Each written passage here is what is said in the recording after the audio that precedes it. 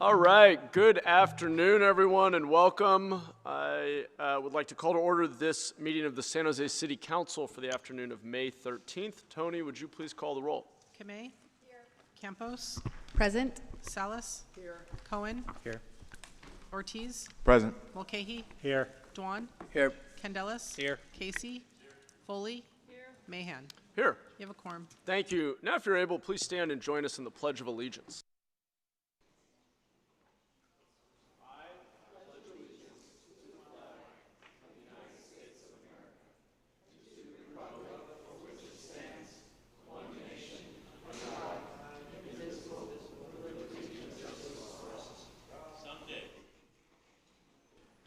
Thank you.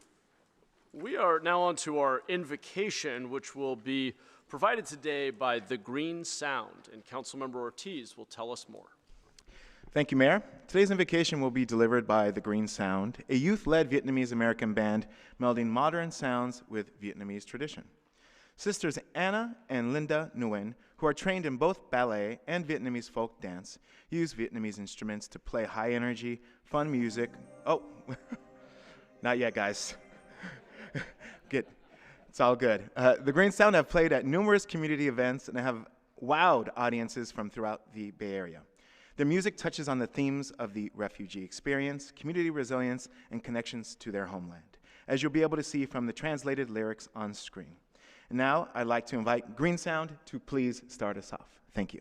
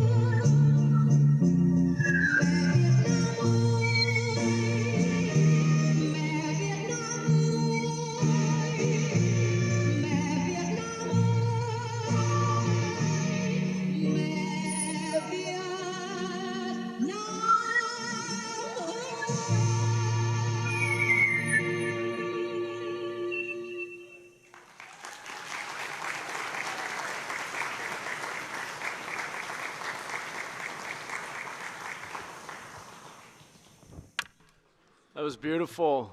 Thank you so much for sharing your talent with us as we start our city council meeting. We are, and again, that was the green sound. Thank you again. We are moving on to our ceremonial items. Councilmember Kamei and Councilmember Dwan, if you would join me at the podium, we will recognize and proclaim May 18th through 25th as Hepatitis B Awareness Week.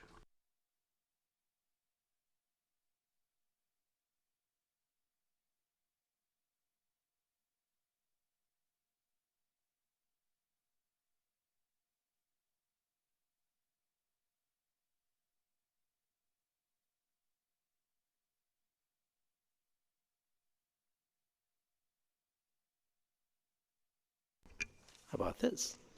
Good afternoon, everyone. Today we recognize May 18th to 25th, 2025 as Hepatitis B Awareness Week. This observance reminds us of the importance of education, testing, and prevention in the fight against hepatitis B. I want to take a moment to thank the students of the Archbishop Mitty High School, who through Team HBV San Jose have shown real leadership by bringing forward this proclamation. Their commitment to raising awareness is timely and meaningful, especially during the Asian American Pacific Islander Heritage Month, as hepatitis B continues to have a significant impact on the AAPI community. As we recognize May 18th through the 25th as Hepatitis B Awareness Week, we also recognize May 19th as a Hepatitis Testing Day. This is an opportunity to encourage testing and prevention effort that can make a difference in people's lives. Hepatitis B is a serious infection that contributes to the majority of liver cancer case worldwide. It affects 1 in 10 Asian and Pacific Islanders, often without early symptom. The good news is that simple blood tests can detect it, and vaccination offer reliable prevention. Today, we acknowledge both challenges and the tools we have to address them. Thanks to the leadership of our student and the engagement of our broader community, and we continue to work towards healthier future. I want to thank you to Councilmember Kamei, and Mayor, would you please present the proclamation after this young gentleman would like to make a little speech? Please come on up. Hello, my name is Walton Lee, and I am a youth ambassador from the Stanford Asian Liver Center. And on behalf of the ALC and Team HBV San Jose, I'd like to thank Mayor Mahan, Council Members Doan and Councilmember Kamei, and the rest of the City Council for proclaiming May 18th through 25th as Hepatitis B Awareness Week here in the city of San Jose. Hepatitis B is a contagious liver infection that disproportionately affects Asian and Pacific Islander communities, often without symptoms until it's too late. In the US alone, 1.2 million are living with chronic HBV, and 2 out of 3 are unaware of their deadly infection. Yet it's preventable through vaccination and early screening, which is why awareness is so important in our community and why this proclamation matters. This proclamation of Hepatitis B Awareness Week intentionally coincides with Hepatitis Awareness Month, as well as Asian American and Pacific Islander Heritage Month, which hopefully is a reminder of the communities who are most affected by this silent epidemic. Today's proclamation is not just a recognition of hepatitis B outreach efforts. It is a reminder of what can happen when a community comes together in the interest of public health. So once again, thank you to the City Council for your leadership and for your help in making this crisis visible. Thank you.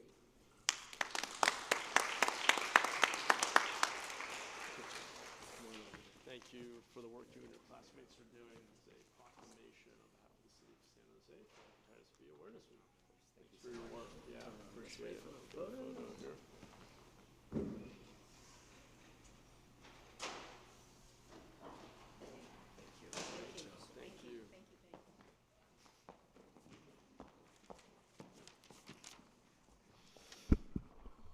All right.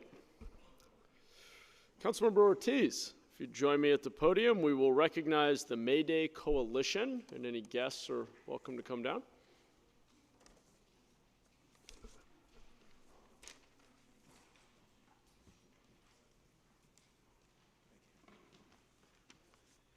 Thank you, Mayor. If members of the May Day Coalition can please join me down here. Good afternoon, everyone. At the beginning of every May is May Day, also known as International Workers' Day, a time of celebration of the global labor movement. While May Day is celebrated with more fanfare throughout the world, its origins are in the United States, with the struggle for an 8-hour workday, a campaign with many immigrant workers in prominent leadership positions. The first May Day march took place in Chicago in 1886, and afterwards became an international phenomenon. In the United States, May Day marches were held annually up through the 1930s, but reborn in 2006 in response to an attempt by Congress to criminalize undocumented immigrants. In San Jose, over 250,000 people participated in the 2006 May Day March. And the May Day Coalition has organized an annual march ever since. Today's San Jose working families are on the front lines of many of the biggest challenges facing our cities. They are under threat from mass deportation and repression from the federal government, face housing precarity in a failing housing market, and struggle to make ends meet in the face of rising prices. As a city, we should take this May Day to understand the just cry of our city's working people and immigrant communities, and commit ourselves to center justice in our decision-making. And now I'd like to invite Kobe Lopez to say a few words. He's also a resident within my district.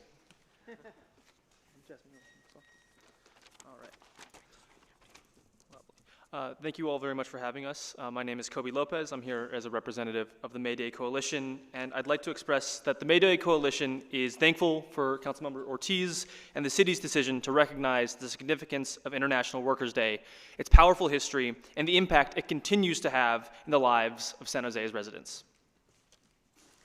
La colación de 1 de mayo está agradecida por la decisión de la ciudad de reconocer la importancia del Día Internacional de los Trabajadores, su poderosa historia y el impacto que siguen teniendo en las vidas de los residentes de San José.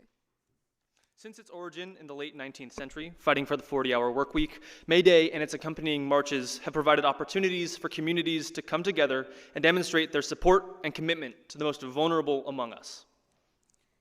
Desde su origen a fines del siglo de 2006, la lucha por la semana laboral de 40 horas es el 1 de mayo y las marchas que los acompañaron han brindado oportunidades para que la comunidad se unan y se demuestre su apoyo y compromiso con las más vulnerables de nosotros.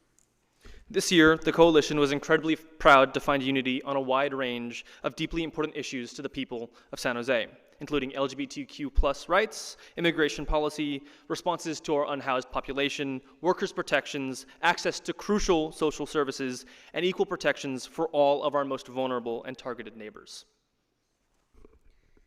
Este año la colación estuvo increíblemente orgullosa de encontrar unidad en una amplia gama de temas profundamente importantes para la gente de San José, incluidos los derechos de LGBTQ, la política de inmigración, las respuestas a nuestra población sin hogar, las protecciones de los trabajadores, el acceso a servicios sociales cruciales y la igualdad de protección para todos nuestros vecinos más vulnerables y afectados.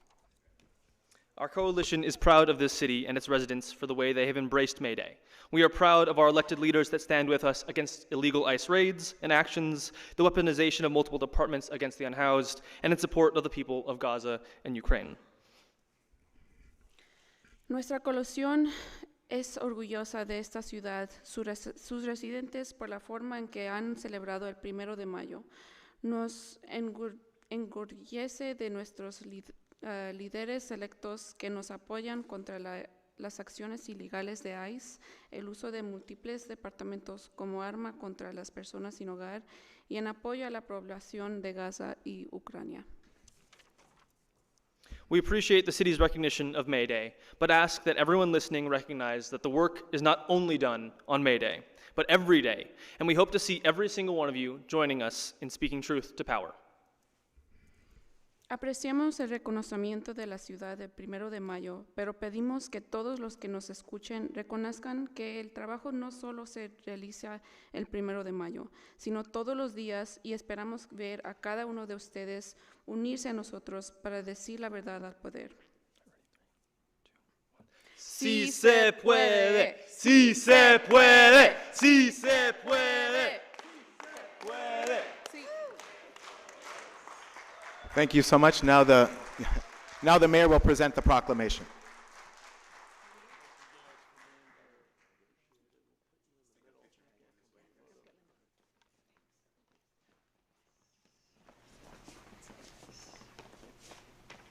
We don't bite.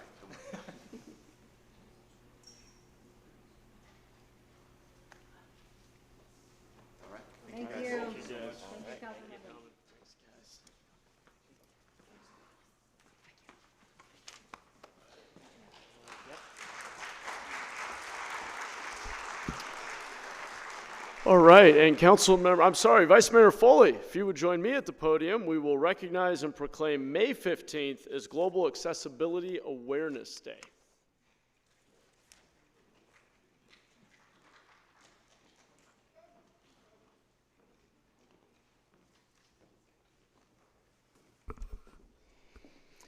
Thanks, Mayor. Good afternoon. Today I proclaim Global Accessibility Awareness Day in the city of San Jose.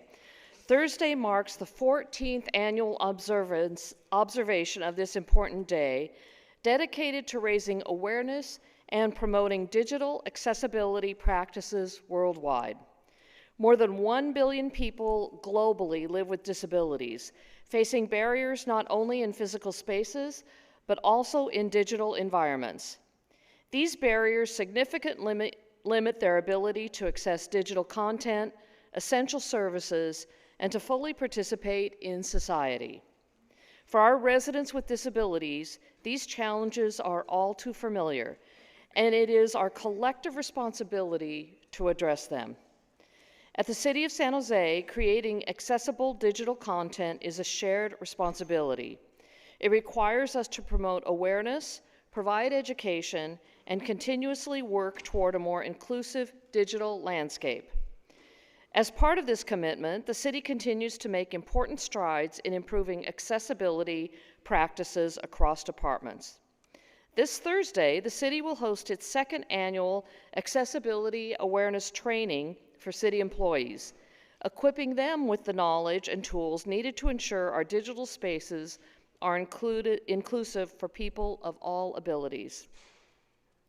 Digital accessibility training has been integrated into the city's inclusive, accessible customer service model, ensuring that all city website publishers and editors receive this education. This training is a priority as we work towards spring 2026 ADA Title II compliance. I want to take a moment to recognize the City Manager's Office for their ongoing commitment to this mission. Their leadership has been instrumental in advancing accessibility initiatives, helping San Jose set a standard for inclusive governance. It's important to ensure that the city continues to not only make forward progress in improving accessibility for residents, but to go above and beyond in becoming a national leader for accessibility and inclusion. Today, I'd like to welcome Executive Director Sherry Burns and Assistive Technology Coordinator Joe Escalante from the Silicon Valley Independent Living Center to accept this proclamation. As a peer-led nonprofit, SVILC has been empowering people with disabilities since 1976, guided by the belief that individuals with disabilities have the same civil rights, aspirations, and need for community inclusion as anyone else. SVILC provides tools, resources, and advocacy to help people live independently and with dignity. SVILC goes beyond accessibility to address the intersectional barriers that impact disabled individuals across race, gender, class, and immigration status. ensuring that disability rights are part of a more inclusive vision of equity and freedom for all. I'd like to invite Sherry to say a few words before Mayor Mahan presents the proclamation. Thank you so much, Vice Mayor Foley and the City of San Jose for your strong leadership in supporting all residents here in our city, regardless of race, culture, income, age, or disability, and also for recognizing the importance of accessibility and digital inclusion on this, the 14th anniversary of the Global Accessibility Awareness Day.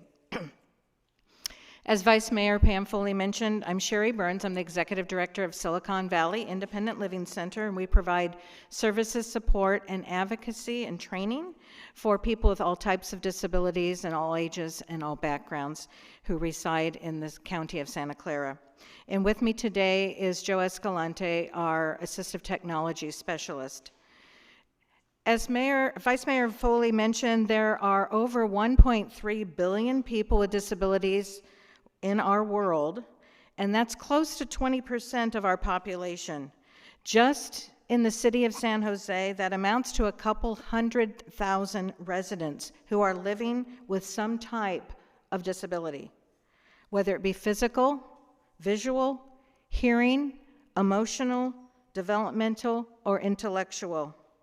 The lack of digital accessibility for the city's residents with disabilities can mean exclusion from education, employment, healthcare, government services, and social interaction.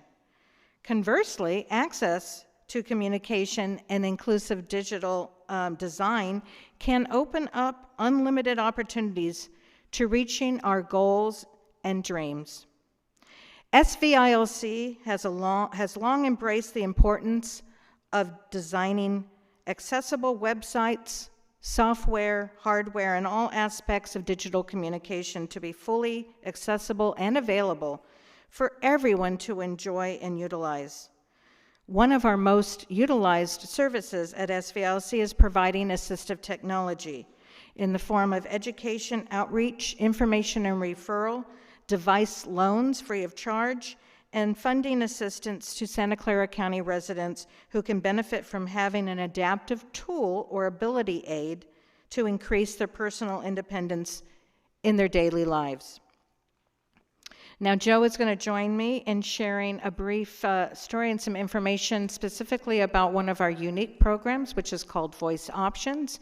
And the Voice Options is a communication program that is a partnership between the Centers for Independent Living across the state of California, the State Department of Rehabilitation, and the California Public Utilities Commission.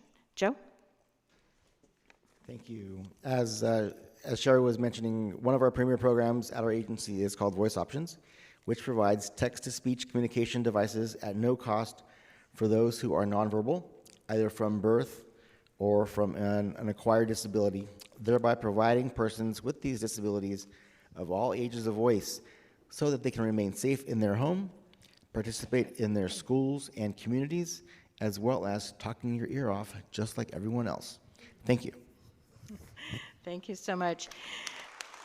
And just briefly to give you an example of the importance of our Voice Options program is that Joe worked with a young teenager. She was a junior in high school a few years ago, who she and her mother came to us, and she was a wheelchair user and had significant spastic cerebral palsy. And because of the degree of cerebral palsy, she was not able to be understood in her speech. So she became very isolated in school. She had a difficult time communicating with her teachers. She often needed to have her mom in her classroom to help translate what she would like to say as far as answering questions in class or asking questions of the teacher. And she didn't have the ability to really communicate with her classmates. After Joe checked out a couple of different options through our Voice Options program, there are 5 different apps that we can put on an iPad. We found one that worked tremendously well for this young woman.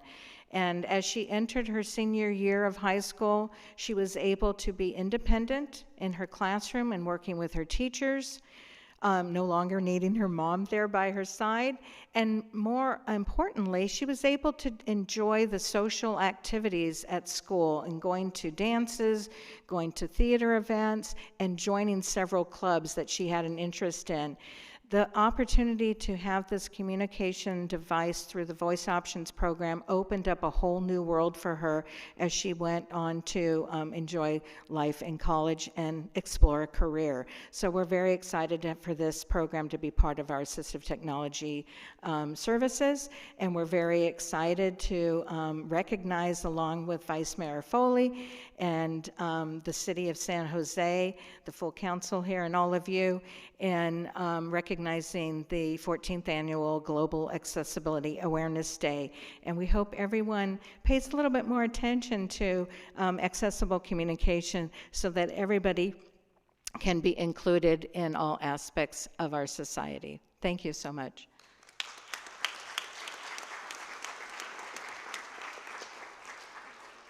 Thank you both for being here and helping to raise awareness. Thank you so much. Appreciate it. Yeah, and I think appreciate that. for the photo, we may want to move a little that way. I'll come over here.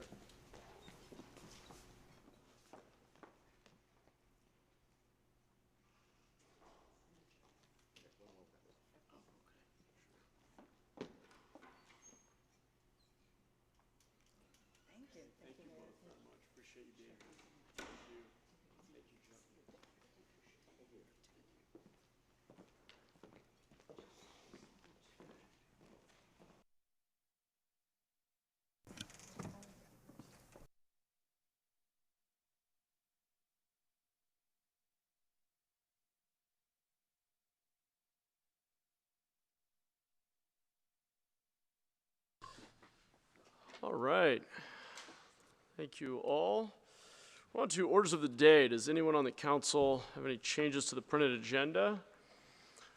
Not seeing any, but Councilor Mulcahy, did you want to make a couple of quick remarks? Yeah, I did. Thank you, Mayor. Just wanted to acknowledge today is the memorial for Barry Swenson.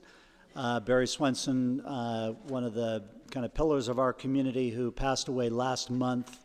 The memorial is today. Many of us on the council might otherwise be in attendance, but we're here at our responsibility for City Council, but just wanted to make sure to recognize him on this day.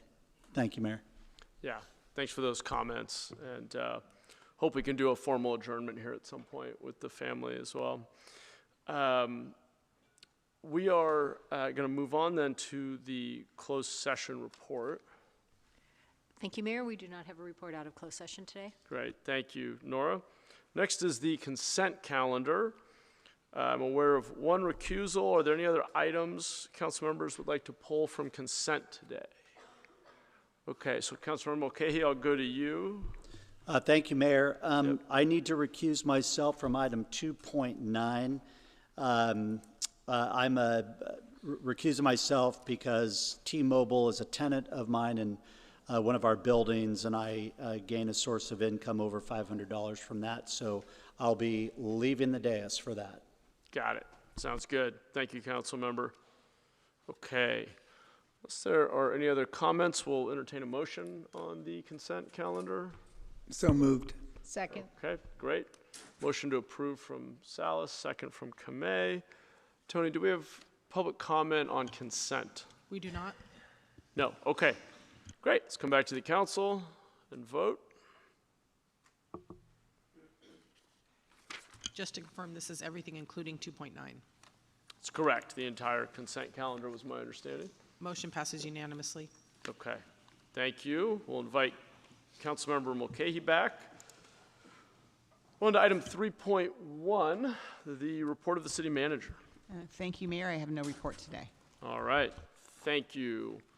We are on to item 3.3, public hearing on the 25-26 proposed operating capital budgets and 25-26 proposed fees and charges, including a revision of percentage allocations of Measure E real property transfer tax revenues. Tony, how many comment cards do we have? 38. 38. Okay, then we're going to go as we do when we hit that 30. As I typically do at about 30, we're going to go to 1 minute. For anyone who has not yet submitted, you can submit a comment card down here at the bottom of the amphitheater seating. There are different in-language comment cards. You can just drop them in the plastic box at either end. And then we have real-time language translation. Tony, if people want to access Wordly on their phone, do we have that option? We have QR codes. We can put the QR code up on the screen in a second. There are QR codes around the chambers as well. Okay. If you want to access it on your device and use headphones, you can scan the QR code for your own device. Otherwise, if you're using Spanish or Vietnamese, you can see it up on the screen. On your device, we have access to over 50 languages. So if you have another language that's not Spanish or Vietnamese, scan the QR code on your smartphone. Great. Let me just make a couple of real quick comments, just as I normally remind folks when we have a large group. One, please respect the folks around you. Don't wave a sign and block the person behind you. It's okay to have them down in your lap. Tony will call groups of people, really important people can hear their names, and that everybody gets their moment without interruption. So we ask people not to cheer or boo. Not everyone's going to have the same opinions on everything, and we will progress through. Tony, anything else we're missing on process? No, I'm gonna call the names. You do not have to come in the order that you're called. First person, the microphone will start. We're gonna have you line up in the center instead of sitting in the reserved. So just line up behind the person speaking. And I'm gonna go ahead and start. I have Carmen Torres, Hui Tran, Maria Beltran, Kate Angelou, and Eugene Torres to start.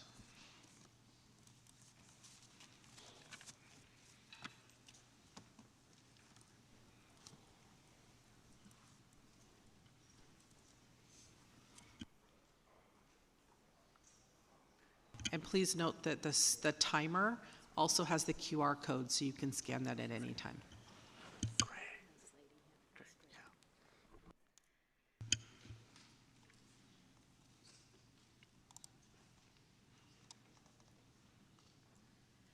Good afternoon. My name is Carmen Torres. I'm from Siren, and I'm going to be reading some comments from one of our community leaders who couldn't be here today, but I feel they're very important. There are newly constructed apartment buildings in my neighborhood, all empty. I drive by them every day, and then I drive by mobile homes and tents of families like mine, hardworking families who cannot afford a decent place to live. San Jose's largest source of ongoing funding for affordable housing, Measure E, are being used for shelters and homelessness response. The smarter solution is affordable housing. Divert these funds to a more balanced plan that puts affordable housing as a priority. Let's get these families who need it into a stable home. Thank you. Thank you. Next speaker.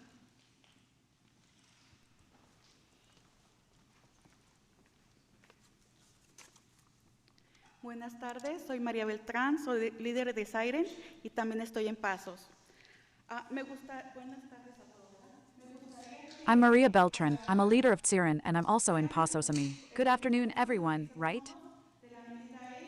Para poder ayudar a las personas que viven sin hogar en una situación, pues algo más posible para que ellos puedan tener su hogar, que no vivan en la calle.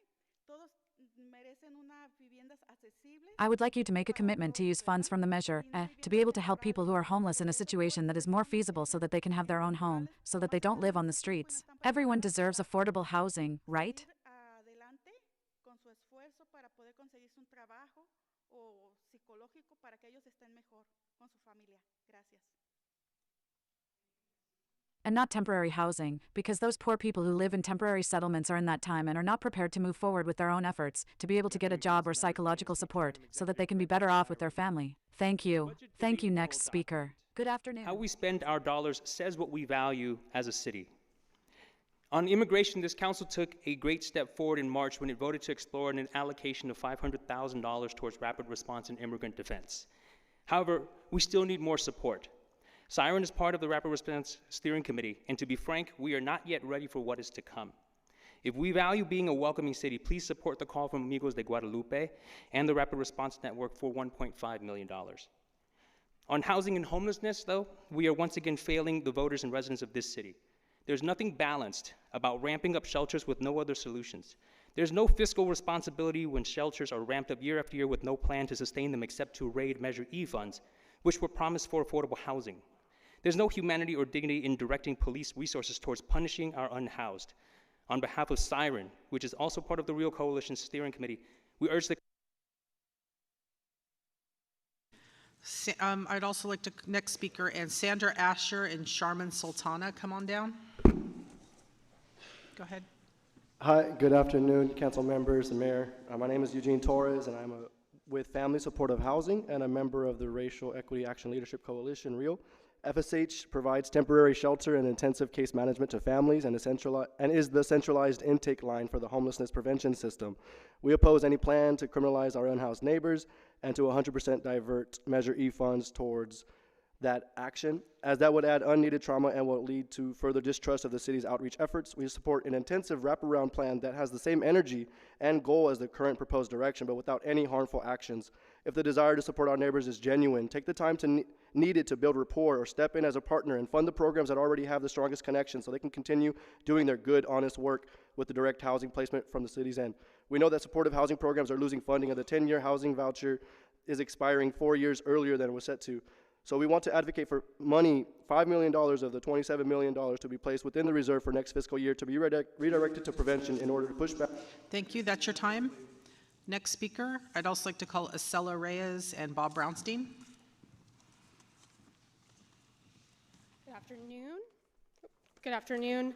Kat Angelov on behalf of the San Jose Chamber of Commerce. I'd like to express our support for this practical and balanced budget that avoids staff and service reductions. We're pleased to see a number of investments in a few key areas, including growing San Jose's sports entertainment economy, helping small businesses with ADA compliance, tackling blighted properties, and making the CEQA process more efficient. In addition, we are pleased to see funding set aside for new affordable housing through 2 NOFAs, along with Measure E dollars going towards the city's interim housing plans. We believe interim housing gives immediate support to people already living on our streets, while affordable housing helps keep more of our neighbors from ending up there in the first place. Call it pieces of the puzzle or tools in the toolbox. Either way, both solutions are necessary to tackling our homelessness crisis. Thank you. Thank you. Next speaker. Hello everyone, good afternoon. My name is Sharmin Sultana. I am the Director of Senior Health Services at Breathe California. We have been your local nonprofit lung health leader, dedicatedly working for over a century to fight lung disease in all its forms and foster lung health within our communities. Seniors served by the Older Adult Health and Wellness Grant Program are particularly vulnerable, often lacking prior access to vital preventive information and care for serious lung health conditions, notably lung disease, which significantly affect the demographic. Breathe California provides vital lung health screening, breathing exercise yoga, essential air purifiers, and medical equipment, and educational sessions on lung health and related topics, which play a significant role in reducing unnecessary emergency rooms visit and hospitalizations. We have served more than 10,000 seniors in last 7 years. We are the only organization in the area who provide lung health screening for free. Investing in preventing care is paramount to preventing individual. Time. Next speaker, also Kylie Clark and Greg Miller, come down.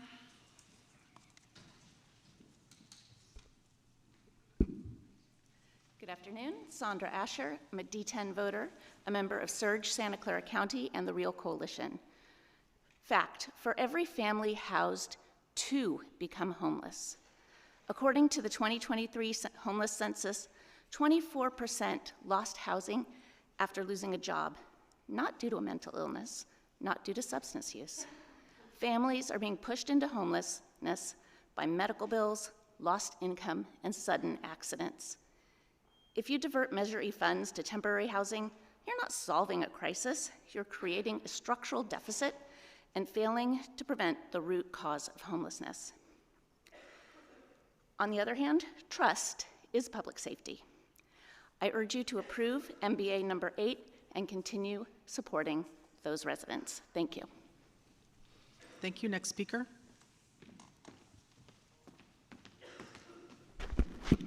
Bob Brownstein. This budget will move the city towards policy and fiscal failure because it badly underinvests in homelessness prevention. Last February, your housing department showed an annual inflow of homeless people of over 2,000 persons. The Functional Zero Plan does not include adequate funding to prevent this increase. That means 4 years from now, San Jose could have spent $250 million in capital and $1 billion in operations and wind up with just as many homeless people on the street as today. What should you do? Transfer $5 million from the $26 million revenue loss reserve to prevention programs. Ask other entities, public and private, to match you. You may be surprised to see how much easier it is to find partners when your proposals actually make sense. Thank you. Next speaker.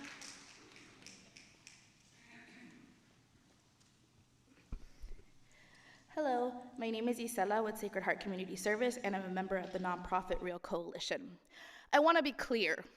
The current presidential administration has completely gutted federal protections. That means it's on us, San Jose, to step up now. With the federal government investing $45 billion in immigrant detention and slashing support, San Jose needs to invest $1.5 million for rapid response and legal defense to protect our immigrant neighbors. Section 8 funding is being cut in half. Thousands lose their homes. Now is not the time to take $2 million from prevention to police homelessness. At least 15% of Measure E should go towards prevention. I also strongly oppose cuts to older adult health and wellness programs. These nonprofits have supported our elders for years and are essential to their well-being. We are glad to see funding for trust programs, but the second team must be 24/7 to meet community needs, and any unforecasted Measure E funds should go where voters intended, affordable housing. Thank you. Thank you. Next speaker, also Linda Phillips and Gianella, come on down. Hello, my name is Kylie Clark, and I'm with the Silicon Valley Council of Nonprofits and the Real Coalition. Let's review the facts. Section 8 is being cut in half, and thousands of San Jose residents are going to lose their housing. Vouchers are one of the most effective ways that San Jose prevents and ends homelessness, and the city needs to be prepared to keep people housed.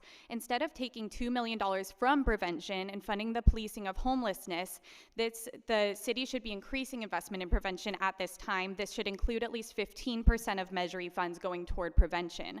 Also, any unforecasted revenue from Measure E should go to its original purpose of affordable housing. Another fact is that the federal government plans to invest $45 billion in immigrant detention. San Jose is not ready for what's about to happen, and a $1.5 million investment will help the city get ready. Budgeting 101 is you do not set money aside if it would save you money to spend it now, so we should put some money toward prevention and immigrant protection before more of our residents are on the streets and in detention centers. Thank you. Next speaker. My name is Greg Miller, and I'm a resident of District 5. I call on the council to use Measure E money primarily as originally intended to create affordable housing.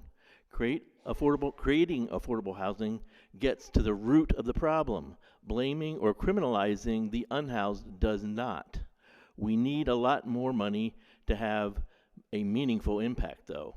We live in the richest part of the richest country in the world, where billionaires and multimillionaires flaunt their wealth without shame. Joining with other levels of government, we need to tax this wealth to meet the basic need of dignified shelter for everyone. The desire of some to make money by speculating on housing should never take precedence over meeting our basic needs.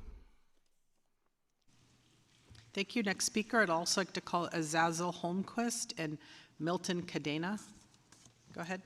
Good afternoon, Mayor, Vice Mayor, and Council members. My name is Linda Phillips, and I'm the Director of Community Development at SourceWise, and a member of the Save Our Seniors Coalition. SourceWise is a nonprofit and the Area Agency on Aging to Santa Clara County. We provide 18 direct programs and services to older adults, persons with disabilities, and their caregivers. I'm requesting the council fully fund the Older Adult Health and Wellness Grant at $526,000, which supports 9 nonprofits providing critical preventative safety net services to older adults. Cuts will reduce or eliminate services supporting 4,687 older adults, providing legal, tax assistance, health education, and more. Our nonprofits have together effectively and efficiently delivered these services for over a decade. And SourceWise also distributes federal Older American Act funds to many of these same nonprofits, but it is at risk of losing federal funding. We provide a portion of funding, but funding is categorical and limited. We're unable to provide all of the dollars that nonprofits need, so any local funding by the city is absolutely. Thank you, that's your time. Next speaker. I'd also like to call Lynn Shipman and Yoli Garcia to come on down. Hello, my name is Janelle Ordonez with the Silicon Valley Council of Nonprofits, a co-convener of the Real Coalition and a District 1 resident. I'm here today to express our deep concern about the proposed $526,000 cut to the older adult health and wellness program, this impacting 9 nonprofit providers. This reduction will eliminate critical health, nutrition, and legal representation services for more than 4,000 older adults. We support the Save Our Seniors Coalition's demands to return this funding for this crucial program, which has successfully delivered services for over a decade. And we ask that you reevaluate balancing the budget on the backs of our vulnerable community members of color and lower income older adults while redirecting millions of dollars for the policing of homelessness.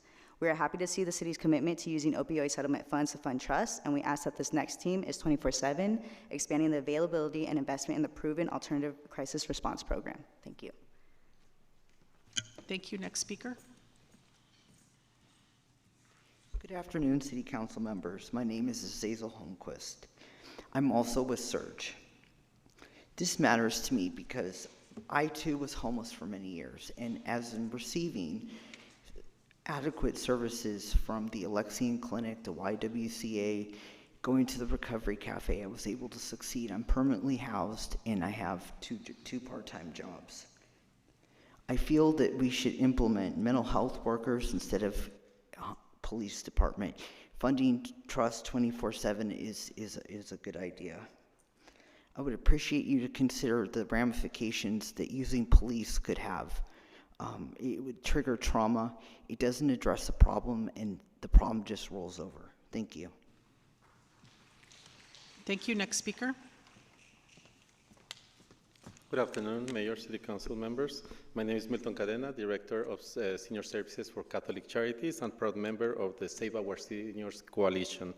I'm here today to urge you not to eliminate the $526,000 in funding for the Senior Health and Wellness Program.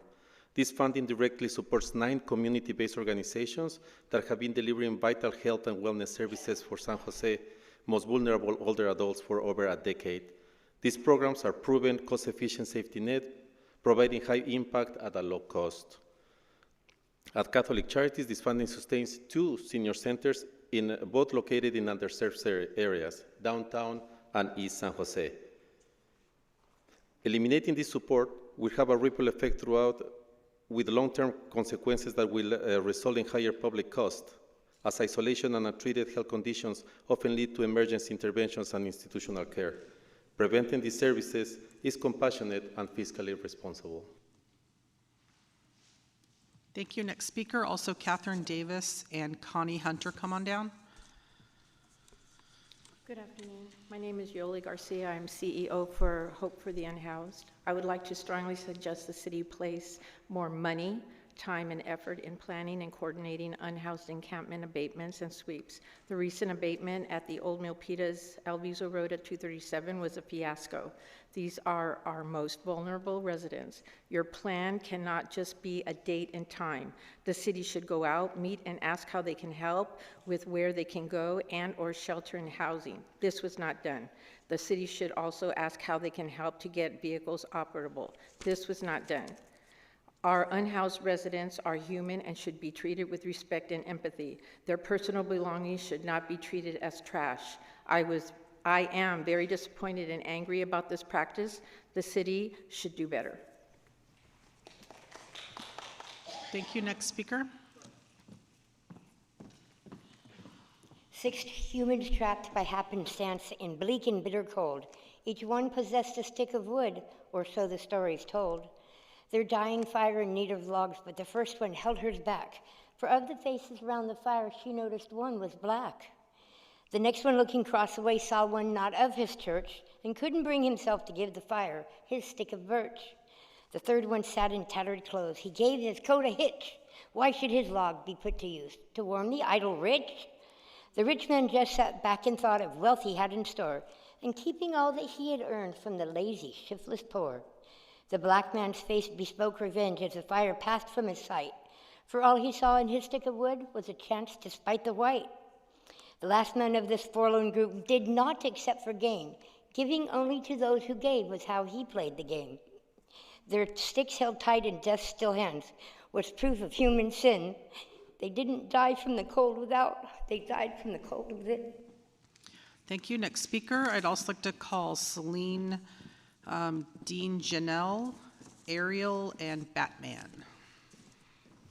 Good afternoon. I'm Connie Hunter, a member of St. Paul's United Methodist Church in downtown San Jose. I'm here to urge you to retain Measure E funds for affordable housing.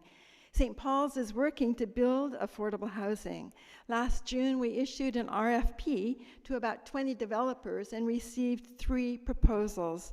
Developers told us that because of the decision to divert Measure E funds made last year, San Jose was not a good place to invest their time.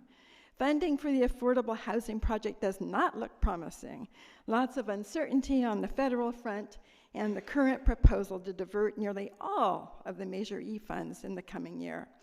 This is a complex problem. Our church has read and purchased copies of Grace Can Lead Us Home for each of you. I will deliver them to you later this week. The book is a quick read. It's relevant to the conversation we're having today, and it can better inform the decisions we make. Thank you. Next speaker. Hello, my name is Catherine Davis. I've been at Columbus Park for 6 years. I was housed in El Paseo apartments, and unfortunately, Life Moves pushed me in there, and I had to sign a contract. I was there for a year. Unfortunately, I had a kitchen, but I had no stove, no oven, and no parking. Unfortunately, they wanted me to cook out of a microwave and a crock pot. It's very hard to live in an apartment where you expect that you could have a full kitchen. It was very hard on me. I lost 15 pounds being in that apartment, and I'm back unhoused again. I've been out here for 4 years this present, and I also had a stroke 3 months ago, and my health is declining. Thank you. Thank you. Next speaker. Good afternoon. So there are encampment sweeps planned for the next couple of weeks, and I'm just confused as to what the point is, because people are going to get hurt, their belongings are going to be taken or destroyed, and they're not going to have a place to immediately go. I think that's been shown when this has happened before. So literally, where are people going to go? They're going to be forced to leave, and they're going to go somewhere else, and that somewhere else is not going to be housing. So we're spending money to traumatize people and move them somewhere else, not into housing.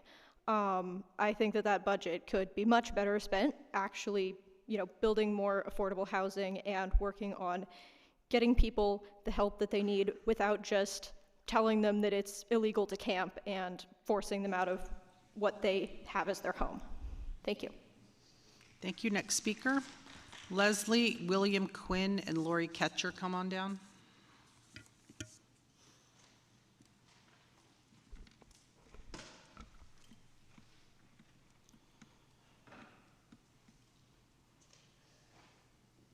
I have a feeling we're going to keep doing this for a while. Currently, people have nowhere to go. That is very plain to see. Officers were telling people to call the Here For You hotline. The Here For You hotline is not providing housing because there is no housing. The shelters are full.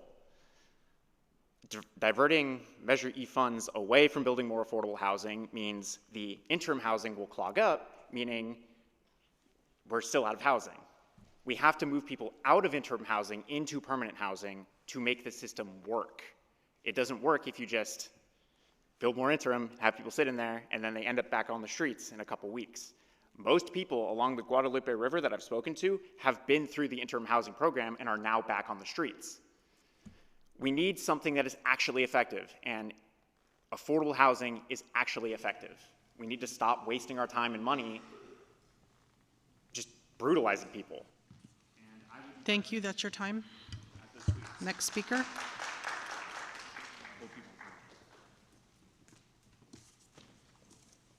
Hi, my name is Celine Dinjanel. I'm a D3 resident and homeowner, member of Surge of Santa Clara County, and I'm against the mayor's plan to criminalize our unhoused neighbors.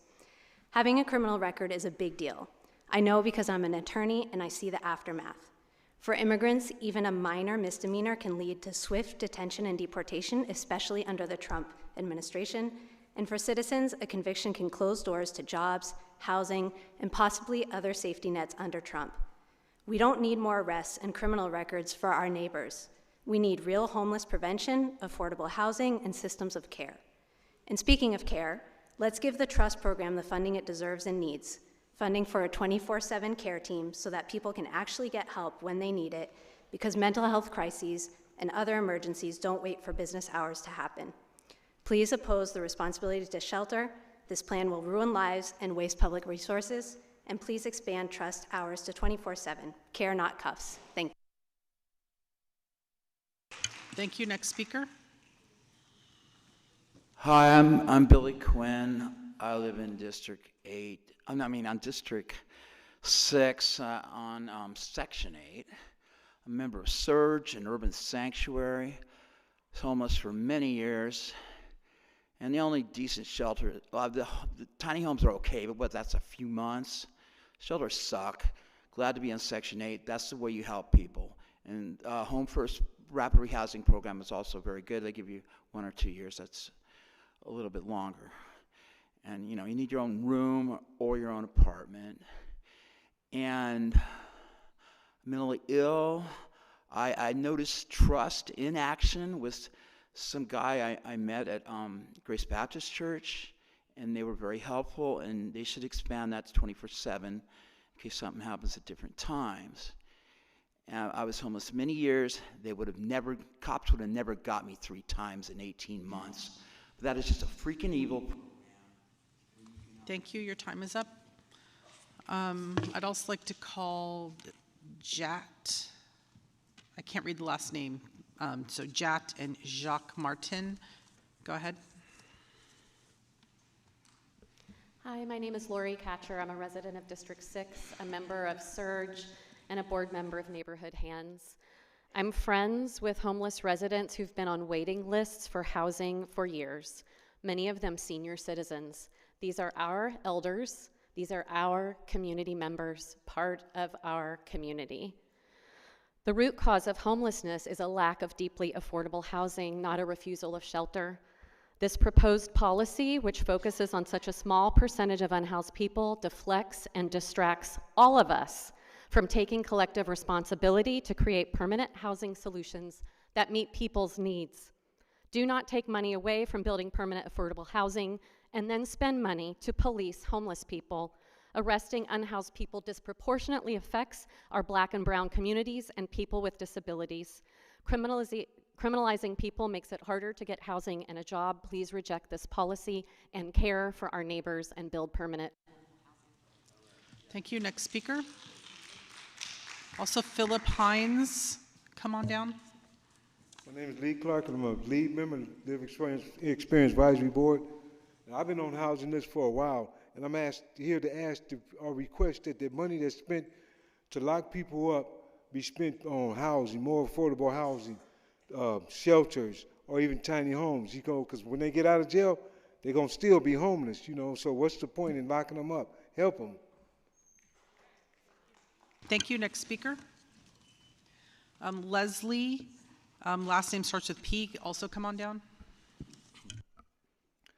Hi, I'm Jati Wibisono. I'm a student at San Jose State University. Unhoused people should not be criminalized. Some of my fellow students are unhoused. They need affordable housing and support from our community, not guns and clubs. That's just cruel. Sweeps only move unhoused people from neighborhood to neighborhood. They don't actually solve the problem. We cannot arrest our way out of this situation.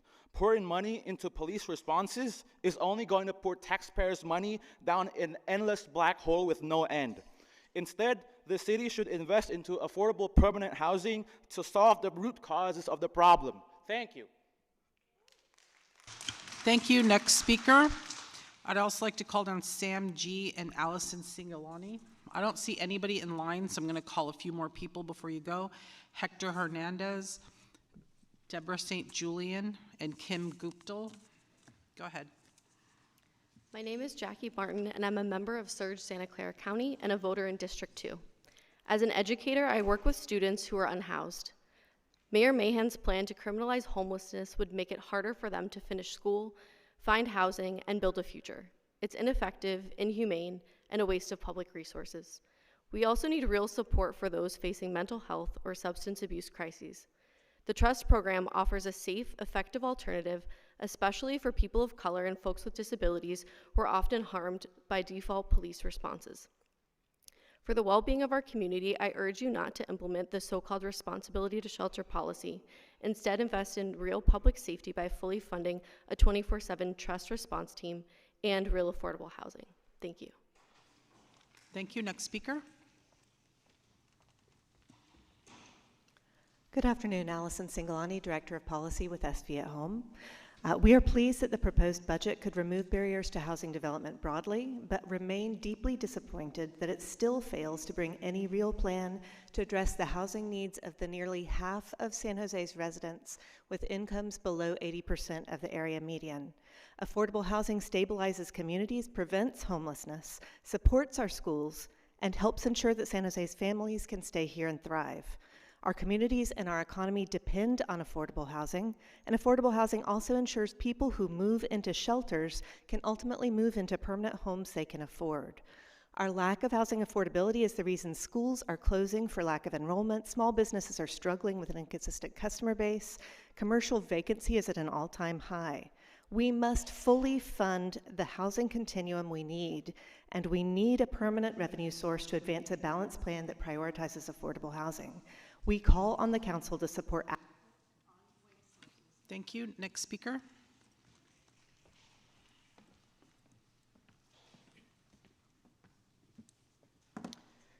Hello, council members. In a time where our federal government fails to aid our housing crisis with slashes to Section 8 housing, we need more now than ever a true commitment to responsible funding allocated to permanent affordable housing. We have that in our Measure E funds. Mayor Mahan's insistence to relocate those funds away from permanent housing is a failure to the responsibility you hold. Most importantly, allocating funds to expand SJPD with the exclusive goal to enforce the inherently violent act of forcibly removing our unhoused community from where they attempt to survive your failures is shameful. The community doesn't trust them and are losing trust in you. Council members, and sorry for any mispronunciations, Kamei, Foley, Mulcahy, Casey, Salas, and Don, please reconsider your decision to back Mahan's cruel and wasteful plan. Thank you. Thank you. Next speaker. Yes, hello. Oh, hello. Hi, my name is Hector Hernandez. I am a resident of District 5. I do a lot of outreach with unhoused folks or the community. And many of them actually have jobs, and they're struggling just to, pay the rent. That's it, because it's very expensive here in San Jose, as well as I know many people in the community that are also struggling to pay rent, and they could be unhoused at any moment. So that's why we need to use the funding to create more affordable housing, to have more wraparound services for people that are going to be on the street, for more homeless prevention programs, as well as make TRUST a 24-hour service, just to support the community, because we need to show the community that we need to support and believe in them and not criminalize and show them fear. Thank you. Thank you. Next speaker, also Sitali Martinez, Sandy Perry, and Elizabeth Agrement. Come on down. Go ahead. Thank you. My name is Kim Guptill, and I am a 33-year resident of District 6 and a member of Showing Up for Racial Justice. I have 2 points. First, San Jose must increase our support for the Rapid Response Network. $50,000 a year, which sometimes you haven't even paid, needs to increase to that $1.5 million. I wish this went without saying. Alas, it does not. Second, I continue to be appalled by the attempts of several of you on the dais, you know who you are, to ignore the will of Measure E, will of Measure E voters, the people that voted for it, as well as literally every local housing support organization, and redirect funds from permanent to temporary housing. It's crazy. Anyway, claim that it is the will of the people to sweep people off the street like garbage. Arrest people that refuse what everyone knows are horrific shelter options. Full stop, unconscionable. Thank you. Next speaker. Hi, I'm Deb St. Julian. Thanks for listening to all these people. Thanks to all the people for coming. I'm a D2 resident, I'm a Surge member, and I'm a member of the Urban Sanctuary Faith Community. And I feel like the budget is a moral document. It reflects our values and our morals. A budget should be honest, and a budget should treat all people with respect and value and see them as precious. A report from Cal Matters in February 2025 concluded that clearing encampments, arresting people for sleeping outside, and especially when there's no services or housing options are available, does not work. There's a lot of data out there about this. To me, this means the responsibility to shelter idea has already proven ineffective. Support ideas that work, like all the things people have said. Thank you. Thank you. Next speaker, Amanda Flores and Rose, come on down. Mayor Mahan, when Batman shows up, this means you are indeed the villain. And we, the community, are here to call you out and hold you accountable to your lies, cruelty, and corrupt policies.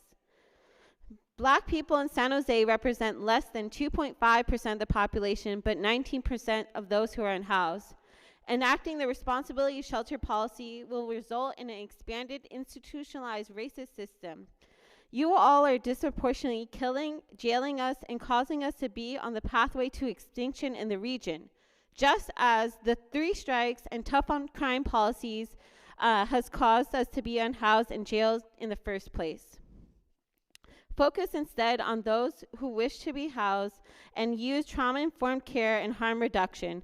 Focus on housing people in a compassionate way that reflects critical thinking. Thank you.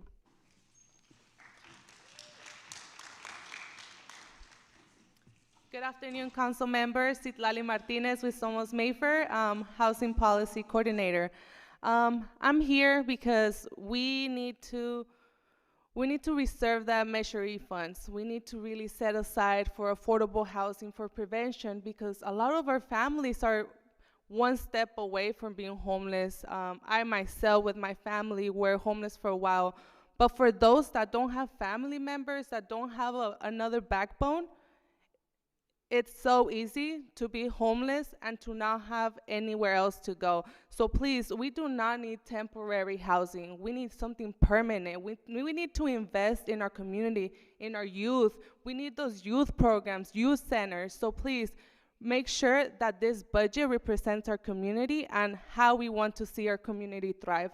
So please put in that effort, put in that love, and from the bottom of our hearts, look out for us, and we'll look out for y'all. Okay, before the next person speaks, I have 2 cards. I'm not sure if they're here to speak on this item or open forum. I'm going to go ahead and call them. If you don't want to come down, don't come down. I have Sharon and Christina, and then I'm also going to call Deborah and Mary. But Sharon and Christina, I'm not sure if you want to speak on this item or open forum. Go ahead. Hi, I'm Sandy Perry with South Bay Community Land Trust, and we urge the council to reject the mayor's responsibility to shelter proposal and the proposal to end the use of Measure E funds for affordable housing. The only real data in the mayor's budget is the data that says if you repeat a lie enough times, you might be able to get enough votes to pass an unworkable budget. The lie that affordable housing is too expensive, the lie that locking people up is not criminalization, the lie that interim housing is 95% cheaper, and the lie that 1/3 of the unhoused are so-called service resistance. The budget proposal is divisive at exactly the time when our city needs to unite to resist Trump administration attacks on jobs, housing, safety net, people of color, and on democracy itself. We should use that extensive mailing list of the mayor to organize people to protest the Trump administration policies, not to attack our own people. Thank you. Thank you. Next speaker.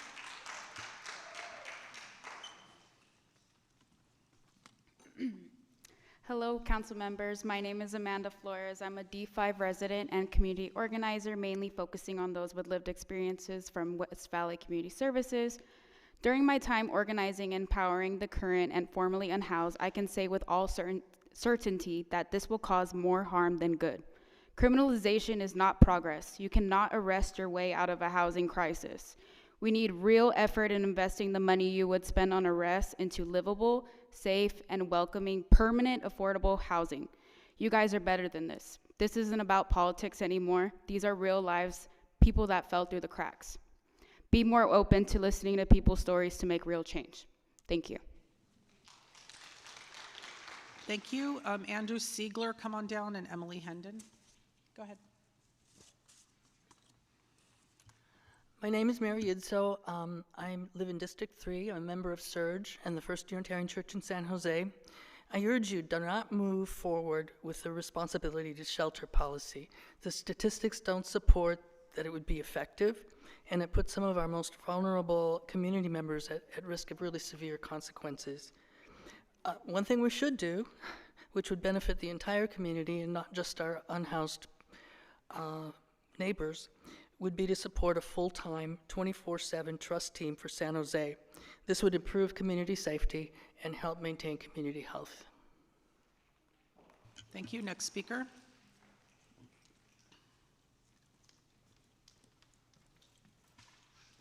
I feel like I've said the same thing over and over and over again, that we need to not sweep people. We need to provide homes for people. And so I'm just going to play an audio from my minute. I'm sitting in the railway station, got a ticket for my destination.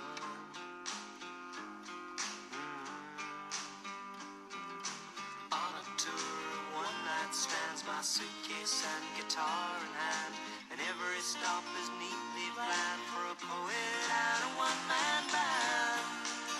Homeward bound, I wish I was homeward bound. Home, where my thoughts escaping. Home, where my music's playing. Home, where my love lies waiting silently for me. Every day is an endless stream of cigarettes and magazines. That's your time. Next speaker.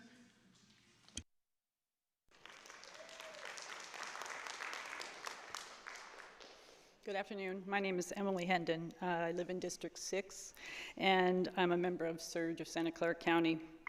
I'm here today just to express my deep concern for the mayor's desire to criminalize homelessness.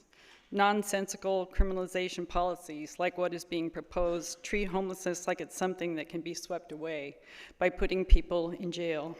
It actually perpetuates homelessness by limiting homeless people's access to services, housing, and jobs, while damaging their health, safety, and well-being. Instead, we must focus on prevention efforts, in addition to building more affordable housing. Do not approve the mayor's plan to arrest unhoused people for supposed refusal of shelter. And if you want to focus on public safety, spend your resources funding trust instead. Thank you. Thank you. Next speaker, also Luz Elena Gonzalez and Lee Clark, come on down. Hi, my name is Andrew Siegler. I'm a voter in District 3 and a member of Surge Santa Clara County. Fund affordable housing. Fund homelessness prevention. Stop spending money on sweeps. Don't criminalize homelessness. Fund trust 24/7 and accept MBA number 8 to extend it through next year. Fund the RRN for protection for our immigrant neighbors.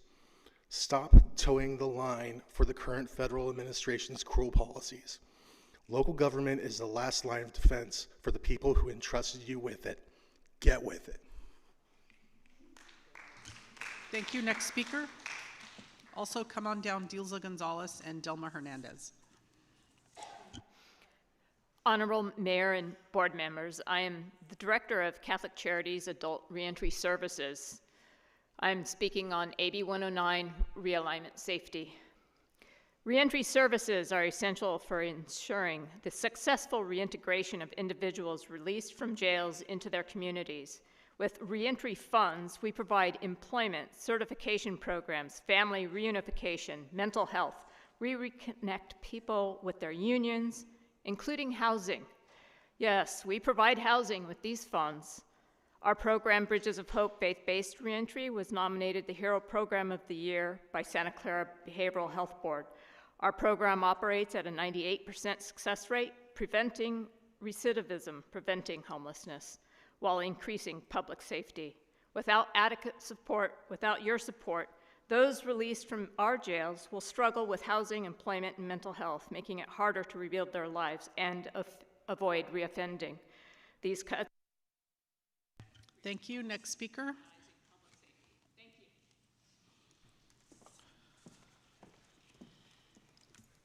Good afternoon, Honorable Mayor and board members. Thank you for being here and allowing me to speak. My name is Christina Mitchell, and I am also an employee of Catholic Charities and speaking on their AB 109 reentry services. 20 years ago, reentry was merely a concept. Since then, we have risen to the much-needed occasion of creating a space for our community members being released from custody. The largest reason for recidivism is they are released with no tools and right back to the places that were the breeding ground for the arrest in the first place. 2 years ago, I was homeless on the streets on drugs from being sexually assaulted and ended up in jail. The referral to Bridges of Hope changed my life. I was able to have a safe space to talk with a trusted person who had access to resources that have changed the trajectory of my life. I completed their one-year program, was able to sustain employment as well as housing through the assistance of Bridges of Hope, and full circle, I'm an employee with them now. This program and the tools it provides prevents recidivism, prevents homelessness. This program saves lives, and it does so with the help of the funding that we receive. Thank you. Thank you. Next speaker. Also come on down, Elena Churchill and Mark Adams. Hello, Council. My name is Luz Elena Gonzalez. I am currently homeless with 2 of my children, which I call them number 9 and 10 because I do have 10 children, and they are all grown up, and they're doing good. But throughout this time, since COVID, there's been some things that came out in the family, and right now we're dealing with cases and unfair stuff. And I'm dealing with my kids' mental capacity and a lot more. This has all made my kids, have feelings, depression, traumatized, suicidal, like so many things. And I have to be their counselor, their mentor, their everything. And it's taken a toll on my mental health because I cannot be there for myself. It's hard. But I'm just saying that this plan is not going to work because you know what? They already have fear. All we're doing is making things harder. We place fear inside of our people. What's going to happen? It's nothing but destruction. So I'm just saying, take it as a parent from 10 kids, and my kids are very well. My firstborn, he signed. Thank you. That's your time. Come on down.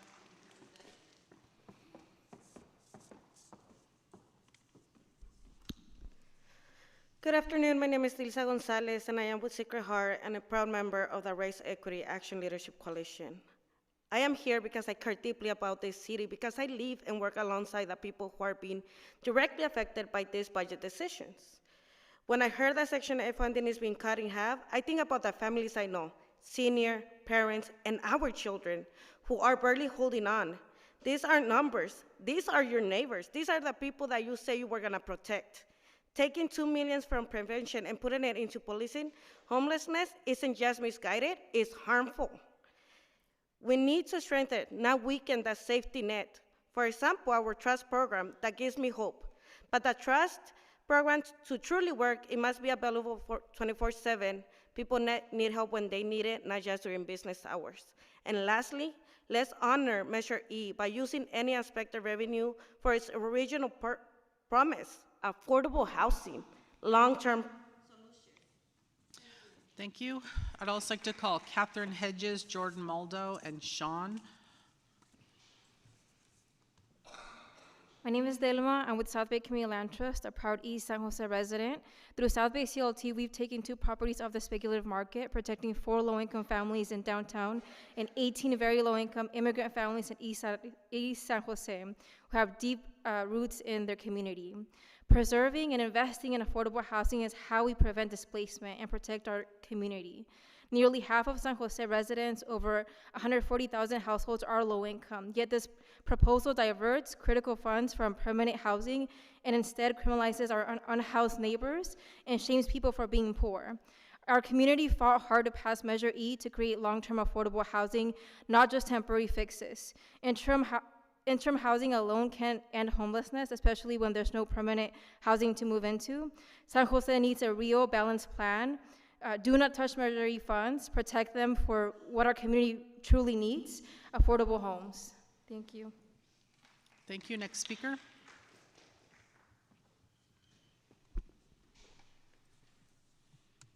Hi, my name is Mark Adams, and I'm with Sacred Heart Community Service, a member of the Real Coalition. The late Pope Francis decried what he called the globalization of indifference. But we here in San Jose are not indifferent, and I refuse to believe that each of you are indifferent to the plight of our unhoused neighbors who now face the threat of arrest for being homeless. I urge you to listen to the voices of the community gathered here and to all those in our city who speak with moral clarity about the need for true compassion and not criminalization disguised as care. We need permanent, affordable housing. Let us not be indifferent to the cries of our community. Thank you. Thank you. Next speaker. By the way, I have called all of the speaker cards, so if you turned in a card and you did not hear your name when I called it, this is your chance to get in line. Go ahead. Thank you. Good afternoon, Mayor Matt Mahan, Pam Foley, Jennifer McGuire. I'm very disgusted in you. You have obstructed justice. I have been here. This is my 6th appearance, and not one of you has reached out to me. I am Elena Churchill. I am your new face of homelessness. I welcome your AB 109. I have a warrant for my arrest and cannot get arrested. I am pleading with you to contact me in person because nothing electronically will work when your law enforcement is colluding with Apple. I have locked networks on iPhones that should have no carrier locks on them, and your police department is closing my cases out. I reach out to the DA's department, case number 24-014-0364. I can't get a hold of the DA because why? Undeliverable. Next speaker.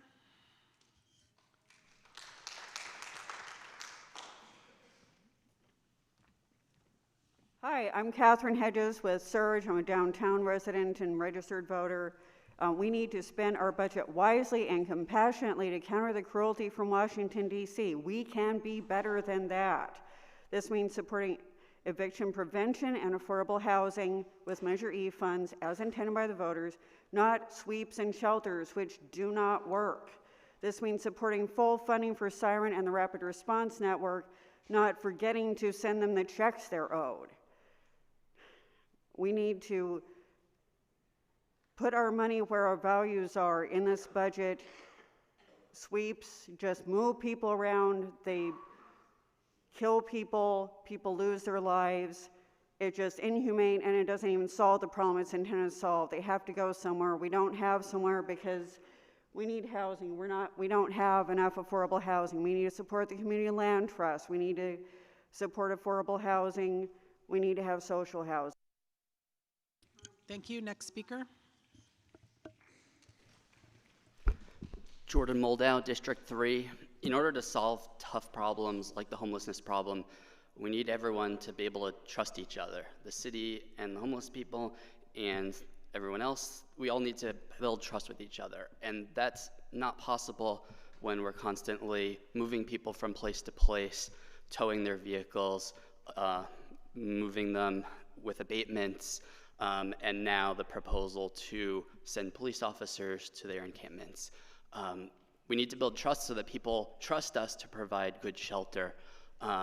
So sending police officers to people who have rejected shelter is going to have the opposite of the intended effect.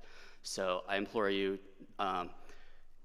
invest more in solutions, affordable housing, services.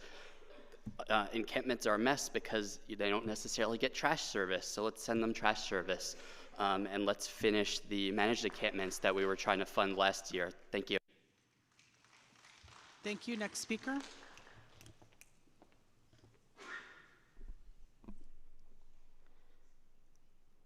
Hello, I'm Phil Hines, a local voter and also a member of Surge Santa Clara County.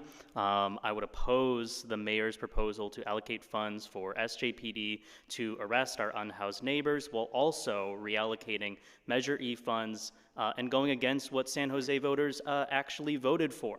I would ask that these efforts instead be put forth to fund a 24/7 trust team, which could actually work to help solve the housing crisis by working to decriminalize homelessness. Arresting the unhoused does not provide them the necessary resources to help them get out of homelessness, and oftentimes it just makes it more difficult since they could lose property, employment opportunities, etc., right? And also assigning people a criminal record will only make it more difficult for them to get future opportunities for housing and employment. I would ask that the council please support the MBA 8 to extend the trust pilot while also rejecting this move to arrest our unhoused. Thank you. Next speaker.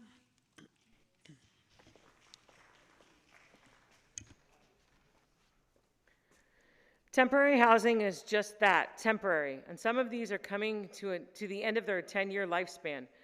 Permanent affordable housing doesn't have that problem. 73% of the unhoused dead this year are from San Jose. I know that goes against your narrative of unhoused people coming from other towns. There is already an increase in hypothermia deaths, and that's on you, because sweeps kill. Your decisions are killing people, mostly black and brown people. Your pompous, misogynistic facts are a warm cow pie. Back to council. All right. Thank you all for coming to today's public hearing. Appreciate everybody's comments. Today was just a public hearing for us to hear from the community. I know some of you were with us last night for our budget study session, which was an opportunity for the council to have dialogue with staff and amongst ourselves. We're going to move on to item 3.4. And we will continue our budget town halls and study sessions along the way and have more opportunities to clarify some of these proposals and continue to hear from the public. So thank you all again for being here. We're on to item 3.4, which is the second amendment to the agreement with Pacific Secured Equities, doing business as Intercare Holdings Insurance Services for workers' compensation claim administration to employees and retirees. We'll turn to staff. Good afternoon, Mayor and Council. I'm Aram Kuyumjian, Director of Human Resources and Employee Relations, and with me is Joe Gregory, who manages the Workers' Compensation Health and Safety Division within HR. We do not have a presentation regarding this item, but we'd be happy to take any questions you have. Okay, thank you. Why don't we first see if there's any public comment on item 3.4? I have no cards for this. No cards? Okay, we'll come back to the council. Do we have questions, comments, or a motion?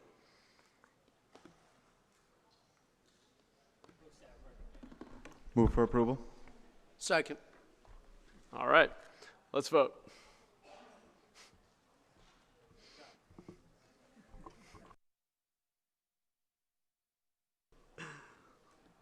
Motion passes unanimously with Kamei absent.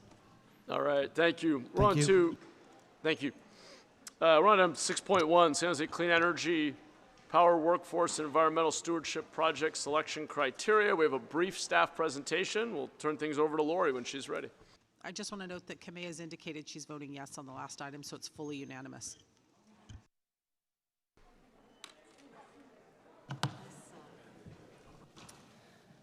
Good afternoon, Mayor and Council. Lori Mitchell, the Director of the Energy Department, and very pleased today to be joined by Paul Emirado, our Deputy Director of Power Resources, as well as Jean Soleil, our Principal Power Resource Specialist.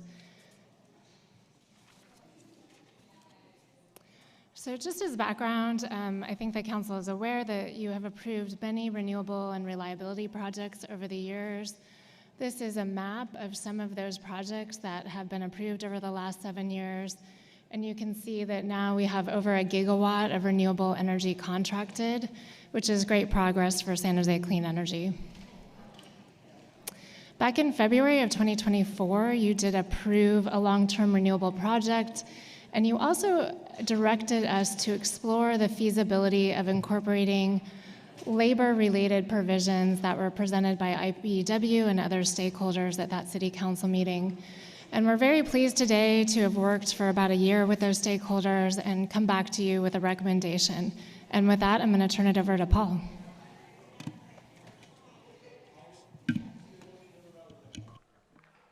Hi, everyone. I'm going to ask folks to please leave the chamber quietly just so we can hear from our staff. Thank you very much.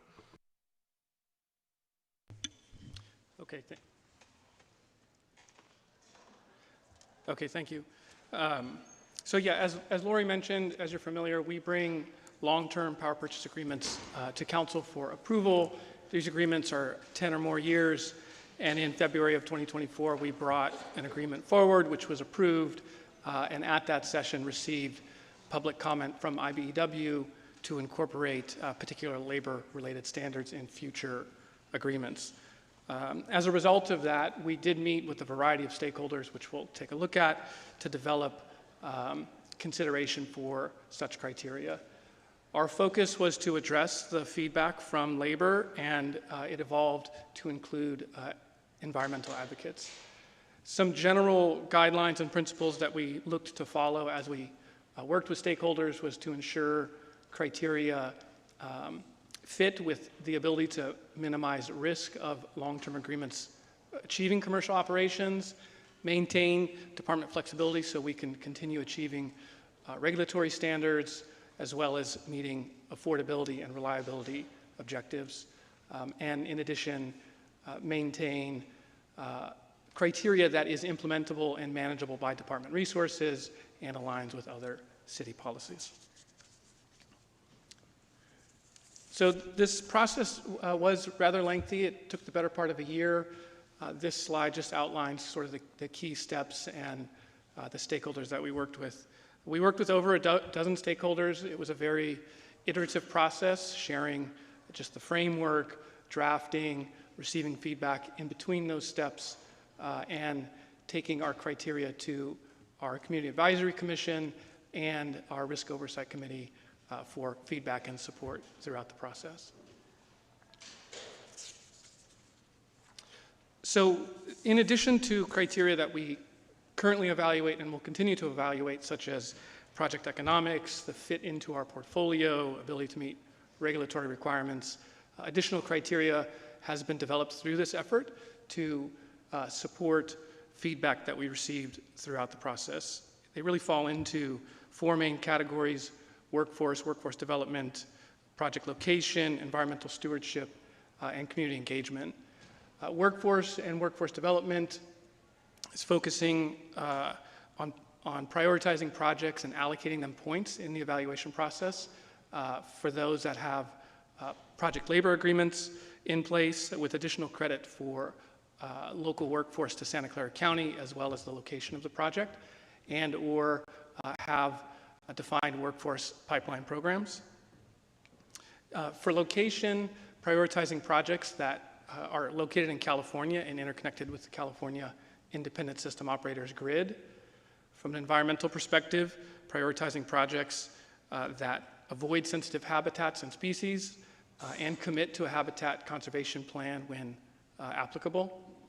And from a community engagement perspective, prioritizing those projects that have defined and detailed engagement plans with the commitment to invest in low-income and environmental justice communities.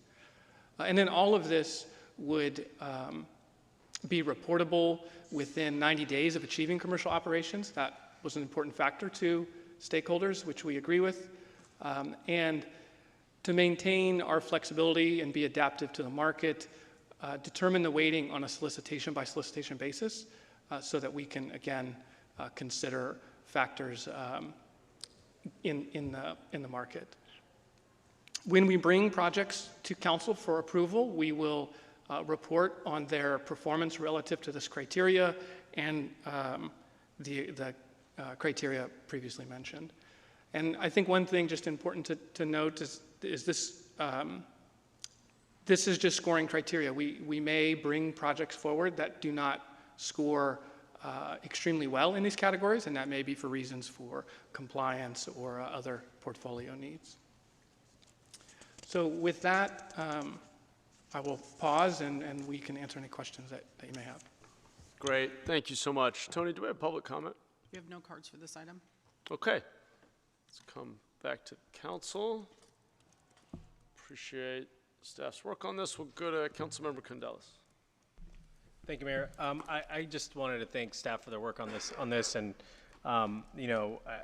preferences that not only preserve our environment, engage our community, and meet strong labor standards, sends a clear signal to our community, and my sincere appreciation for the work on this that's going to hopefully support standards that ensures an availability of high-skilled workers for effective project delivery that is usually historically cost saver for our city. So with that, I'll move staff recommendation on this item. Second. Great, thank you. Councilmember Kameh. Thank you so much. I just want to really appreciate the staff working with our stakeholders closely and really coming to something that is workable, and I really, really appreciate it. I know that we've done it on the energy side of more I want to say the electrical side. I think that as we move forward and even doing conversions or what have you in the future, it'd be great to include 393 and others who perhaps can work with you on energy in the future, because I think that there's been a lot of work done on the electrical side, and I think that on the natural gas side, it would be also something that at some point we're going to need to come together on the intersection of those two. But I really want to say how much I appreciate your working to come to consensus and really making it beneficial for all of us. So thank you. Thanks, Councilmember. Let's go next to Councilmember Dewan. Thank you, Mayor. Thank you, staff, for the presentation, and thank you for keeping us, with the clean energy and making it safer. I do have a question. Will the City Council be able to evaluate the project based on the new requirements, or will the SJCE take full reign of that? Yeah, thank you, Councilmember. Great question. So we will score projects as they submit proposals to us, and then we will make a recommendation to council, which will include that scoring. And then council ultimately has the authority whether or not to approve that contract or not. Thank you. That's all I have. Thanks, Councilmember. I just want to make sure, so first let me say I appreciate the work, and I think wherever possible we want to bias toward stronger alignment with all of our environmental goals, our labor goals, community goals, et cetera. As Ezra Klein has, I think, productively pointed out in Everything Bagel, liberalism and abundance and much of his work and other scholarly work that's out there, we also sometimes shoot ourselves in the foot. And so we had a lot of requirements and then we get nothing, or it costs a lot, or we crowd out people unintentionally and actually make things unaffordable for working families when we're trying to do the opposite. So one of our core principles here as we pursued this work was to make sure it doesn't adversely affect affordability of power for households in San Jose, our customers. So I just want to hear a little more about how you're balancing and how you've crafted this to, as much as possible, align with other non-power, non-affordability goals we have related to workforce, environment, et cetera, the values we all share, while keeping in mind that cost of utilities for working families in San Jose, along with cost of rent, is are the two biggest things pushing people to the brink economically. Yes, thank you, Mayor. Great question. So we have always had a number of scoring criteria as we evaluate new projects, and cost is always weighted fairly heavily because we are mindful of that and the affordability challenge and always trying to keep our rates low. And so this does not change that. Those cost scoring, technology, reliability requirements, we are still able to apply those, and we will. We will just expand that to also apply these additional criteria. And one thing that was really great in the stakeholder process is we have maintained flexibility to set that criteria depending on what we're looking for in the market. And so I'm confident that will allow us to continue to, find projects that are at the best possible rate. And there even likely will be some benefits applying these criteria in terms of de-risking these projects to make sure they can be constructed and that they will get through the permitting process with CEQA by the Habitat Conservation Plan. So we're hopeful that we will continue to see affordable projects. Great, I appreciate that. And I hope, to your point about permitting, we will continue to advocate for permitting reforms, CEQA process reforms in California. It is ironic and frankly embarrassing that Texas is now the leading state in the nation for renewable energy generation and is doing it at less than half the cost we are, and is becoming a state that is growing. It is a state that is growing faster, has a faster growing middle class, and is managing to deliver these goods cleaner and cheaper. So clearly we need to be smarter about our policies, though I think we all share the goal of making sure that we incorporate as many of our values into these policies as possible.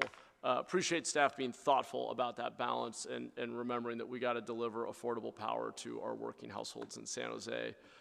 And that's our number one responsibility, along with reliability. Okay. With that, I think we are likely all in agreement. Either way, I'll just speak for myself. Let's vote.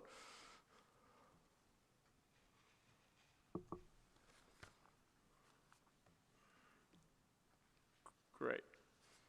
Okay. Motion passes unanimously. Great. Thank you, Tony. Thank you to staff for the good work on this. Let's go to item 6.2. I'm sorry.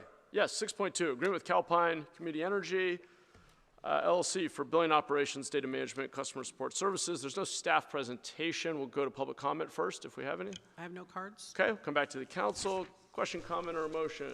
Move for approval. Second. Okay. I'm not seeing any other hands. Let's vote.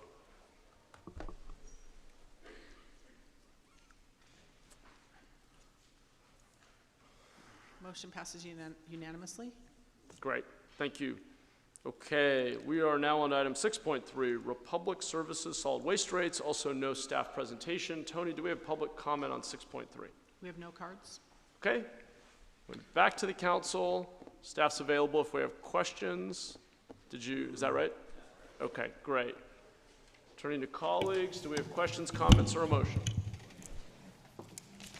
Move for approval.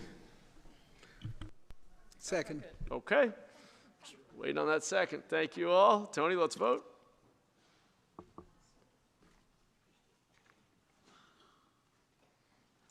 Motion passes unanimously. Okay, thank you. We're on to item 7.1. This is the Park Master Plan, official name for a future park within Spartan Keys neighborhood in District 3. I had the pleasure of giving the former Secretary of Homeland Security a personal tour of this site last year. We will hear a brief staff presentation, go to public comment, and then come back to the council. Good afternoon, Mayor and council members. I'm Raymond Costantino, the Deputy Director over Capital Improvement Program within PRNS Department.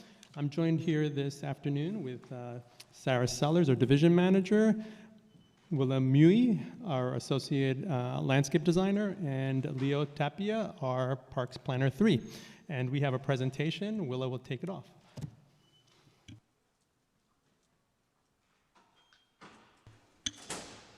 Good afternoon. My name is Willa Mui, Associate Landscape Designer with the Parks Department. Our planner Leo and I are excited to present the park master plan and official name for the future park within the Spartan Keys neighborhood.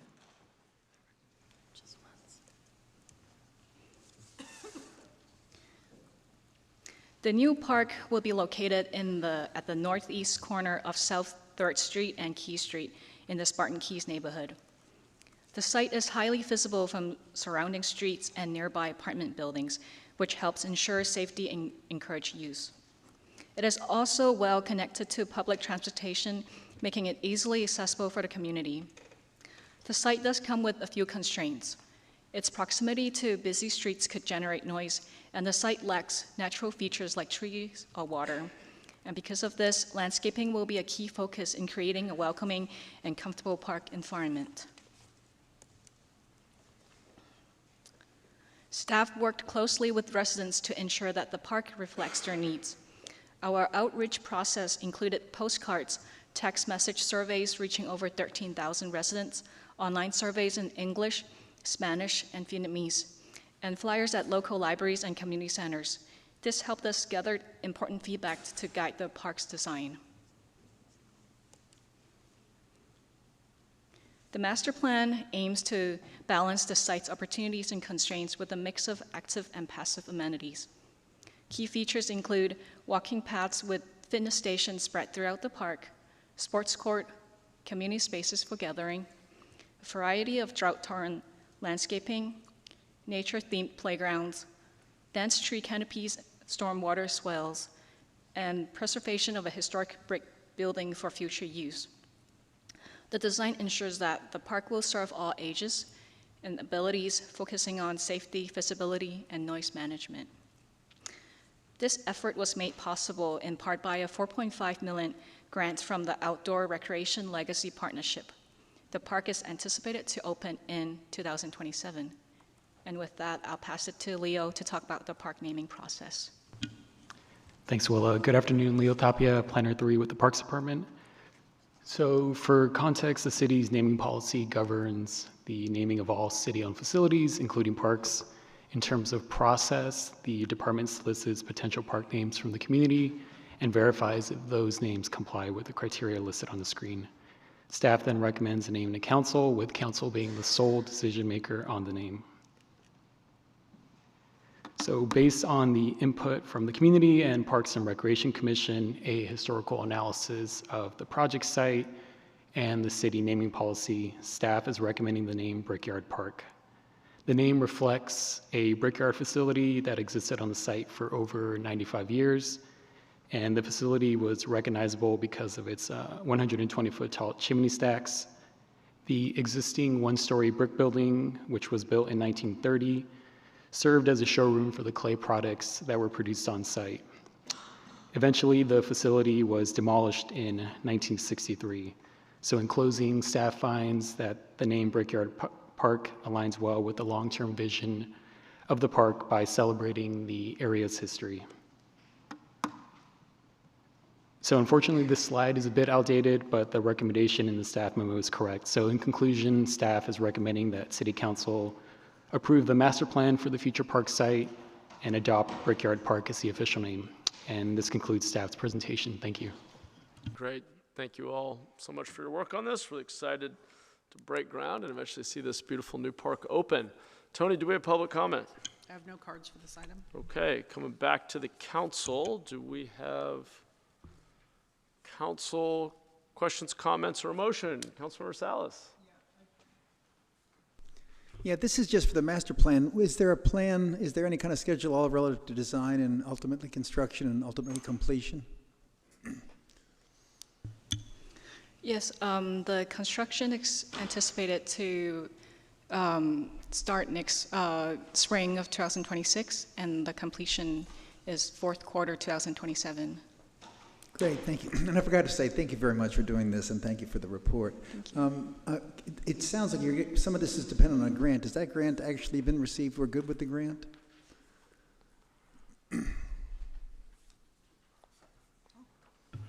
I'll take this question. So we are in the process of executing the grant package itself.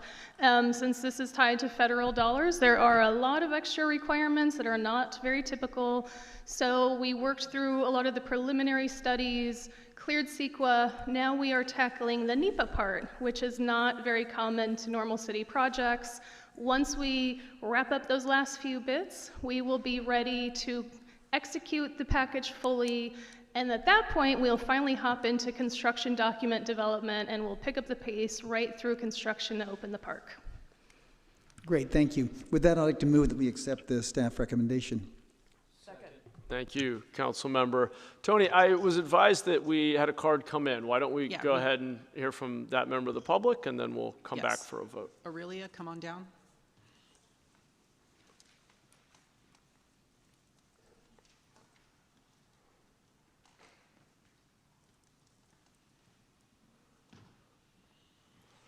Hello, my name's Aurelia Sanchez, and I live in the Spartan Keys neighborhood. I just want to say thank you. We're finally going to name the park, and hopefully before I pass that we actually have a park.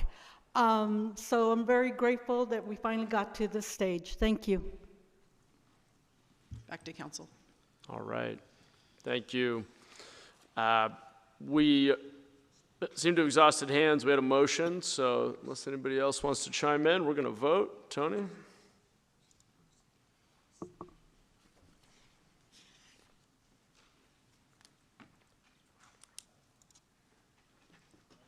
Motion passes unanimously. Great, thank you, and thank you to staff. Appreciate it. All right, we're on to item 7.2. This is our Code Enforcement Operational Assessment Report. Give staff a moment to settle in.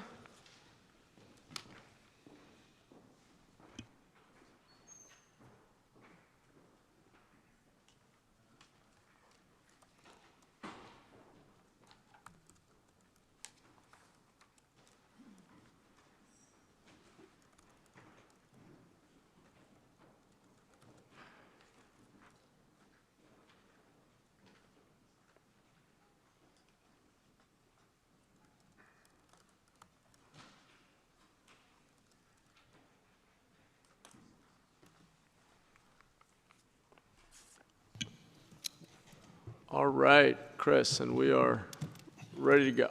We're good to go. Thank you, Mayor. We filled the boxes.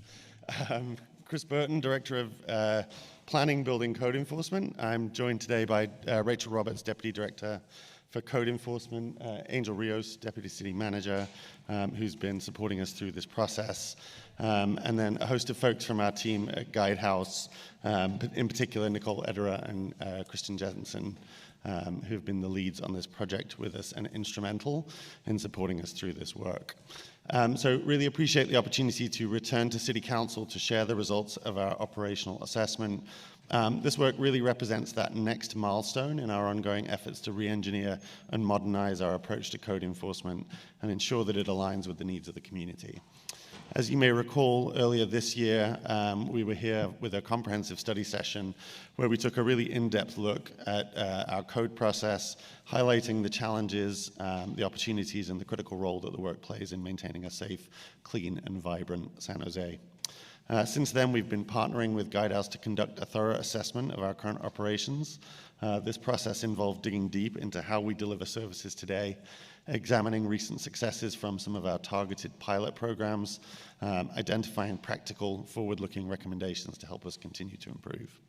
So as we discussed at the study session, the demand for code enforcement services in a city of 1 million residents far exceeds our resources.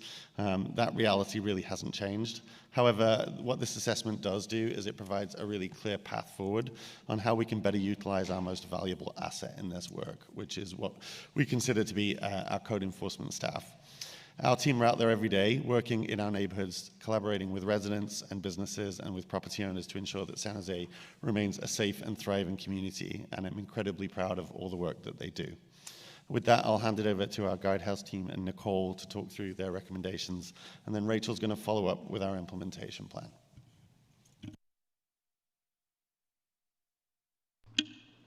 Great, thank you. Chris. Good afternoon, everyone. Thank you for the opportunity to meet with you all. My name is Nicole Ederer, and I'm joined by my colleagues representing our Guidehouse team. Our team has partnered with the city's Code Enforcement Division over the last 3 months to conduct an operational assessment. We will begin with the project background and approach, then share our current state and operational assessment findings, provide leading practices from peer cities, and provide an overview of the recommendations.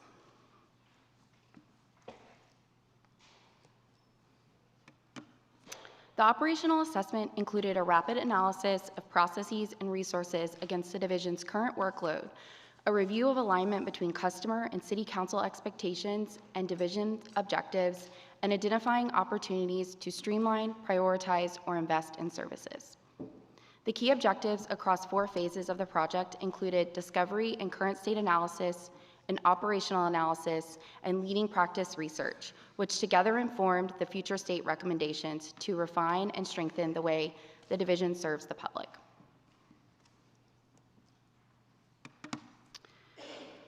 Throughout our project, we engaged both internally with city stakeholders as well as externally with customers. Key inputs included documents and data, where we reviewed more than 80 documents, we developed process maps, and conducted a workload assessment. We facilitated 30+ council and staff interviews, including city leadership, council members, and members of the mayor's team. We interacted with over 70 customers via one-on-one interviews, call listening, front desk observations, and inspection ride-alongs. We reviewed and analyzed data spanning 10 years of customer surveys, highlighting pain points, strengths, and trends. And lastly, we conducted an analysis of 3 different peer city code enforcement departments: Austin, San Diego, and Seattle.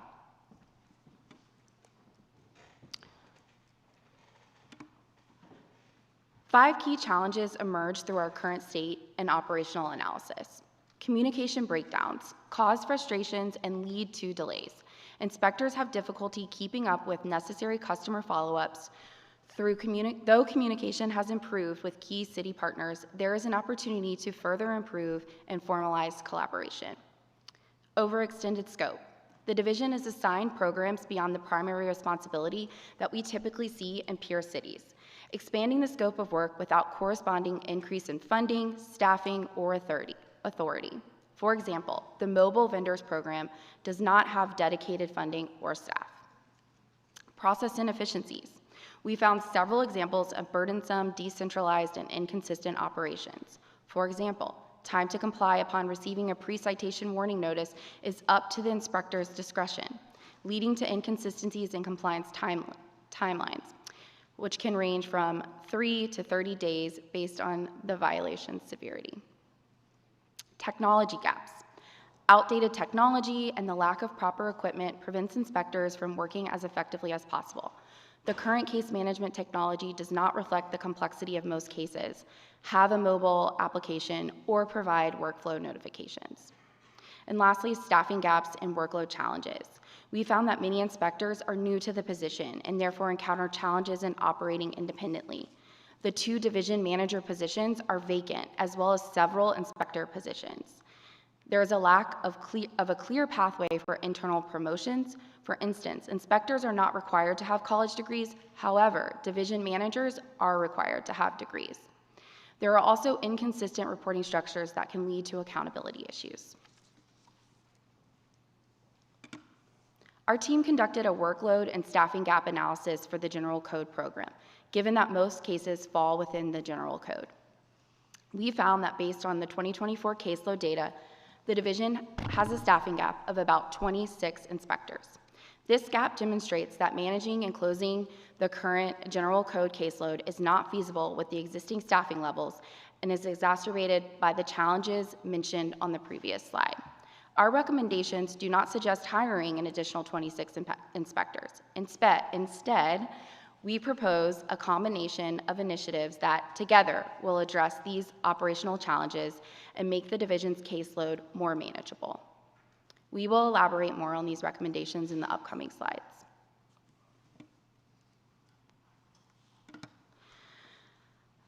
The customer experience. Through 70+ customer observations, interviews, and survey analysis, 5 customer experience themes emerged. Time to close. While most individual interactions with code enforcement were relatively short, many customers feel that closing cases take a very long time, sometimes months or years. Service quality. Survey data shows that overall customer satisfaction with service quality has decreased over the past 10 years. Communication inconsistencies. As for communication, some customers highlighted this as a strength and others expressed frustration with gaps. Of the calls we observed, 28% were customers checking on a case status, and of those, nearly 70% were the complaining party looking for an update. Complexity of scope and cases. Customers frequently expressed confusion about the code enforcement scope, the status of their cases, and their legal responsibility to act. This confusion was sometimes, but not always, resolved through conversations with inspectors. Inconsistent enforcement. Some customers feel that enforcement can be inconsistent and that some residents receive preferential treatment. Several customers felt like they had to escalate issues to division leadership or an elected official to get things done.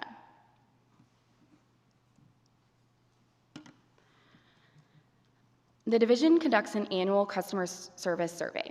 Our team analyzed results from over 1,100 respondents over 3 survey periods since 2013. While residents across all regions agree that blight is a top concern, there are regional differences in how residents engage with code enforcement. Additionally, the perception of service quality has decreased in all regions except North Jose, where residents' satisfaction has increased by 20%. Across the decade of survey results, satisfaction has declined. Respondents in 2013 had more positive opinions of staff and service than respondents in 2024. Now I'll hand it over to my colleague Kristen, and she'll walk you through our Pierce City findings and recommendations. Thank you, Nicole.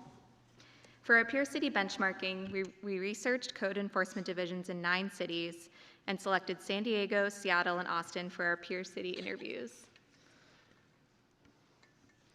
These cities were selected based on key variables, including similarity of city and division attributes.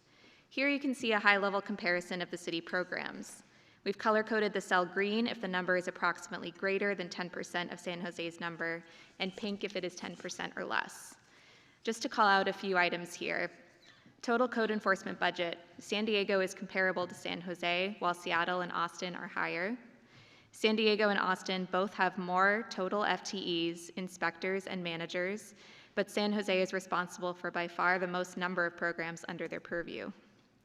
San Jose lags behind its peers in the use of mobile technology to capture case information out in the field.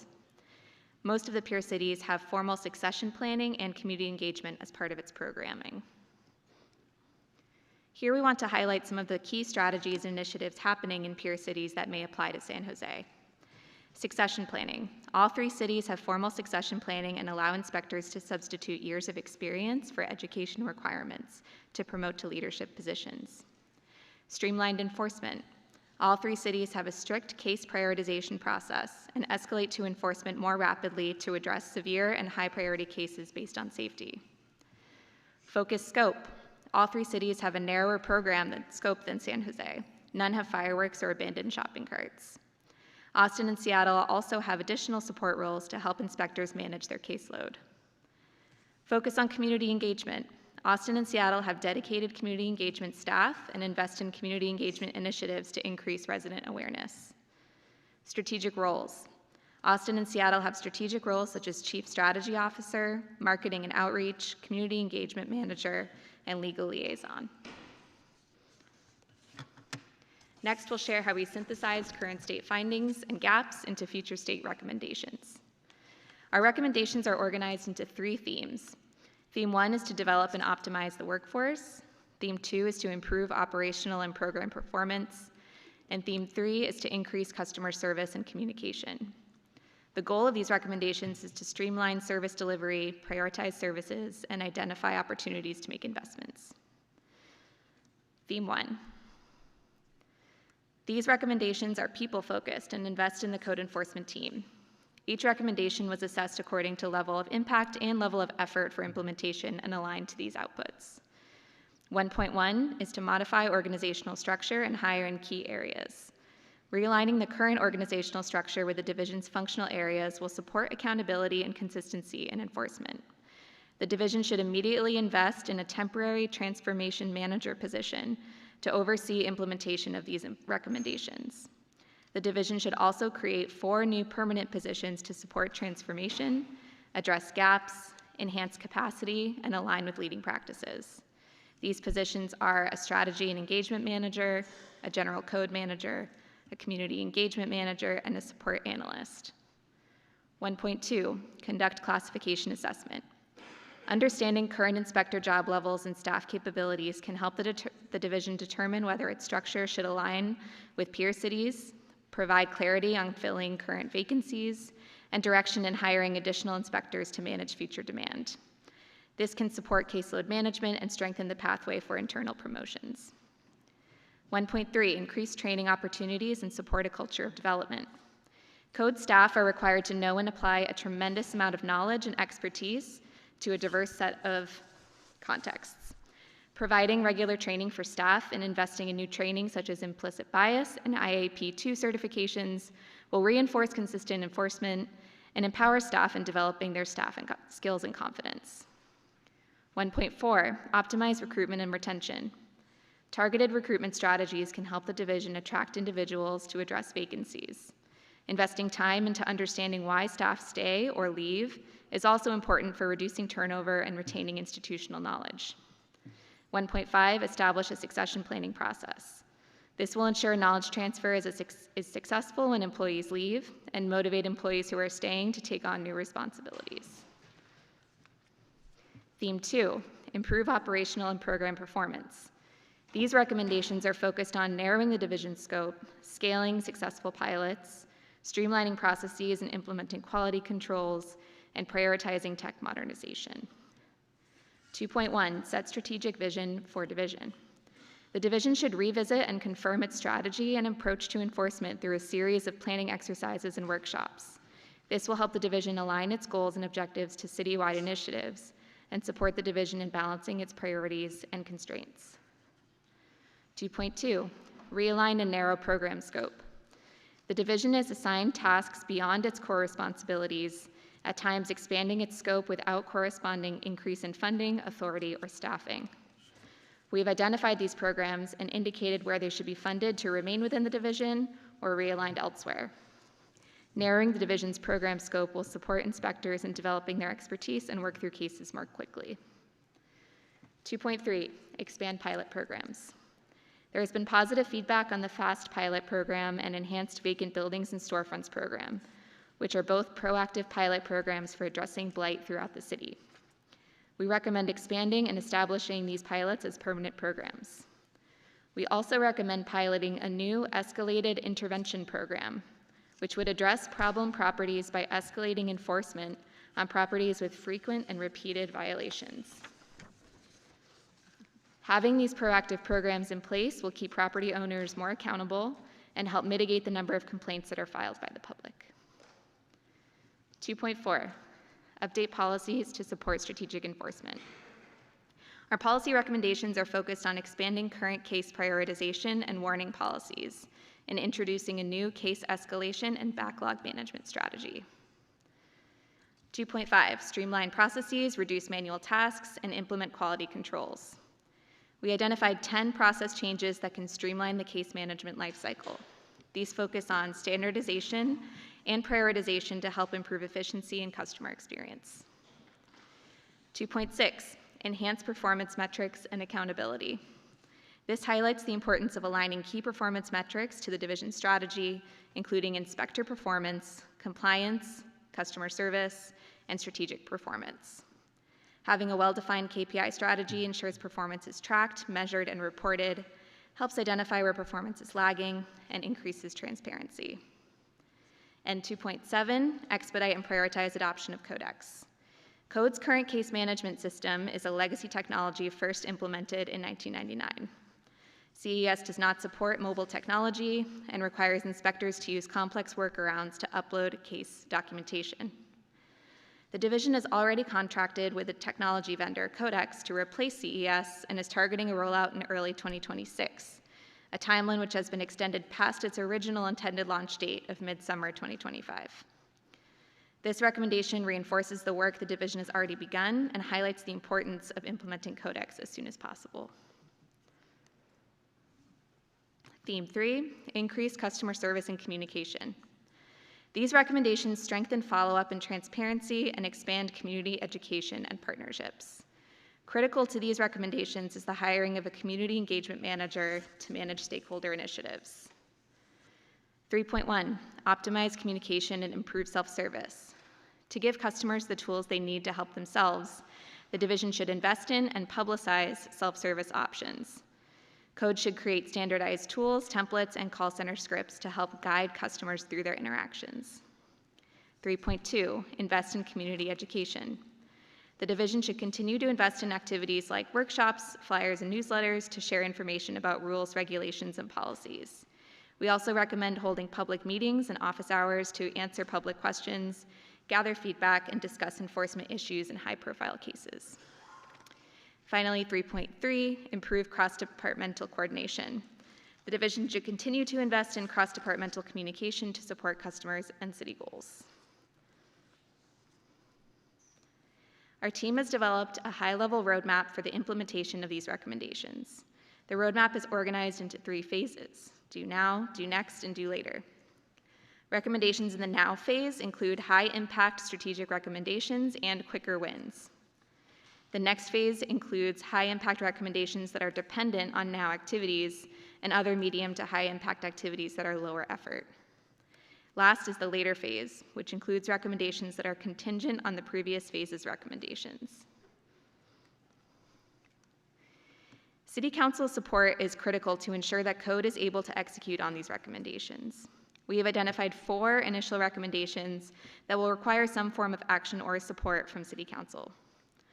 The first recommendation will involve creating 5 new positions, including hiring a temporary transformation manager in the short term. Hiring this transformation manager should be a top priority, as bringing in this individual will allow other recommendations to proceed as planned.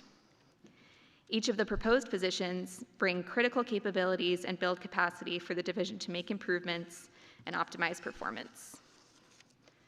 We are also recommending that Code conduct a classification assessment to support internal career pathways and retention for inspectors, the output of which may require Council's input and approval. Next, we recommend that Code and City Council collaborate to evaluate, realign, and narrow Code enforcement scope. To help the division focus its attentions on its top priorities, we're recommending that the city either dedicate additional funding to underfunded Code programs or consider transitioning identified programs into other departments. Finally, we're recommending that Code expand its pilot programs. Building on the success of the FAST pilot program and the VBS pilot program, we recommend that City Council continue to support investment in these important initiatives. We also recommend that Code develop a new escalated intervention program to focus on repeat offender properties. Thank you for your time. We'd be happy to answer your questions.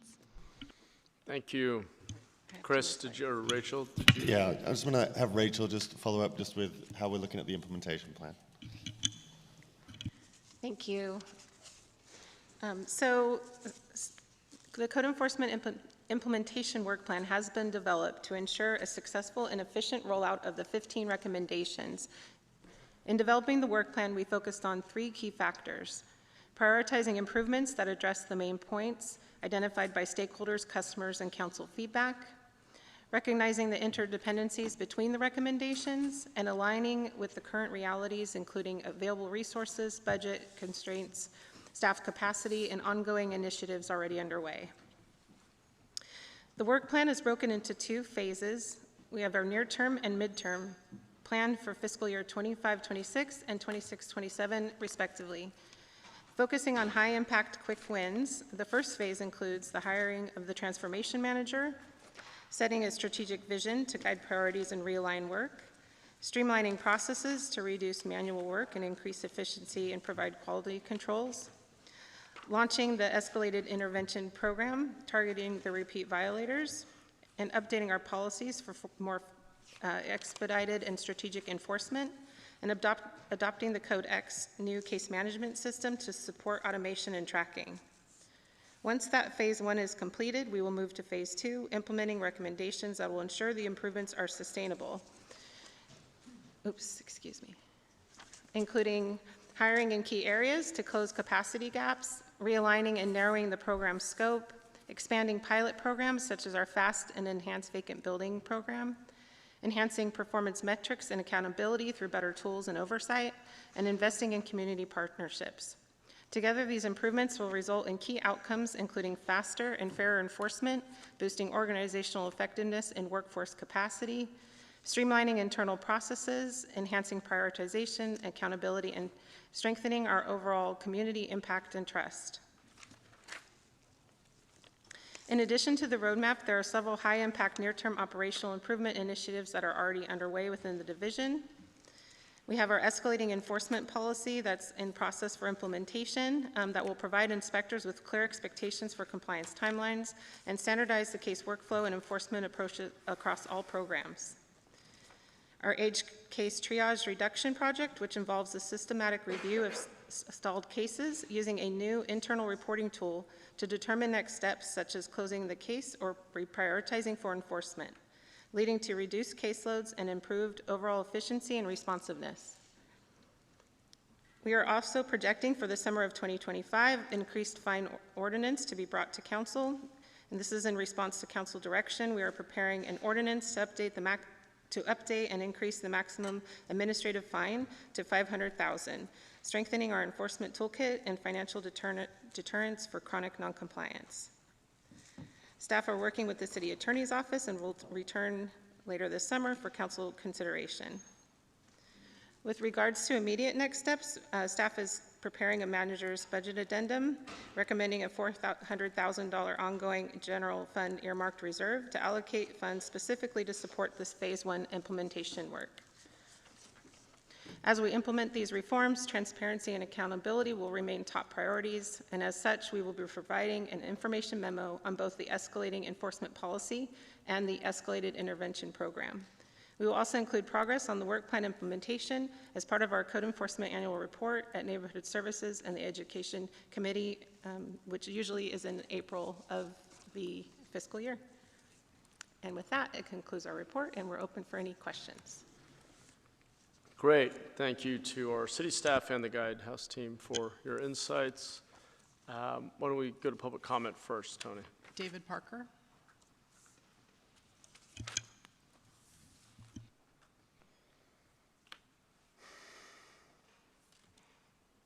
Are we continuing with the 1 minute from earlier?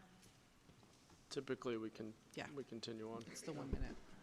Good afternoon, Council, City Manager. My name's David Parker. I'm a District 3 resident.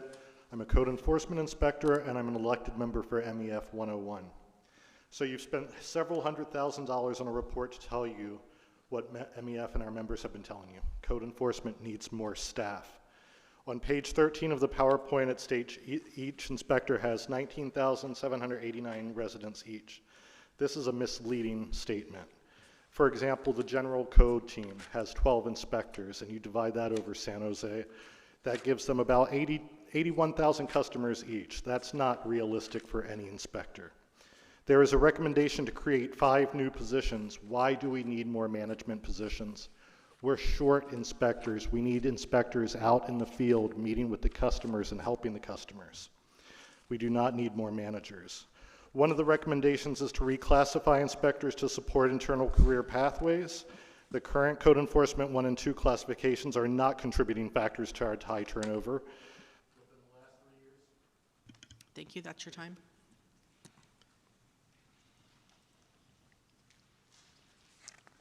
Tony, do we have other? Oh, sorry, back to council. Okay, thank you. Just coming back to the council, and we'll start with Councilmember Ortiz. Thank you, Mayor. I want to thank Chris, Rachel, and Guidehouse for their work on this report. Also want to thank our city staff who do the very important job of code enforcement all day and all night, and I know that they are very much understaffed, so I really want to make sure that I thank them for their service to the city. Before I go with my questions, I do, because I do have a set of questions, but I wanted to ask if there can be any more details that go along with the escalating enforcement program, or I saw it also called the escalating intervention program. I don't know if those are 2 different programs, but could you share a little bit more? I saw it in the report. There's a chart that says, okay, this is to deal with repeat offenders, but it doesn't say how. And so I'd like to see if there's any more context that can be provided. Thank you for the question. So we have our escalating enforcement policy, which is separate from the escalated intervention program. Okay. The escalating enforcement policy is new. We created it just in the last few months. It's being rolled out to staff currently. The escalated intervention program will be forthcoming, and we are planning to provide you with an info memo that will explain in more detail what that program will entail, but it will be focused as far as the criteria of the properties that we will be looking at. It will include properties that have had violations and received enforcement and then are repeating those violations again. It will include properties that are creating a significant impact to the community in terms of a public nuisance. And then it will also include properties that have a very high volume of cases over time. So those are the three main criteria we're looking at. It definitely may incorporate other things as we dig into it further. But those are the three primary that we're looking at currently. And then as far as the escalation path, it will mean that because of those criteria being met, that we will move to through our enforcement process much more quickly. So moving straight to citation, moving straight to compliance order, and perhaps even legal action if that's what is appropriate given the case history. And in order to do that, we would need the more staff, right? That's the reason why we haven't been doing this before today. Well, yes, and okay. But I also think, you know, we did receive the funding for the escalated, or excuse me, enhanced vacant building and storefront program, and we've seen a lot of good results, and just showing what we can do with a limited amount of money with a focused effort and attention, and so a lot of it is largely, you know, built upon the lessons we've learned from that. But I'm sure Chris wants to add. Yeah, Councilmember, I wouldn't necessarily say it's dependent on additional staff. I think it's a different way of working. And part of using this study as a sort of a pivot point almost is to think about some of the things that we've tried recently. As Rachel said, you know, the enhanced vacant building presence that we've had downtown. And we've used that as a means of testing sort of a much faster escalation path. It is a little bit more hands-on, so I don't think it's something you can apply to all projects. So it's really about how do we kind of focus and prioritize. And one of the things that we see is that there are key cases or key properties throughout the city where, you know, because of the nature of our work, somebody may come into compliance based on our intervention, and then the case either recurs or something else is occurring on the property. So this really focuses our attention and our work to address those issues much more quickly. But like I said, it's not intended for every case. It's sort of a prioritization and sort of how do we escalate on those properties that are having the biggest impact within the community. That's good. I mean, I've been thinking about producing a rules memo to do something very similar. It's good to know that staff is already working on this. I'm just surprised that, as you said, you've been working on this for a couple months, and this is kind of my first time hearing about it, but maybe others have heard about it. I know you mentioned you're going to go after repeat offenders, but what? How are you going to go after them? What are you going to use? What legal mechanism? What city ordinance? What are we going to do, I guess? So we will continue to utilize the tools we already have in place. We think we actually have what we need. I think it's just, as Chris was saying, it's taking a different approach for those specific types of property that meet that criteria. But essentially, it will be happening through our age case triage project, which is we're looking at our age cases to see which ones may fall into those categories, and that we can you know, move into that program and reprioritize so that we can work through those and get those resolved more quickly. But also at intake, when a case comes in, we will be looking at that case history, evaluating, you know, is this a case that, or a property that should be treated under that escalated intervention program. And I know I've mentioned this both with Guidehouse and with Chris and Rachel. Is there a reason why we haven't explored increasing the cap to the fees, especially if there are property owners who are repeat offenders? And then another instance that I know we see a lot is multiple code violations, for same code, but multiple violations of that code at the same property. And I know that I mentioned that in our meetings. How come that wasn't considered? So it's definitely something that came up through the conversation, and I know we already have council direction on looking at fees that was initially intended more specifically around historic vacant buildings in the downtown. The fee question continues to come up, so it's one that we're going to use that work to expand, and I think as we go through implementation on a number of these different changes, there'll be different opportunities to look at fees. I think there is a little bit of a balancing act, though, because when we apply sort of fines across cases, it applies across all cases, and we don't necessarily want to impact some of the other cases with unintended consequences. We want to be really sort of focused and targeted on how we approach that. You don't have to do the cap, right? So it escalates to that cap. So it's foreseeable that you could get a case, something relatively routine, whether it's a hoarder or a building issues, a whole variety of cases that are relatively straightforward on its surface, but either the property owner is having challenges, coming into compliance, or there are other reasons. We deal with all sorts of reasons why we can't get to resolution on a case. And if we're in a position where fines are being levied against that property, they will just continue to increase on that schedule. And so, I think, it's definitely a conversation to be had about how we increase that cap. We want to just do that cautiously and do the work on it so we can make sure that we're not having some of those unintended consequences. What if we did it for only commercial properties? Is there a way to distinguish between those two? I think that's what we're going to be exploring as part of what we're bringing back to you for that increase in the max penalty, is looking at what properties we think it would be appropriate to apply that to, not just the historic. So it could be like properties within a certain boundary, or properties that have a certain type of use or zoning, or that sort of thing. So then, do you already have direction, or do I need to include that in a motion right now? So council member, in our next steps, and because we it was one of my questions to the team as well, is when are we bringing back the changes to the fines? Because we've got it in our next steps that we're coming back in the summertime. In the summer. So okay. They need to work with the attorney's office a little bit more. Wasn't quite ready for it today. So we will be bringing that back, and we're committed to that in the memo. Okay, great work. I appreciate, the work that went into the processes, the staff size. I hope we could continue to work with AFSCME to make sure that the individuals who are actually doing the work are listened to as well. And sounds like we'll hear about fees in the summer. So I motion to accept staff report. Second. Thanks, council member. Let's go to Councilmember Kamei.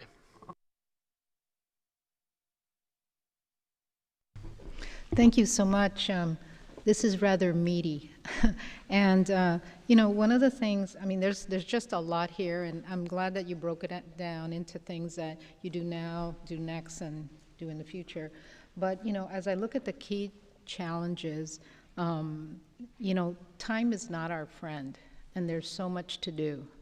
So I'm just wondering, in terms of, given how long things take. Even your suggestion to hire a transformation manager.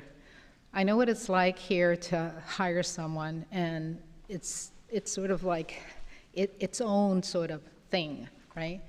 So I'm just wondering, in terms of if you're going to hire these positions and all of that, I just wonder how to get some success and some movement as you do the transition.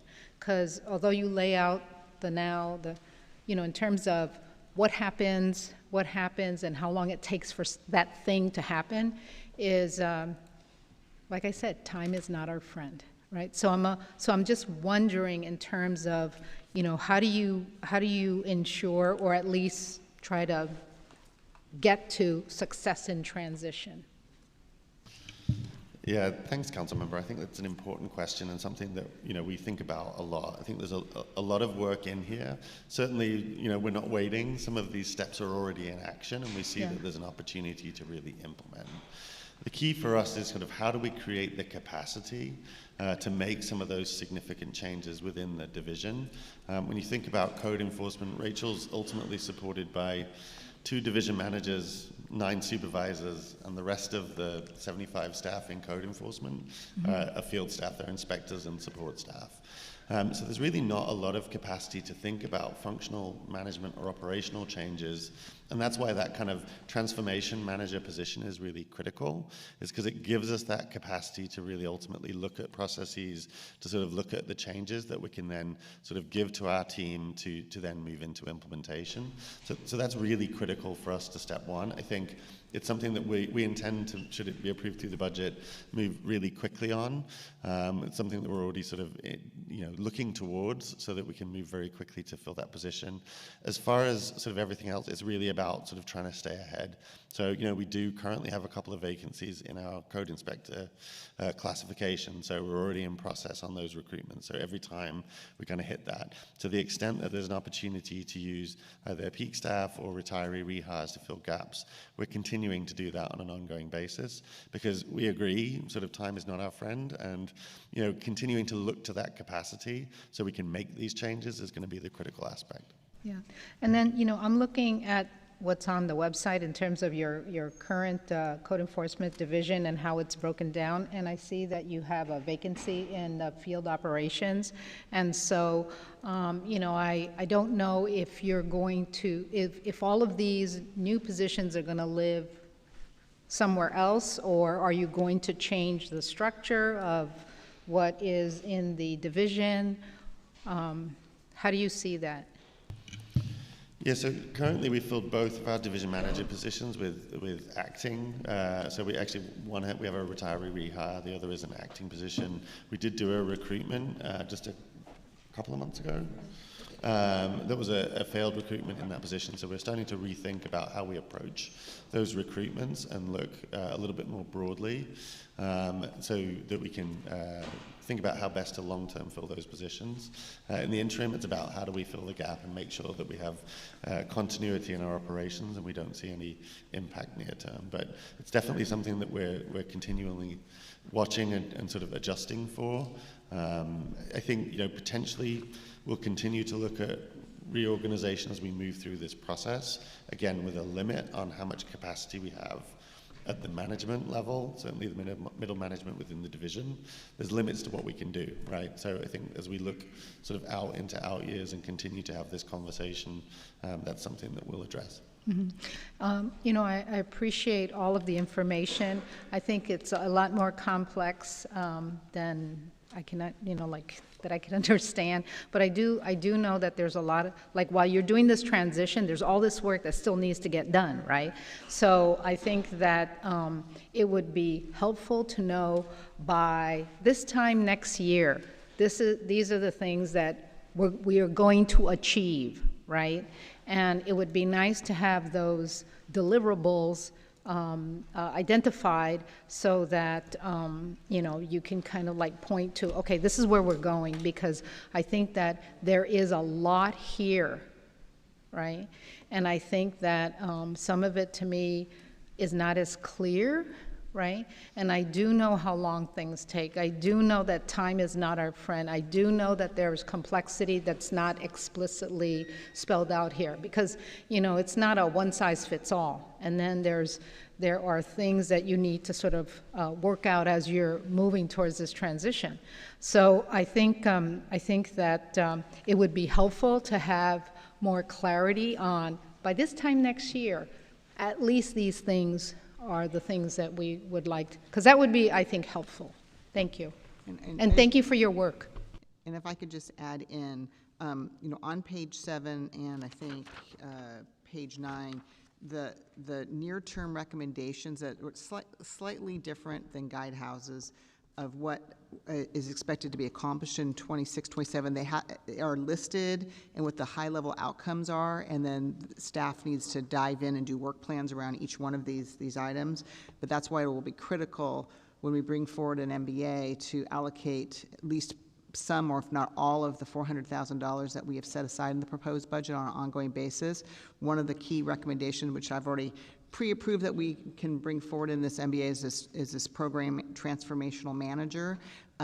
who can solely focus on these work plans and driving the change, because we need somebody that, as you're right, with all the ongoing day-to-day work of the staff, it's hard to make the transformational change while the car's running down the street. And so, so we will have that and some other folks engaged in the PBCE department to make sure that these recommendations get implemented.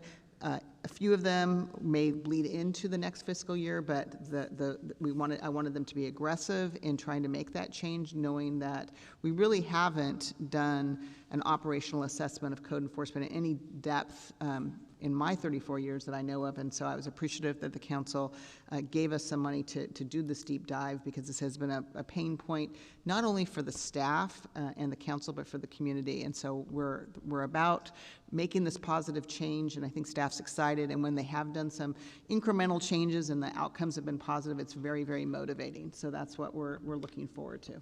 Thank you. Thank you both for that. Let me go to, and actually, let me just, before I go to Councilor Salas, just to pick up on Councilor Kamei's point in your response, Jennifer, and kind of how we're imagining this work plan getting built out. What would be, just for the council's expectation, rough timing, if you know, of when the higher level outcomes in the memo would be concrete with dates, or the first set of deliverables with dates might be? Do we know? Maybe that's a question for Chris and Rachel.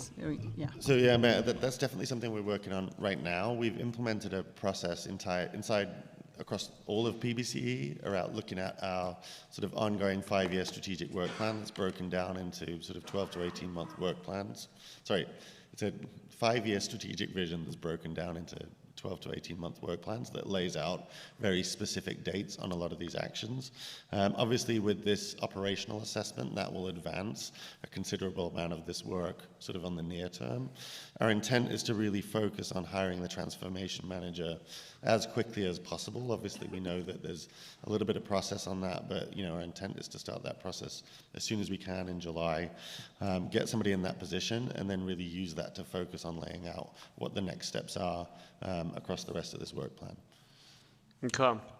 I think it'll be important to really know so when it says something like expedite codex adoption, what is the actual expectation a year from now, 2 years from now, 3 years from now? Because that's a lot. That is and it's really important, but I think to Councilor Kamei's point, I think we want to be really clear about, for these bigger bets we're making, is the whole team engaged in achieving the goal, and what's the definition of it concretely, and what's the timeline for some of those milestones, just so we have some clarity.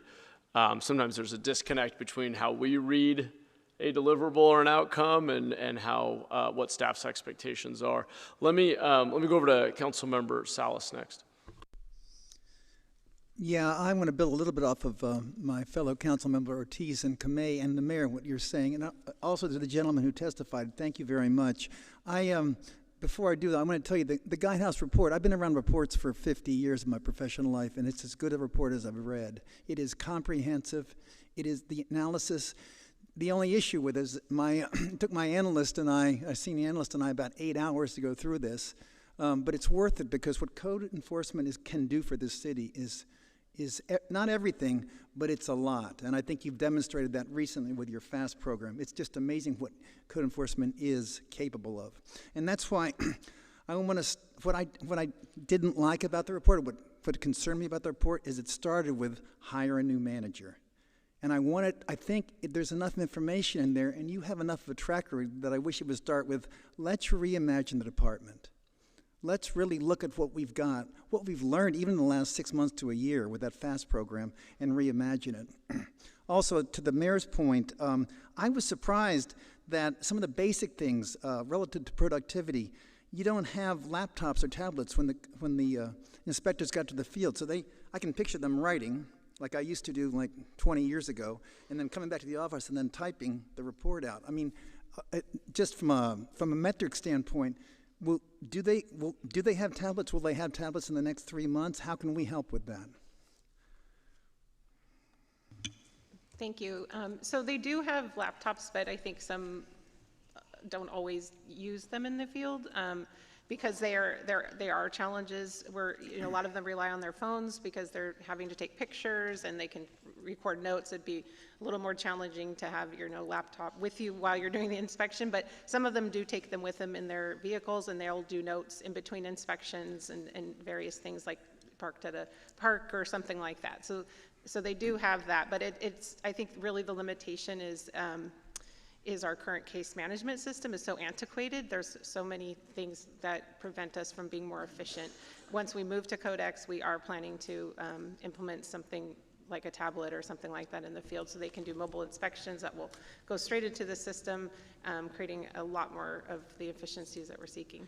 Okay, but again, the report really stressed that. I was really surprised to read that, and I'm sure you're as frustrated perhaps as I am, but I really do want to push you towards that because, again, I heard you have 2 openings for managers right now. Hiring a transformation manager before you reimagine the department may be more realistic in a practical standpoint.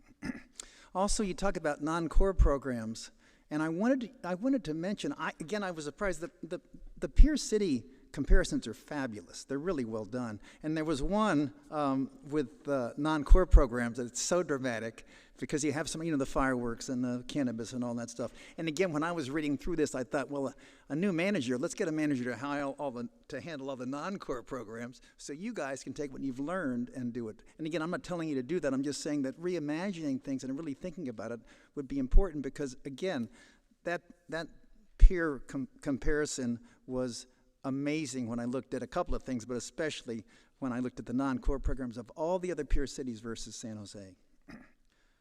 And then finally, just building a little bit on what Councilmember Cortez said. I didn't, sorry about that, Councilmember. In the report, you talked about the scalable fees, and you have very specific metrics you talked about. And I heard you say, Rachel and Chris, that you're going to be coming back at it, but I just do want to re-stress how important it is. As I read that report, and by the way, all of our peer cities have scalable fees. So I just wanted to re-stress how important it is when you come back to council to bring us that. We're really interested in it. And I think, again, it's just so important to what we're trying to do and what we can do as a code enforcement department.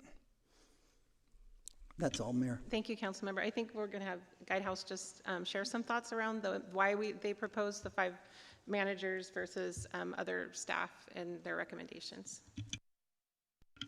And thank you, Councilmember, for the compliment. You can imagine if it takes you 8 hours to read the report, how long it would actually take to implement everything that we're asking the division to do.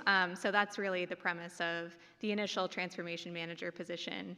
As Chris mentioned, it's really thinking about a different way of working.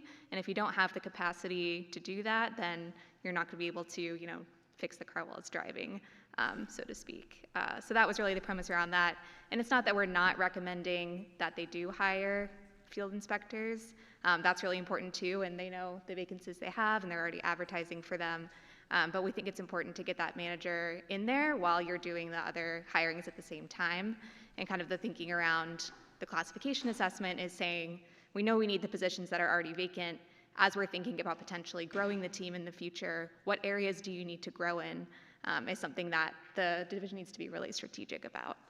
So that was kind of the thinking behind the management first. And then as far as reimagining the division, we do have recommendations around reorganizing more in a functional alignment, so kind of like by area, like by multiple housing, by general code, so people can really have deep expertise in those areas rather than having to kind of go here and there across a lot of different types of cases. So I said all those nice things, and I have to push back a little bit. So I always used to say, when I was in private sector, I always used to say, if I have something I really need done, I give it to a busy person, because the busy people know how to get things done. And again, I'm not saying there's anything wrong with hiring. I think you said 4 people and a new transformational manager. I'm just saying there's a lot of opportunity there. It's been demonstrated in the last year, and there's just so much potential, rather than waiting 6 months to get a transformational manager in here.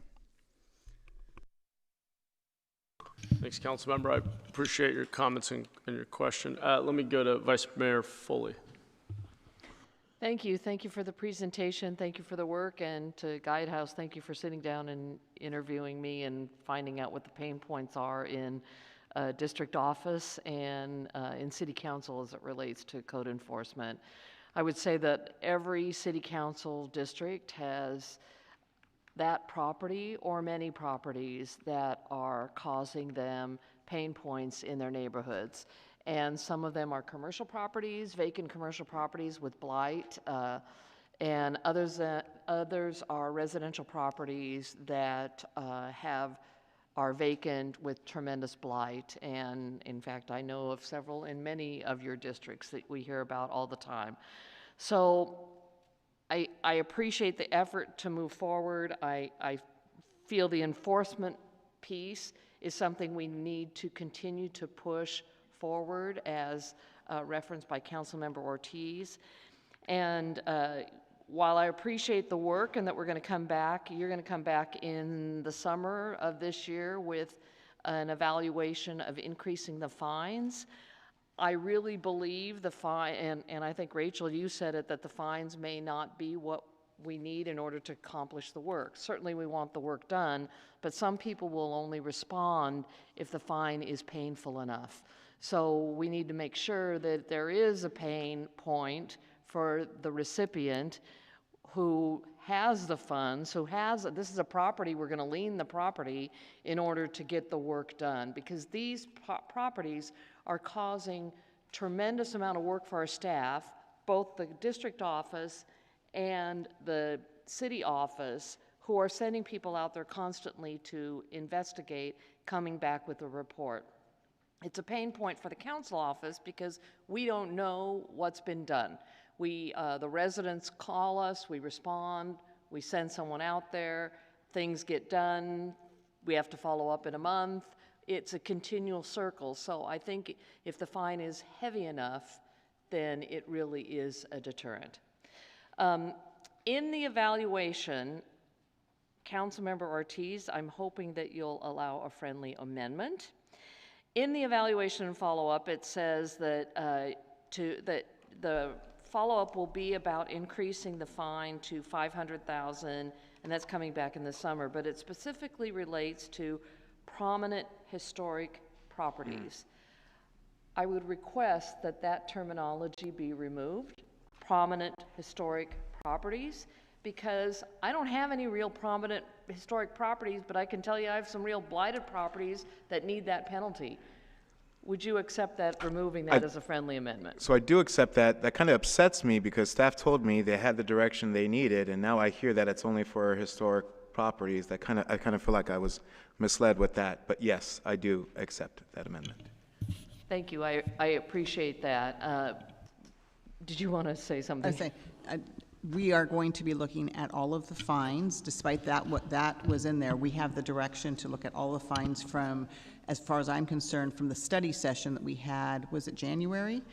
Or it was in January that we had the study session. So we will be looking at all the fines. I know it specifically calls that out. That should have been broader in the language, but as I verbally said, we're going to look at all the fines. Great.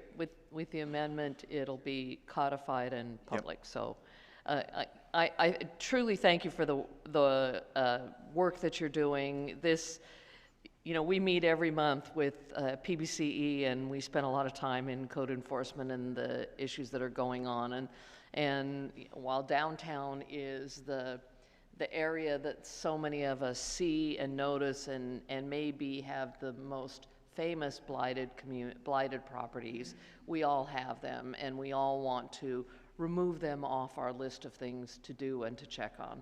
So with that, I'm happy. Obviously, I'll support the motion and because I seconded it and modified it. So thank you.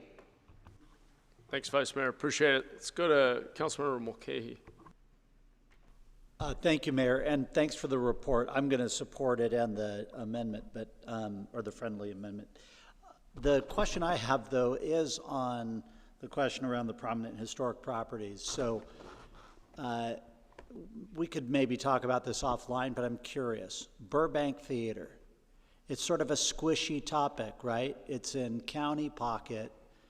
but soon to be, or hopefully soon to be, a San Jose responsibility, nobody taking responsibility for it now.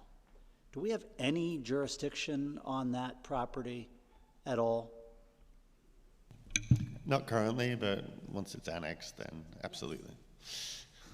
You get the frustration. All right, I thank you for that. I don't have any more questions.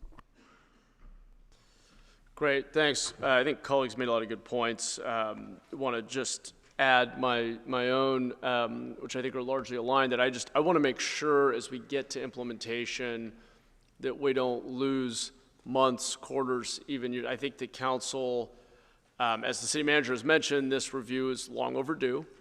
I think we all have felt the pain of having a lot of things crowded into one function, as has been pointed out, underutilization of cutting edge technology, perhaps in certain functions, understaffing. I think a lot of different factors, maybe not having sufficient funds.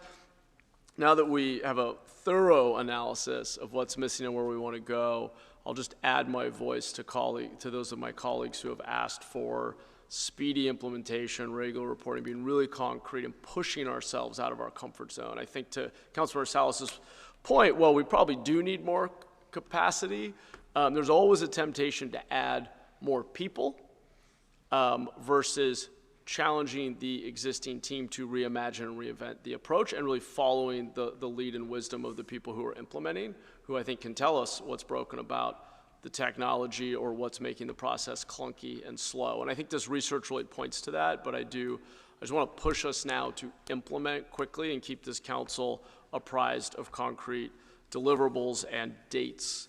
Vice Mayor Foley commented on, I was going to point out the limit to historic buildings. I'm glad we made that change, appreciate that. When should the council, I think Councilmember Ortiz asked this question, when should we expect to understand what this escalation pathway will look like for our really problematic repeat offenders? Do we have a target month or quarter at this point? So it's something that we've been contemplating already.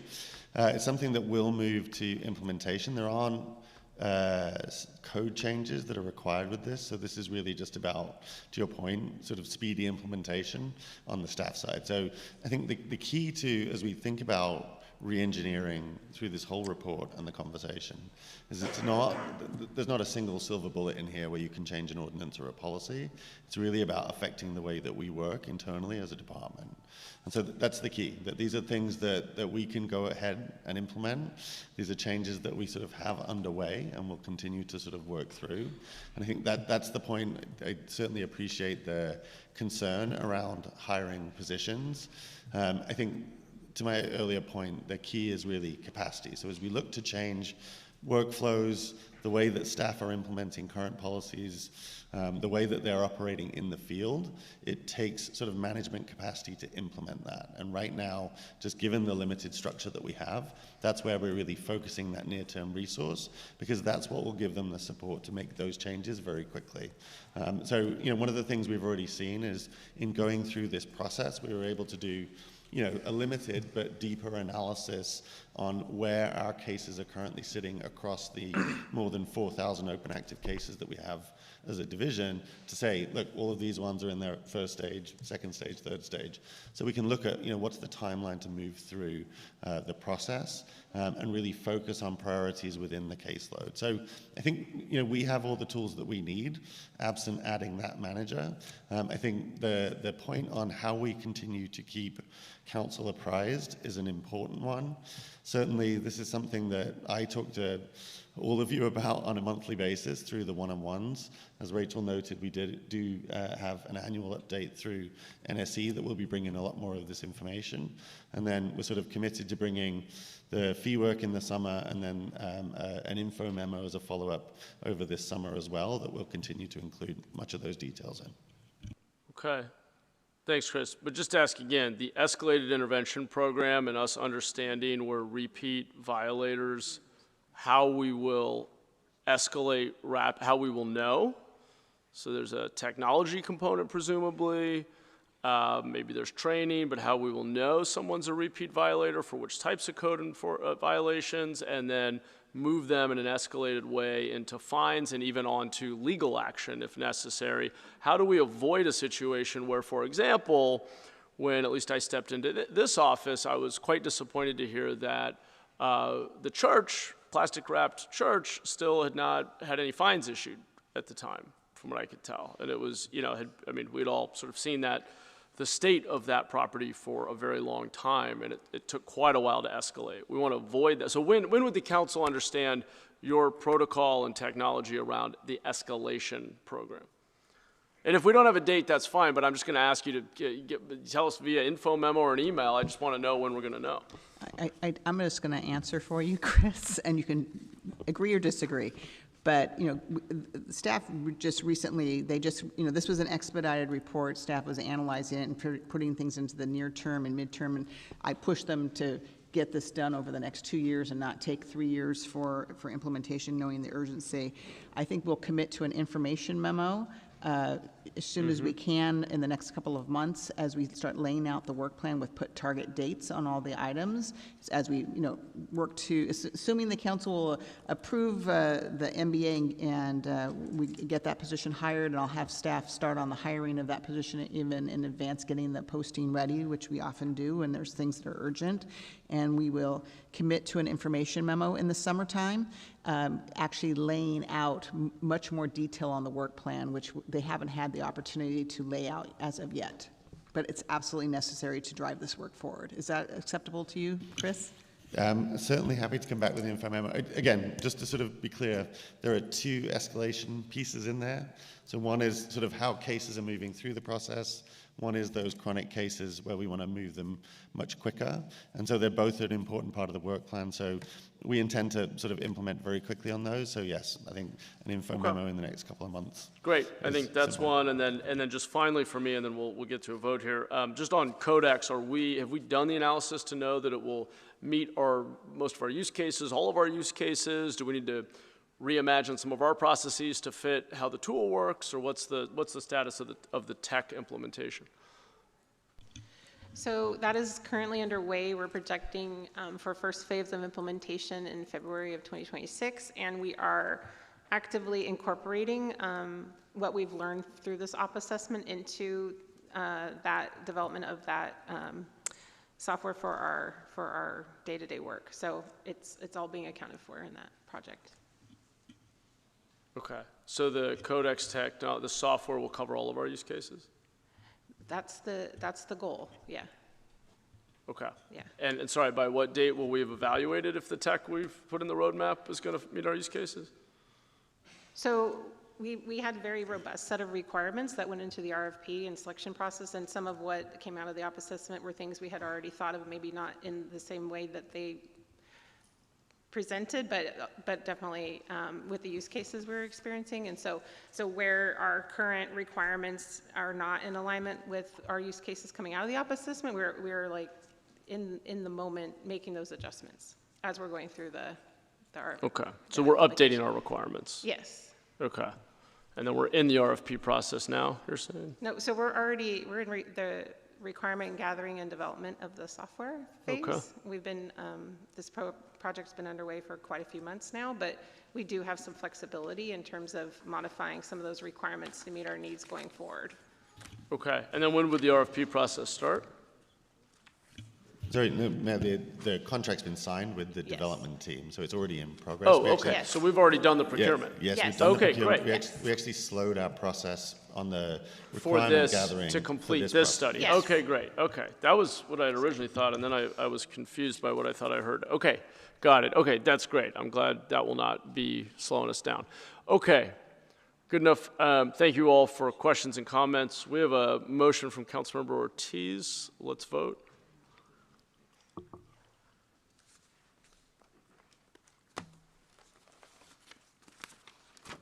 Motion passes unanimously. Okay, thank you, Tony. Thank you all.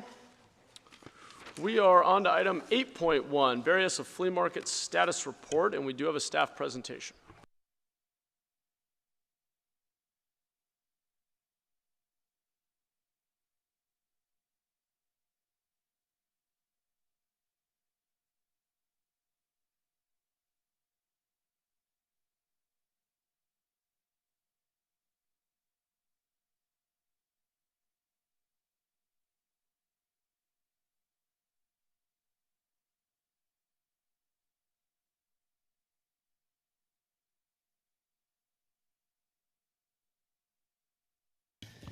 Okay, good afternoon, Mayor and Council members. Blagis Zalalic, Deputy Director in the Office of Economic Development and Cultural Affairs, and I'm joined here in the box with my colleague, Senior Executive Analyst Jessica Munoz, and our Senior Deputy City Attorney, Cameron Day. I'm here today presenting to you the Berryessa Flea Market Status Report that we presented to the Community and Economic Development Committee in late March. And the committee, in turn, cross-referenced the report to Council. So the Berryessa Flea Market Rezoning Project was approved in June of 2021. As part of the project, Council adopted a variety of measures with the intention of supporting vendors at the site transitions from the flea market to a transit-oriented development. Our business development team has been implementing these interrelated work streams in support of this goal for the past over 4 years. First, City Council directed OEDCA to reach out to vendors, offer resources and technical support, and engage them in the planning process. Second, Council directed the property owner to contribute $5 million toward a vendor transition fund for the primary purpose of assisting vendors with relocation costs. The city had set aside an additional $2.5 million for this fund. The funds may go toward efforts that will help guide the city's work and the advisory group recommendations. Third, there was direction to set up a flea market advisory group to consist of a supermajority of vendors. And in addition, the approved land uses for the site must include a 5-acre dedicated urban market. Lastly, Council directed staff to use the first $500,000 payment from the property owner to set up the advisory group and conduct economic impact study of the existing flea market. Council also approved staff's recommendation to explore alternative sites and configurations for a future market. The advisory group is tasked with providing recommendations on the allocation of funds and on the design and operation of the 5-acre market. While the advisory group is the primary mechanism for the city's vendor engagement efforts, staff has utilized other communication methods to reach out, inform, and involve the advisory group and the broader vendor community in the transition planning process. We have engaged in direct stall-to-stall outreach at the market, text and email communication, regular advisory group check-ins, whether that is in person or over Zoom, and we've established an online resource hub at the website that you see on the screen. Additionally, Mission Asset Fund was engaged to provide services along with direct outreach to the vendor community. Mission Asset Fund is a local nonprofit that helps low-income and immigrant communities with zero-interest loans, credit building, and financial education. And you can see on the slide before you the number of outreach and technical assistance, both group and one-on-one, the number of loan applications, and the amount of loans distributed through February of 2025, which is just about when our contract with Mission Asset Fund ended. Actually, there was another month of numbers that they reported to us, which has total loan disbursements of $134,000 and total technical assistance of 111 vendors and 173 attendees at some of their group technical assistance events. And although Mission Asset Fund is no longer directly under contract with the city, they are committed to a continuing relationship with those vendors that have engaged with them to date. So as I mentioned previously, part of the initial tranche of the Vendor Transition Fund was spent on 3 market studies that were intended to inform both the city and the advisory group as this effort progressed. A potential added benefit to securing these reports was the possibility that perhaps they could be used to secure philanthropic funding for the project at some point in the future. The 3 studies were the Economic and Cultural Impact Report, the Operational Models Report, and the Alternate Sites Assessment. The city engaged Strategic Economics and Greensfelder Real Estate Strategies to perform this work. The Economic and Cultural Impact Study concluded that the market is a major economic hub similar to a mall. Some businesses of note that incubated at the Berryessa Flea Market include the Shoe Palace, Ramos Furniture, and Calderon's Tires. The market, you can see that post-pandemic, the market has attracted anywhere from 800,000 plus to 1.7 million visitors annually and generates $20 to $40 million in sales. It supports 1,000 plus jobs, and the way it's able to do that is because of low stall rents, and serves to incubate several very successful businesses. The market at its current location and under its current conditions is very successful. However, the model isn't one that would likely work under kind of normal market conditions. The operational models report notes that the market without a long-term lease or ownership would struggle. The alternative sites assessment, city staff and consultants conducted a site assessment of 8 sites that seem to be feasible for a potential relocation of the market. The relocation is complicated and expensive due to the limited number of suitable sites and the high cost of acquiring and developing them. You can see the 8 sites here on your slide. Each site presented challenges, especially regarding site preparation, infrastructure, and regulatory approvals. The 3 most viable options also face issues like space limitations, environmental concerns, and ownership restrictions. So the 3 most viable options were identified as the former Sears site at East Ridge Mall, the Santa Clara County Fairgrounds, and the Singleton landfill. Discussions were held with the property owner of the former Sears site regarding the possibility of an indoor or an outdoor market. Pro bono design services were secured from Steinberg Hart Architects, and they created layouts and cost estimates of what a potential market there could be. Cost estimates for just baseline improvements, including necessary fire and life safety, far exceeded any funding currently available for the market relocation efforts. Additionally, the combination of the second and third bullet points you see on the slide made relocating the market to this site infeasible. With respect to the Santa Clara County Fairgrounds, transition in the fairgrounds operating personnel and the county's ownership of the site make it a difficult option to pursue. So lastly, we have the Singleton landfill. The Singleton landfill is the best long-term option of the sites that were studied. First of all, it's city-owned. Second, it would have the capability to house the density of vendors needed to really make a flea market a viable business proposition for vendors, for a market operator, and for a landowner. Having said that, the site is not without its very significant challenges to overcome.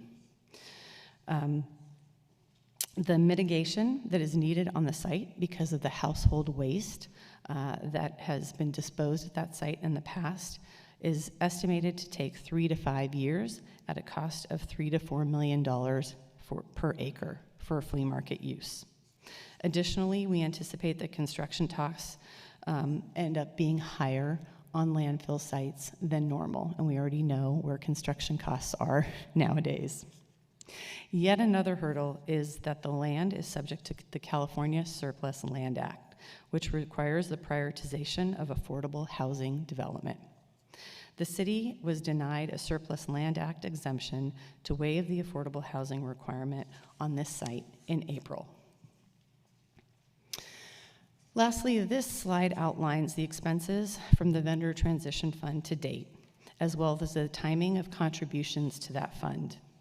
You can see that to date, about 15% of the total anticipated funds have been spent, with contributions coming from both the city and the flea market owner. A little over 2/3 of the total funding is still to be received from the property owner, with 1 tranche at the time that the 1-year closure notice is issued for the market, and a final tranche at the time that the current flea market ceases operations. In closing, staff expects the next property owner quarterly report in late June or early July. Currently, we know that the property owner has postponed the 1-year notice until at least December 31st of 2025. and staff is not aware of any imminent redevelopment proposal for the site. Our current intention is to provide future updates on the work around this effort through reports on the OEDCA's strategic work plan at the Community and Economic Development Committee. And with that, that concludes staff presentation. We're here to entertain your questions. Thank you.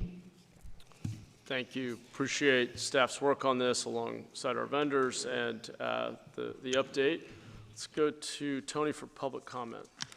Kim, when I call your name, please come up. You don't have to speak in any particular order.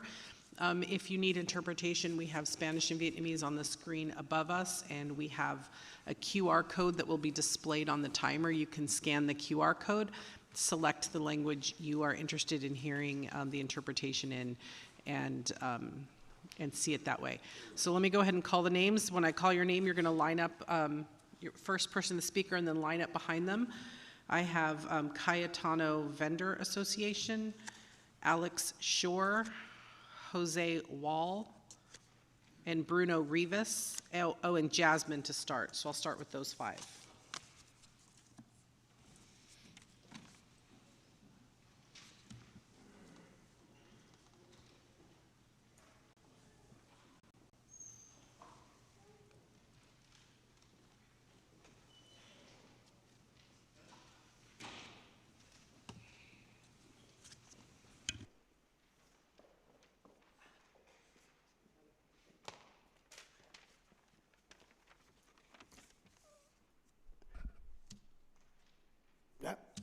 Ok, buenas tardes, miembros del Consejo y Buenas personal tardes, de la miembros ciudad. de Mi nombre es Cayetano Araujo. Y City estoy aquí Council en and nombre de staff. los vendedores de la Flea Market, donde miles de familias dependen de la pulga. Pero hoy venimos a pedir más. My name is Cayetano Araujo, and I am here on behalf of the free market vendors, where thousands of families depend on the flea market. But today we come to ask for more. Y asuntos culturales. ¿Cuáles son los próximos pasos a seguir en Singleton? More from the Office of Economic Development to you, Councilors and Affairs and Cultural Affairs. Los estudios refuerzan el poder que What are the tiene la next pulga steps for Singleton, and who in the city is leading this effort? Studies reinforce the power of the flea. que brinda a miles de familias. Necesitamos saber cuáles son los La Pulga as a small business incubator and the economic opportunity it provides to thousands of families. Thank you. That's your time. We need to Yeah, know that's what the your next steps are to prepare the Singleton site. Thank you. That's your time. Next speaker. Hello, Alex Shore, Executive Director of Catalyze SV. We got involved in the flea market issue because we want to see vibrant places for people in San Jose, and we know how important this place has been in our city and our community, and we want to see that continue. And we know that it takes time and effort to find sites. I know from working as a community advocate myself, it took me 3 years to find sites for a farmer's market in my neighborhood. So we know staff has a lot of work, and they're far more sophisticated than I am on site selection. So we just ask we ask all of you to support the memo from your colleagues and continue to push staff to dig in and find a site, because it requires a lot of negotiation and creativity. And this is a really important place in our city. Thank you so much. Thank you. Next speaker. I'd also like to call down last name Thokchom. Go ahead. Mi nombre es Bruno. Yo tengo un negocio dentro de La Pulga. Because it requires a lot of negotiation and creativity. And this is a really important place in our city. Thank you so much. Thank you. Next speaker, I'd like to call down last name. And go ahead. My name is Bruno, dentro de La Pulga, and we are here to support and sustain free market businesses. We are not, nor do we want to be, a public burden for either the city or the state, right? And we'd like to know the commitment the city's councilors and mayor have to the free market, and we would like just one answer.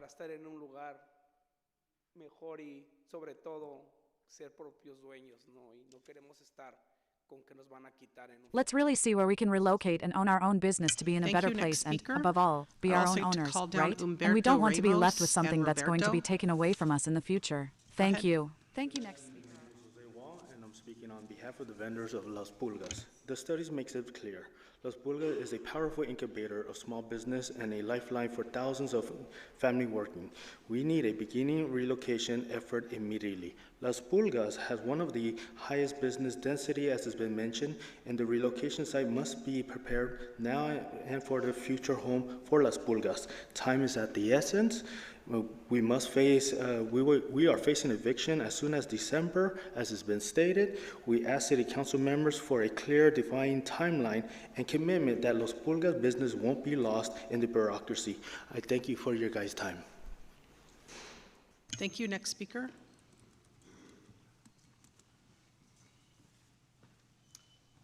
Hi, everyone. My name is Iram Takcham. I was born and raised in Berryessa. I live in District 6 now. And I'm a public educator in the city of San Jose. And my memory of La Pulga goes before I could walk and before I could talk, right? When my friends visit San Jose, I take them to the flea market because I see it as the best symbol and the soul of our city. So I was, when I left San Jose to go to school and I came back, I was really sad to see that the space where the flea market had been kind of sold out, replaced with unaffordable housing. And so I would really like the council to, pursue the relocation of the flea market with the urgency that it deserves. I'm glad that there are affordable housing restrictions in place when it comes to development, but I want us to consider that it was unaffordable housing that displaced the flea market in the first place. And yeah, thank you. Thank you. Next speaker. Also, Chava Bustamante and Cesar Palancares, please come on down. Go ahead. Hello, Mayor, council members. Want to first off thank OED for all the thoughtful work and passion that they've poured into the work thus far. Very, very appreciative. And also want to thank and support the memo authored by Councilmember Ortiz, Cohen, Casey, Campos. Definitely appreciate your thoughtfulness in this as well. And here we are, 5 years later, right? And we still have no real solutions to the issue of displacement of over 500 small businesses in the city of San Jose. So that's why we are here and representing all the vendors at the flea market, that we want to ensure that the market stays in San Jose, and we're asking for your guidance and your thoughtfulness in this process as well, as much as commitment today, right? And showing not just the vendors, but the community that the Pulga is a cornerstone in San Jose and should remain for another 65 plus years. Thank you. Next speaker.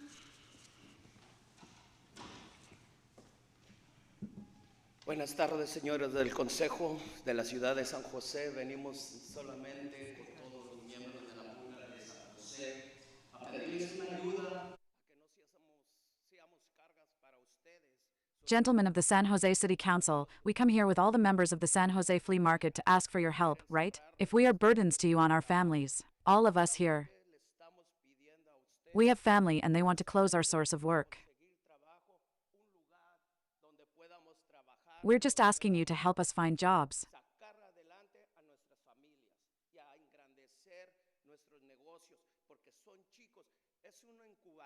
A place where we can work, support our families, and grow our businesses, because they are boys.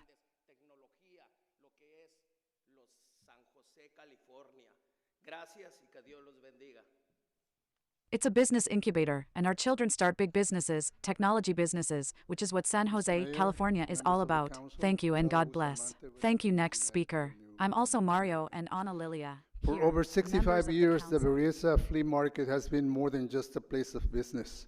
It has been a cultural and economic cornerstone of San Jose. Thousands of vendors, many of them immigrants and longtime residents, had built their livelihoods there, supporting their families while enriching the fabric of our city. But now, with development approved and the current site, they face uncertainty and the risk of losing everything. This is more than just relocating businesses. It is about safeguarding San Jose's economic stability, cultural identity, and ensuring that these hardworking vendors have a future. We're calling on you to secure that alternative site that can accommodate a large-scale public market, advocate for a Surplus Land Act exemption for the Singleton site, and complete the necessary environmental analysis to make this transition viable. Next speaker.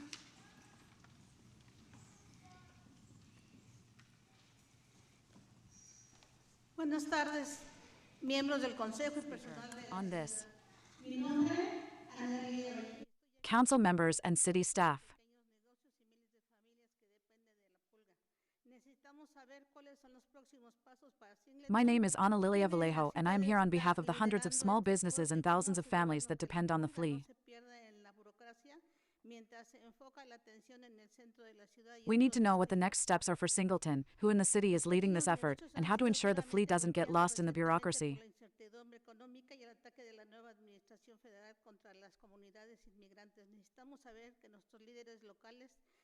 While the spotlight is on downtown and other districts, small businesses have been hit hard recently by economic uncertainty and the new federal administration's attack on immigrant communities. We need to know that our local leaders have small businesses as a priority.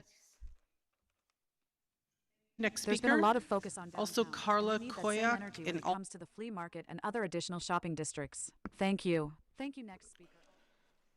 Good evening, Mayor and City Council members. My name is Cesar Palancares, and I'm here to speak on behalf of hundreds of small businesses and thousands of families whose livelihoods depend on La Pulga. La Pulga for decades has been an incubator for new small businesses that contribute to the city's economy. Recognizing this is not enough. We are asking for action. We are here asking for a clear, committed timeline for the relocation of La Pulga. Vendors could be facing 1-year eviction notice as soon as this December. Could you imagine how it feels like? You must ensure that talks and actions around this issue get prioritized, as thousands of families in San Jose depend on it. Thank you. Next speaker.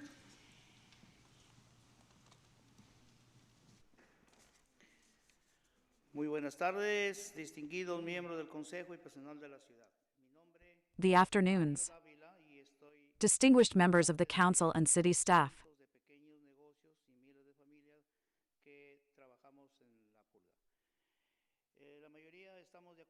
My name is Mario Davila, and I am part of the hundreds of small businesses and thousands of families that work in the inch. And most of us agree on Singleton's position, and timing is crucial. We could receive an eviction notice of just 1 year and in advance as early as this December. This isn't just a deadline, it's a countdown for hundreds of small businesses. It could be the end of our plans, dreams, and commitments.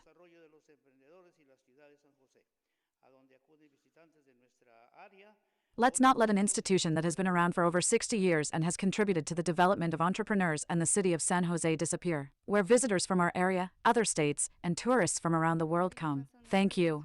My name is Alma Jacobo. I'm part of the Vendor Association. My family's been at the flea market for over 35 years. Today we are here asking for more than recognition. We are asking for action. Especially, we ask for the continued collaboration and leadership of the Office of Economic Development to ensure a clear and committed timeline for the relocation of the flea market to the Singleton site. We could face a 1-year eviction notice as soon as December. That is not just a deadline. This is a clock ticking for 100 of small businesses. Thank you. Thank you. Next speaker, Juanita, Anastasio, and Jordan Maldo, come on down. Hola, buenas tardes, miembros del Consejo y personal de la Anastasio and Jordan, come on down. Miembros del Consejo and city staff.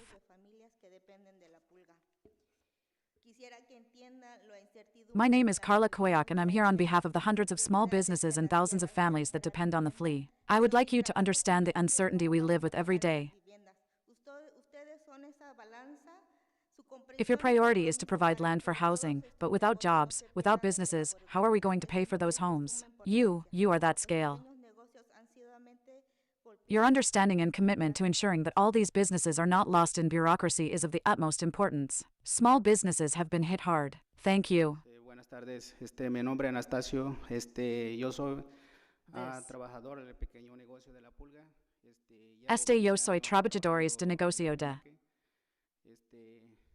depende para mi familia, para todos los estudiantes que vienen a trabajar de fines de semana y le damos trabajos. Y tengo cuatro familias de que mantener ese lugar.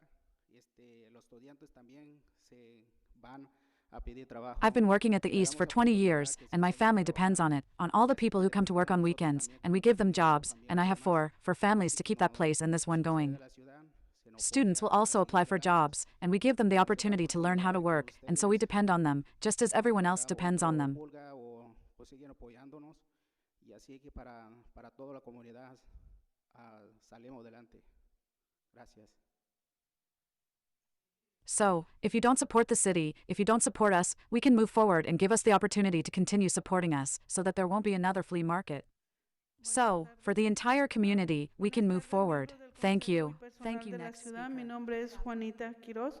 Estoy Good aquí afternoon, porque yo council también members and tengo city un staff. negocio en My La name is Pulga. Juanita Quiroz. Tengo poco tiempo, pero La Pulga la tengo I'm here because I also have a business in La Pulga. y necesitamos saber I don't have much time, but I've had the flea for many years and this one. de Singleton. Todos nosotros los vendedores estamos unidos. We need to know what the next steps are for Singleton placement. All of us sellers are united too. Necesitamos el apoyo de todos And we agree with that place, and we wanted to know what the support is. de la economía porque La Pulga es algo que ayuda a muchos jóvenes. A mí, por ejemplo, mis hijos son los que han aportado. We need the support of all counselors and members of the economy department, because the flea market is something that helps many young people. For example, my children are the ones who have contributed to that place, and they like it. There are many young people who go and ask for work. It is the economy of San Jose. We have many. Thank you. That's your time. Jordan Moldow, District 3. Thank you for the city to try to preserve the flea market, and thank you for the group memorandum. I do wonder if there's anything more that the city can do that it hasn't done already to try and keep the flea market on the site.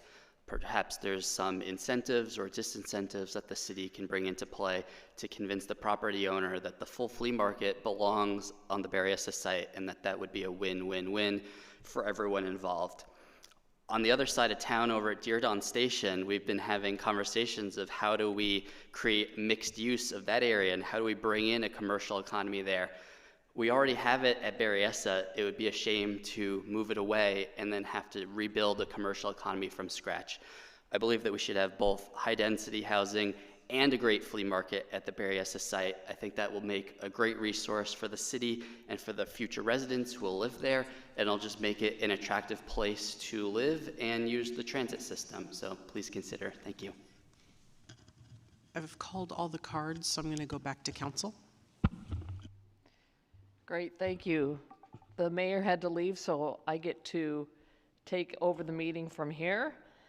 So let's go to the council discussion. Councilmember Cohen. Thank you, Vice Mayor. First, I want to thank staff for your report and start with a little history, as I always do on this topic. I raised my family within walking distance of the flea market. It was a weekend tradition for my family to be at the flea market, and it's really important, not just in my district, District 4, but in the whole city and the whole area. It's a regional attraction and important business incubator in our community.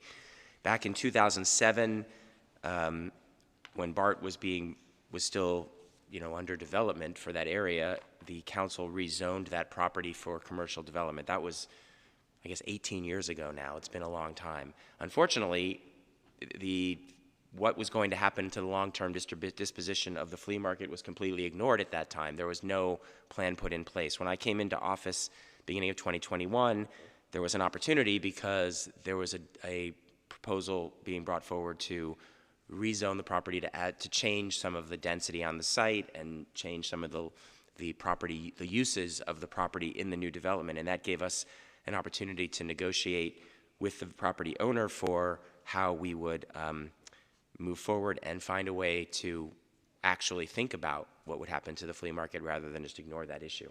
Interestingly, there's only 2 of us here right now on the council who were actually on the council at that time. That's how long this has been happening. But we, at the time, I worked with the property owner and their folks to get multiple concessions and multiple plans. One was trying to set aside some land on the property for ongoing market on site, because that location is particularly important, not just to me as a resident in the area, but because of public transit and all the other things that make that area vibrant. With the people who are going to live there in a BART station, to me having a flea market there continually ongoing makes a lot of sense. The other piece that we needed was some financial assistance for the vendors and some organization for the vendors in order to have them have a voice in their future. So I want to thank city staff and the Economic Development Department for working with the Berryessa Flea Market Vendors Association, and thank BFVA as well for the partnership in the years since. And it's been a obviously slow and frustrating process, and there's reasons for that, and hopefully some of the things we do today can help facilitate some movement. I do want to ask one question of staff. I want to thank Iblage for picking this up. Obviously, Nancy was our director, and when I had monthly meetings with Nancy, this was a standing item of me making sure I had updates on what was going on. Maybe this isn't a question for you, but at least a request going forward that we continue to make sure we know who the liaison is for my office, so that this will continue and it won't be dropped as we transition to a new director of that department. So I just want to hope that will continue. The unfortunate thing about this is that it's sort of a chicken and egg scenario. In order to have the resources to make the move happen, the market has to be ready to close, because there's the $5 million that was allocated isn't going to be given until the land is sold and the development is beginning to move forward. But without the money, it's hard to actually make things happen. And there's a lot of pieces that are uncertain. I believe that development is actually years off on that site. The current state of affairs for a large-scale development like that is not favorable at this time, and we're not going to compromise on our desire for density and the right kind of housing and the right kind of commercial. And since that's the case, I think we're probably years away from the development starting. The other concession we got at the time was making sure that there was at least 1 year notice so that people had some time to prepare when the market was going to close. Having said that, as I mentioned, I've always felt that keeping the market on site should be priority number one before we start looking at other options, although we have to look at everything in parallel. And I've been frustrated at the inability for us to have what I think are productive conversations with VTA and BART about other land in addition to the 5 acres in the vicinity of the BART tracks. You know, we were told early on that the FTA has rules about markets under tracks, and yet there's places around the country and around the world that are great examples of use of space that exists there. And I think there's an opportunity for us to now open a more broader conversation with VTA about not just the area under the BART tracks, but some of the other areas in their plaza and parking lot that is underutilized on that site, to actually think about a plan on that site. So I'm committing myself to have that conversation as a VTA board member with VTA staff, but also our memo that was jointly offered, and I thank my colleagues, Councilmembers Ortiz, Casey, and Campos for that item in the memo that asks us to continue to pursue other partnerships, including specifically the partnership with VTA about more space on site. So that's number one, an important part of the motion. The reason I wrote the extra memo, although I certainly shared it with my colleagues here, was because there's also been some hold up at the Singleton site. We know, and it was mentioned by several of the public commenters, that the state Surplus Land Act requires that any surplus property owned by a public agency must be offered for affordable housing before it can be used for something else. And we've kind of been sitting in this limbo while we wait to figure out whether we'll get an exemption from the Surplus Land Act before we can begin to do some of the other exploration, like putting out an RFP for a developer to help develop the property. And it's such a large property that a flea market would be one of several uses that could appear on that property. It's clear to me that given the cost of remediation on the site, that it's very unlikely that an affordable housing developer is going to come forward and actually say, we want this property, but we have to follow the Surplus Land Act. So I'm asking in that extra memo for staff to actually come back with a plan to move forward with an RFP so that we can just get that out of the way. Put out the RFP, go through the waiting period, find out whether or not, most likely not, there are any takers on any of that property. And again, even if there were a taker, it would be 1 acre of the property out of 90 probably, so it wouldn't even get in the way. But it would now we would now have met our obligation to put it out for bid or for offer, and then we could move on with the next step in the process at Singleton. So that's the reason I've asked for that step. It doesn't commit the property for any use except get us over the Surplus Land Act step of having to put out an RFP to see if there's anybody who wants to develop on that site. So with that, I will move our joint memo with the 3 other council members and the memo that I submitted yesterday. And thank you for bringing this forward. Second. Councilmember Ortiz. Thank you so much, Vice Mayor. I also want to start out by thanking staff, both OED and our legal team, for their attention to this very important issue. I also want to thank all of the advocates who came here today to speak out today. Your voices continue to drive this conversation forward. I also want to make sure that I thank my colleagues who partnered on this very important memo to make sure that we're doing our full diligence so that we retain this very important economic institution. The memo we're recommending today is an important checkpoint. It reflects both the magnitude and the urgency of the work that remains ahead of us. We know that development is coming, but our job isn't just to stand by and allow it to push people and small businesses aside. That's why our memo asks for the staff to return in Q1 of 2026 with a detailed update, one that outlines tangible findings, a more precise relocation timeline, and clear movement across 5 deliverable areas. First is ongoing work through the Surplus Land Act, which Councilmember Cohen just described, active developer engagement, deeper site viability assessments, partner agency collaboration, especially with VTA and BART at Berryessa, and interdepartmental coordination across our various city departments.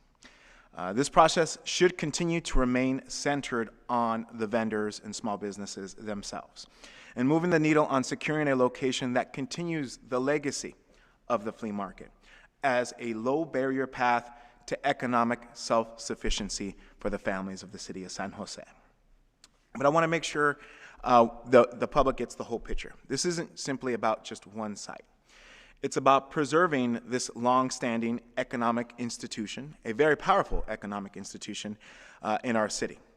The flea market is the largest cluster of small businesses in the South Bay. It attracts between 800,000 and 1.7 million visitors each year and generates between 20 million and 40 million in annual spending. The flea market is more than just a place of commerce. It's a place of culture, community, and economic opportunities, supporting over 1,000 jobs, providing a livelihood for the many families that work there.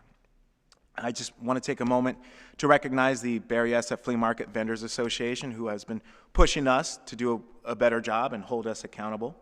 And I want to thank you for sharing your stories, attending meetings, and staying engaged in this process. I know it's hard when there is a lot of uncertainty in the near future. But your leadership has been critical in shaping this work. In fact, I know we wouldn't be here if it wasn't for your advocacy. So let's move this forward with urgency, with clarity, and most importantly, alongside the community, and make sure we center them while doing it. Thank you so much. Thank you, Councilmember Ortiz. Well said. Next is Councilmember Candelas. Thank you, Vice Mayor. I just want to start off with a few words. Muchas gracias a todos los que están aquí representando los negocios de La Pulga y más importante, abogando por nuestra comunidad. Muchas gracias. I also want to thank and give my gracias to staff for getting us to this point.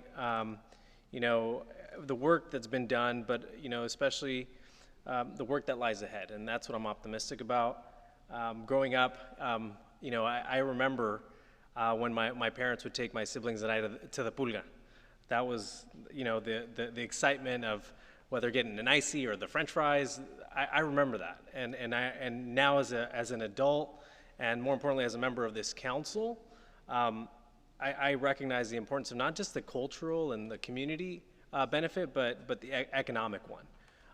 And so, you know, I thank my colleagues for their memo, and look forward to keeping apprised of this and supporting our critical business incubator here in the city of San Jose. Gracias. Thank you. Councilmember Dwan. Thank you, Vice Mayor. Thank you, staff, for the report. As we know, D7s already have a flea market right there in the drive-in, which is not even a mile away from Singleton. And all the neighborhood association surrounding the area is opposing it. And how do we, there's only one way to entry and out of that site, and that'll be on Capitol Expressway. I don't think the neighborhood would appreciate it if you have all that traffic going through the little Singleton Road, which is 2 lanes.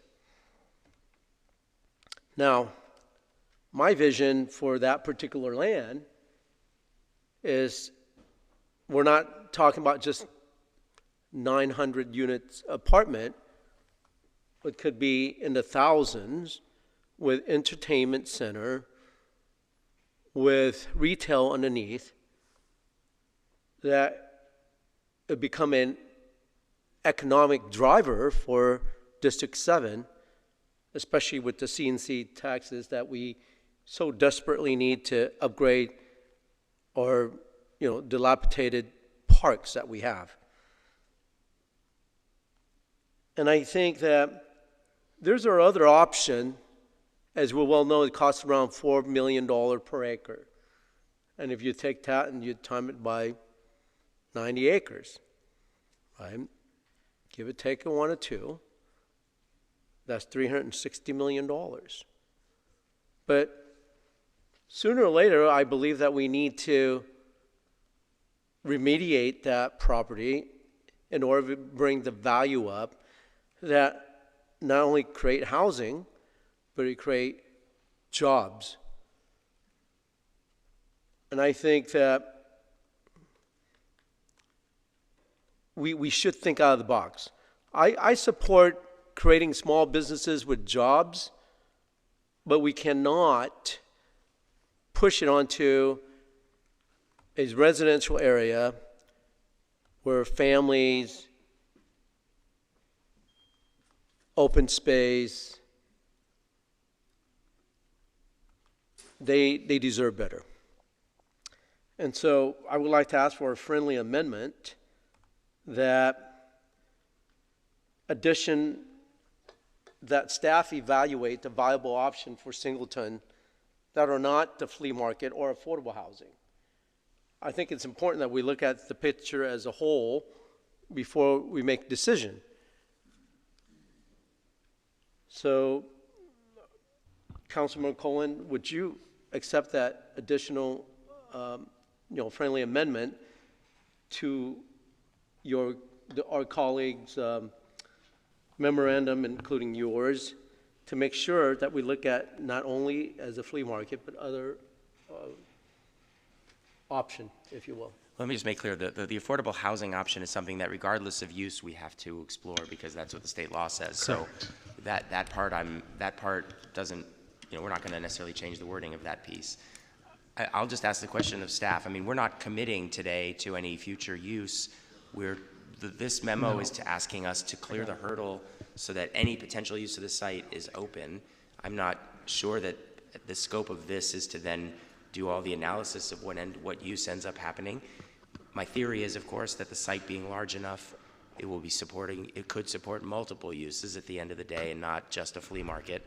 So, given the list, the lack of other viable options, I think we have to at least acknowledge in today's meeting that this site needs to be cleared so that we can begin to see whether there's going to be a viable path for the flea market there.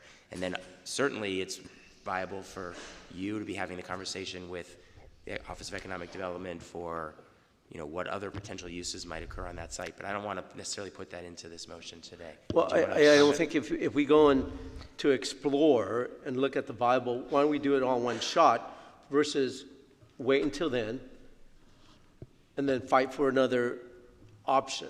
Why don't we look at all the option, then we can say that we do our due diligence for the community, specifically in D7, which, again, we already have a flea market right down the road.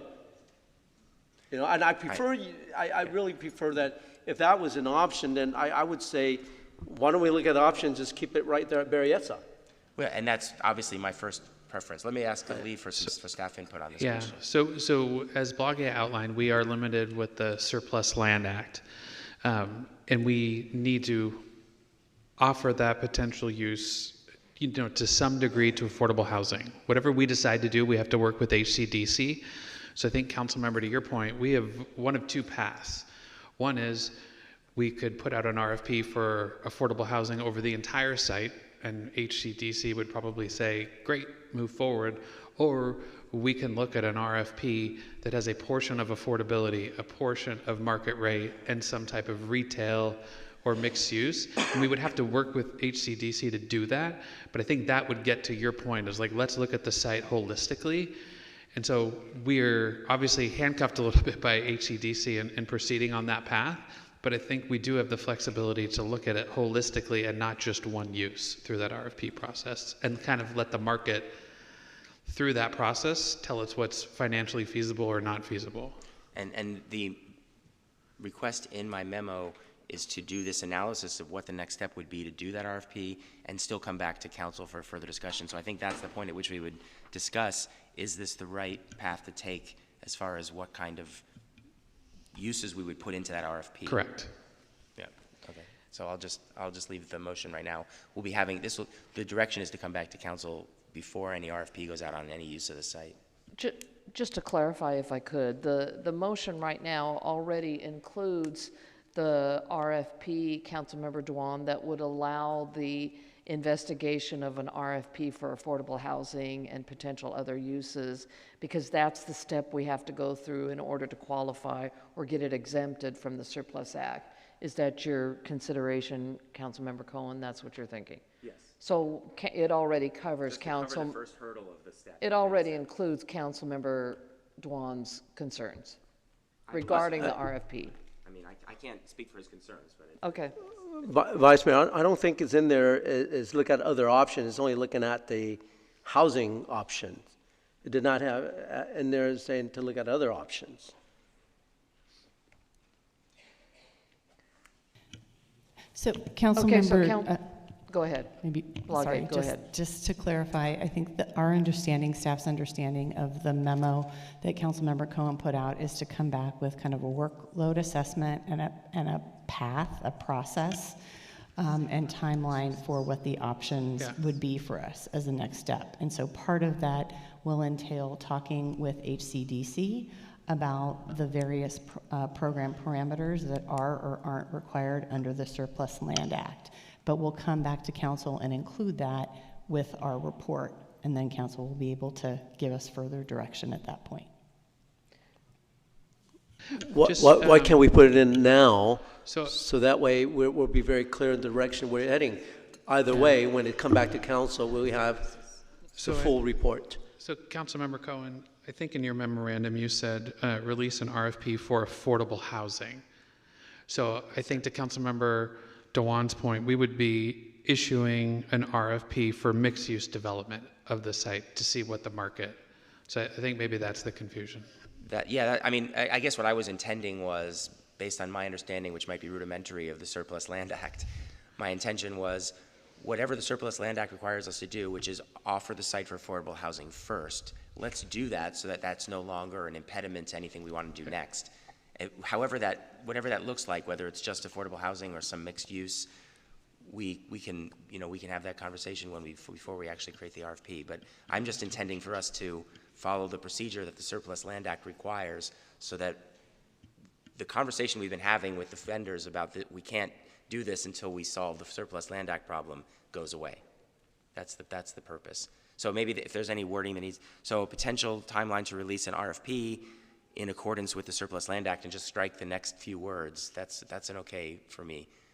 Just, so I mean, I'm willing to, we can amend it to say. So that doesn't limit it, it limits to whatever is whatever required the by the Surplus Land Act Surplus requires Land us to Act. do, we would do. It Okay. doesn't have to be specified. That'll work, and I think we can bring Okay. back options for the council, but they would certainly address Councilmember Dewan's concern. Yeah, okay. Okay. All right, so we'll just strike the phrase for affordable housing. We'll just say release an RFP on the Singleton site in accordance with the Surplus Land Act. And then staff will come back with what that should look like to make sure we meet the requirements of the Surplus Land Act. Okay, and Councilmember Ortiz, since you made the second, do you accept that? Yes, I do. Thank you. Councilmember Dewan, did you have something else you wanted to I add? prefer to have a mixed use in there, so that way we can look at all options. It doesn't matter if we one way or another, we're going to have to meet the excess land use, but I want to make sure there's mixed use in there, so that we can look at the option as a whole. Why are we wasting time and resource only looking at one option? Even though it's a hurdle, but it's not true, because even if we decide to use it as, for example, a shelter, due to we declare as an emergency crisis, we can still mitigate that piece of land and still use it as a shelter as well. So we have to look at multiple options. That's including mixed usage. So if you can just agree to the fact that put in a mixed use, I'll be more than happy to. I think I'll leave it as is, and the reason I say that is we're not necessarily even asking for an RFP for a flea market yet. We're just asking for the RFP on the Surplus Land Act requirements. Everything else will be decided later as to the use of the property. We're not committing the property to any particular use. We're just trying to cross this thing off the list. And so I'd prefer to leave the recommendation as is at this point without any specification. And then let staff come back and say, what do we have to do to meet the requirements of the Surplus Land Act? Okay, so we have the motion and the second where we have removed the language for affordable housing. I'm going to move on to Councilmember Campos. Thank you, Vice Mayor, and thank you, staff, for the presentation. I echo the comments from my colleagues and thank Councilmember Ortiz, Cohen, and Casey for the joint memo. And really, no questions for staff, just wanted to share my thanks to the Berryessa Flea Market vendors who came here to advocate. So, mis comentarios son para las y los vendedores y sus familias que vinieron hoy para alzar sus voces con nosotros en el concejal. Yo entiendo la importancia de la pulga, su potencia económica, su significado cultural y el sentimiento que muchos tenemos por nuestras visitas a la pulga con nuestras familias, con nuestros amigos, nuestros seres queridos, como lo han dicho hoy varios miembros del público. Solamente les pido que no pierdan la esperanza, porque yo y mis colegas estamos aquí para escuchar y tomar acción, asegurando que la solución que encontremos sea una que beneficie a ustedes, los vendedores, tal y como la ciudad de San José. So, muchas gracias. Thank you. Thank you. Councilmember Salas. Bloggy, I jumped on the website you had up, and there's a quarterly report that you have to issue. What is a quarterly? Why do you have to issue a report every quarter? Councilmember Salas, that's probably the property owner's quarterly report that you're seeing a link to, and that was one of the stipulations or one of the asks of the property owners to give kind of a quarterly report. One, they report on when they think the earliest would be for a one-year closure notice. They also talk about if there are any changes at the market in terms of vendors or any other kind of operational changes. And then they also, in the past, have mentioned whether or not they had any intentions to submit any further plans for site redevelopment to the city.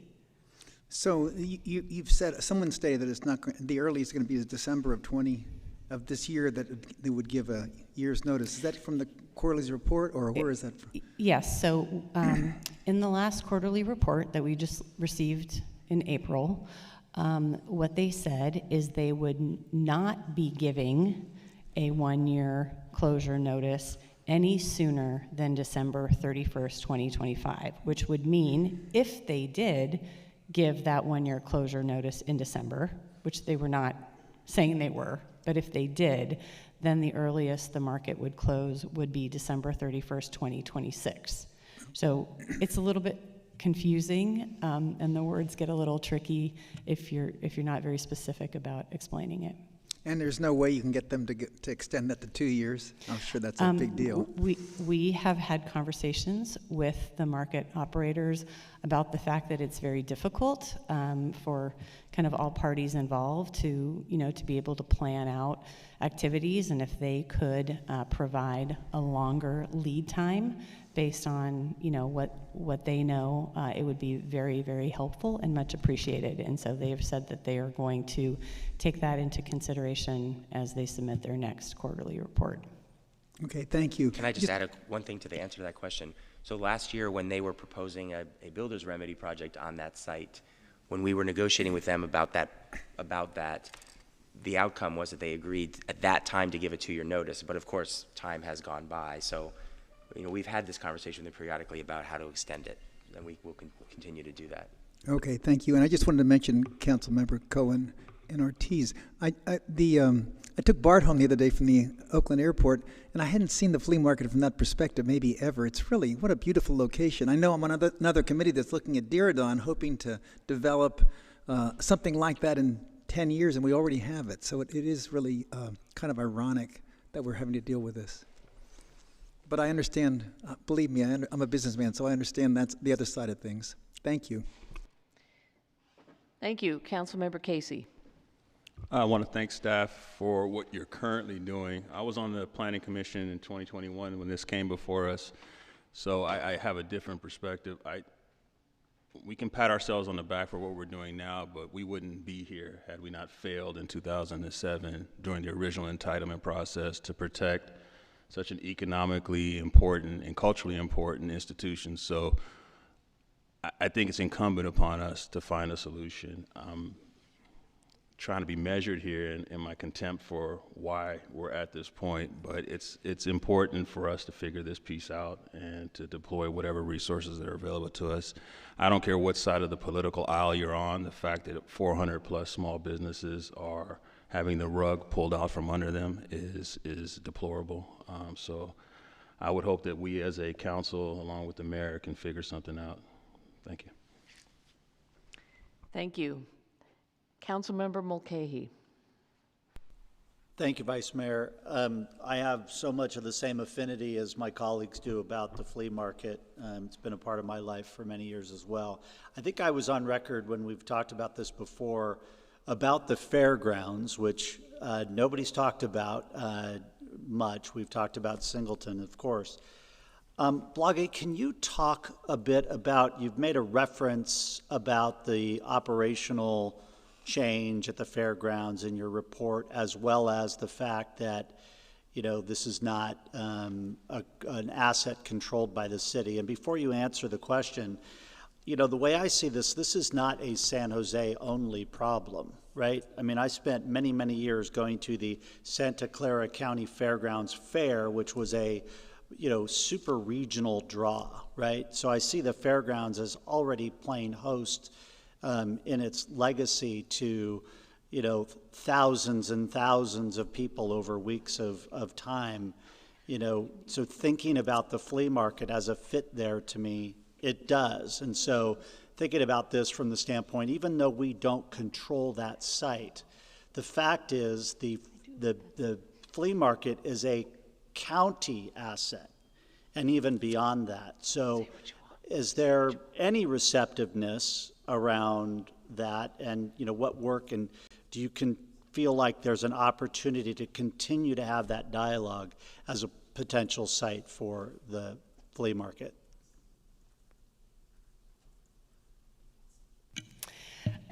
So Councilmember Mulcahy, at the time when we were kind of hot and heavy, so to speak, in this report, there was different operational management at the county fairgrounds, and at the time they had, as you're probably familiar with, kind of their layout of what the fairgrounds might look like, which did entail kind of an international market design, and there was some conversation, very, very preliminary and not super in depth about, you know, whether or not an international market could also host, you know, flea market vendors. And so, to be quite honest, once that management changed over, there wasn't really a path that we felt that we had to kind of continue that conversation. I think we are certainly open, and maybe that's something that we can talk about offline, but we're certainly open to figuring out if there is a path and what that most appropriate path would be to re-engage in a conversation around that. I mean, I think what you're referring to, you know, also has impacted other opportunities to activate the fairgrounds, whether it be the Earthquake, San Jose State, the Cricket, International. There have been a lot of opportunities, and with some, you know, new thinking in leadership at the county, perhaps there is a dialogue that would, you know, be open to talking about this. The reality is that this deal comes with money behind it, right? There's resource from the city that's set aside and from the developer, but it's also a revenue generating enterprise. So, you know, this isn't necessarily, you know, looking for a handout. This is an opportunity to bring a revenue generating activity to the fairgrounds, at the same time, you know, generate vibrancy and everything else in a site that for the most part is dormant much of the time in an area that needs a lot of support. I'm looking at, you know, Councilmember Dewan and knowing how important that area is to activate. So this seems to me an opportunity, and I think we should put this right up on the same level of, you know, interest as we've all just talked about relative to Singleton, excuse me. Yeah. So Councilmember Mulcahy, within the county executive's office, these assignments have changed. So there is a new deputy county executive over the fairgrounds. And I certainly think we can follow up with her about this approach. Certainly agree. I don't think we're not looking at a situation where this is a subsidy, where they need land. This is an economic driver, community benefit. And a lot of those other things that the county was exploring around uses at the convention center have all fallen through. So there should be an opportunity to revisit some of that with them. So we can do that and follow up in additional reports. I mean, just in looking at the three options, you've got one which is a corporate owner of an old building, Sears, that needs a lot of money to retrofit. You've got a, you know, let's call it an environmentally challenged site with zero infrastructure, which the heavy lift on that to create what we're talking about would be infeasible in my view. This seems to be one of the most, and this is the most viable option on the table that we're talking about right now, other than remaining where they are in Berryessa. Thank you. Thank you. Councilmember Dewan. Thank you, Vice Mayor. I just want to be on the record that, you know, I mean, it seemed like a ploy to look at an exemption from the, you know, the Surplus Land Act, and so it's disappointing when we're trying to look. Just, you know, yes, you change it, but you didn't put in the mixed use. And eventually, what I see is when you get that possibility, if there is, and then that'll be ramrod right down to D7, especially we got a flea market already less than a mile away, and we already have enormous problem with unpermitted vendor, unsafe condition, people parking all over the road. We spent enormous amount of time at the drive-in trying to rectify for the citizens around there to be safe. And now we're ramrodded right down to in the middle of D7 and right inside the residential. I just might make it clear that, you know, what you're looking for, an exemption from a Surplus Land Act, and I don't appreciate that. Thank you. Thank you for your thoughts, Councilmember Dwan, but I don't feel that we're ramrodding anything. This is the first step. The property has to actually get removed from the Surplus Land Act for anything to go forward on that property. This is the first step of moving anything forward on that, whether it be the congregate housing that you're advocating for, whether it be the flea market, whether it be affordable housing or some mixture of it. It has to go through this Surplus Land Act first. If it doesn't go through the Surplus Land Act, we can't do anything with it. We just talk about it. So this truly is the first phase, and it will come back to us for a discussion. I'm sure of that. I'll just leave, all the comments have been really wonderful and supportive about the flea market. And Councilmember Dwan, I hear your point about the Capitol Flea Market being near to this Singleton location as well. I've said this before, I say it in CED every time the flea market comes up, that my husband used to have a flea market business, and his business was called TV Connections. And one of the things he and his partner used to do is go to the flea market at Berryessa and pick up TVs that were broken, fix them, and then they'd turn around and sell them at a cheap price, but they'd sell them. They'd get them for almost nothing because they were broken. But it really fueled his business for many, many years, and so I feel I have a close affinity to the flea market. We all do, and we certainly want to see it thrive. And ultimately, they're all small businesses who can, small business owners who control their own destiny and are entrepreneurs, and we have to support that and praise that and help them be successful. So with that, Tony, let's vote.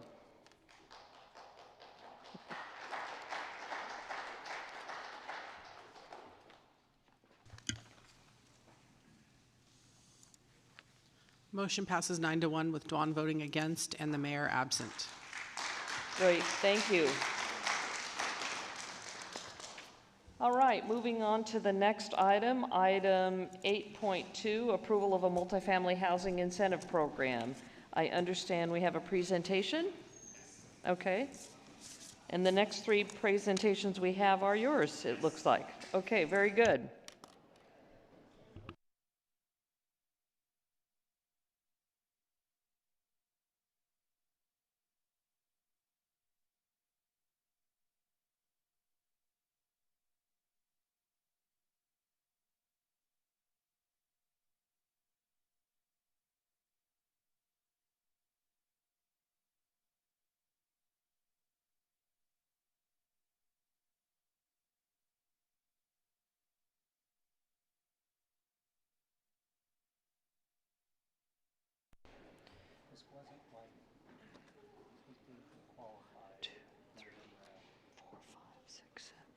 Okay, we have 7 people here, so no council members can take off. You're good, you're good. Yeah. Shall we proceed? Okay. Okay. All right, thank you, council members. So Eric Soliman, Director of Housing. With me today is Banu San, Deputy Director over Housing Production and Preservation. So we got 3 projects here that are moving forward with further housing production that we'll go through in 8.2, 8.3, and 8.4. And we'll go through some brief presentations on each of these. The first here, 8.2, is regarding our multifamily housing incentive program and a further project that we are proceeding forward with. So back in December, we had passed, after extensive underwriting by the Housing Department, for this program to design it with specificity to get to projects that are going to be catalytic. We're able to kind of move some projects forward, and one of those projects is going to be 498 West San Carlos.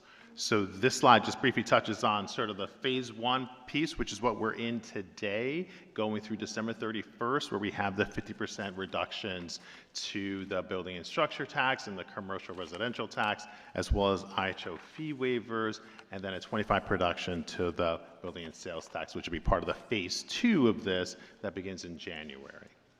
And so this project, very briefly, is being developed by Urban Catalysts, an 8-story high-rise development with 278 market rate.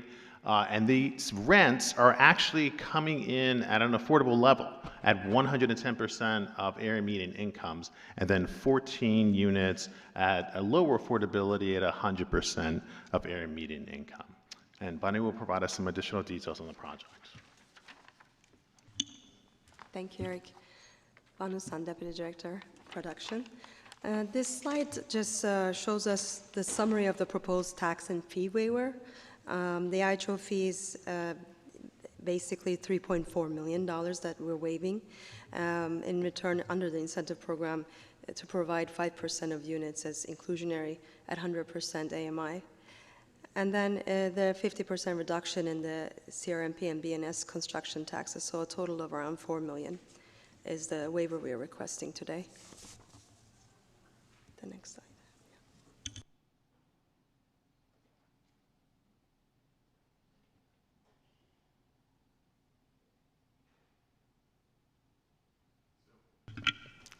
Then on this slide, this is just a quick update on where we're at with progress made as we brought forth. This is the second project that we're now bringing forth under the program. We have 3 more that are underway as we're making good progress with the Sealy project, with the Paseo project, and with an additional project that we're going to talk about here later today in the next presentation.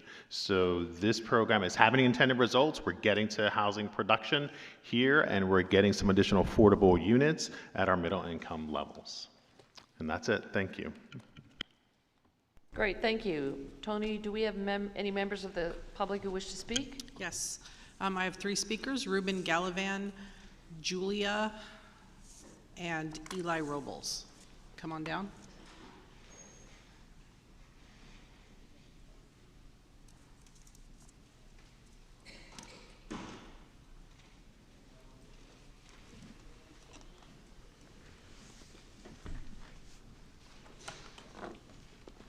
It was fast.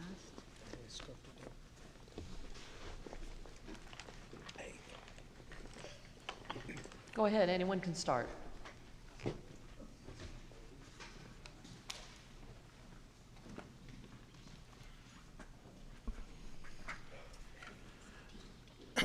Good afternoon, City Council. My name is Eli Robles with the Northern California Carpenters Union representative for Local 405 here in San Jose, representing over 37,000 members in NorCal.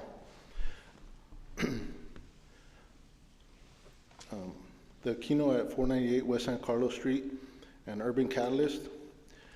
Catalyst is supposed to bring about change, but this is not the kind of change your constituents want and the hardworking people of this valley want to see.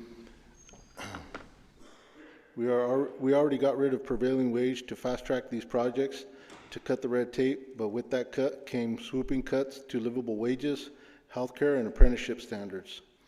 Tell me what benefit there is for the working class if you cannot afford to live in the area you work, if you cannot have proper health care, if you are injured on the job and not able to work, if there is no training for you to further your skills and hope for a better future. And this is...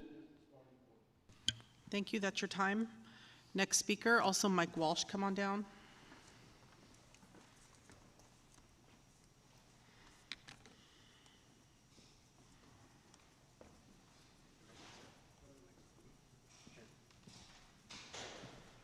This is Mike Walsh with Urban Catalyst, the developer of the Aquino project. I want to thank Director Sullivan and his staff, Banu, for creating the incentive program for our Aquino project in compliance with the council's incentive program. And I want to assure the council that we are ready to go. The project is permit ready. Permits are ready with the city. Environmental health is ready. We have capital commitment made, and with your approval of the incentive program, we'll send out our term sheet tomorrow for our lender and be able to break down in about 75 to 90 days. So I want to thank you for the program, and it's been a big help and is the catalyst to get us over the line for our capital. Thank you. And I'm here for any questions if any of you have any. Thank you. Great, thank you. Thank you, next speaker. Good evening, council members. My name is Ruben Galvan I'm a proud representative of the NorCal Carpenters Union, Local 405 here in San Jose. I'm here to speak on the proposed tax reduction for the Aquino development.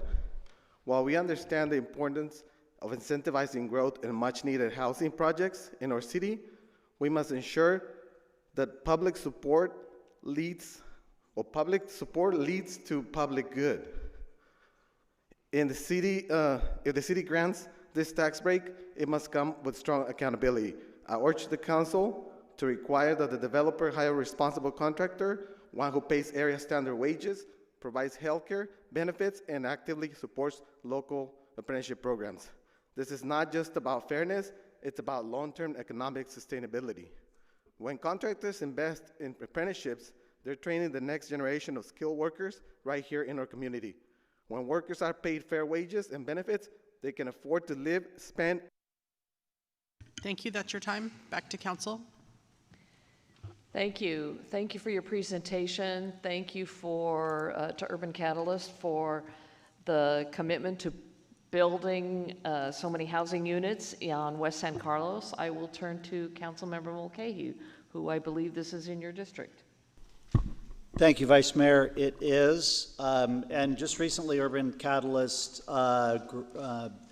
did a ribbon cutting for a project directly across the street, which was a new hotel in San Jose, much needed hotel rooms for our city. And this is certainly much needed housing as well, with and affordable to boot. So Eric, I want to thank you and your team. I know you're getting super creative and aggressive. I mean, we're acting today on policy that predates me.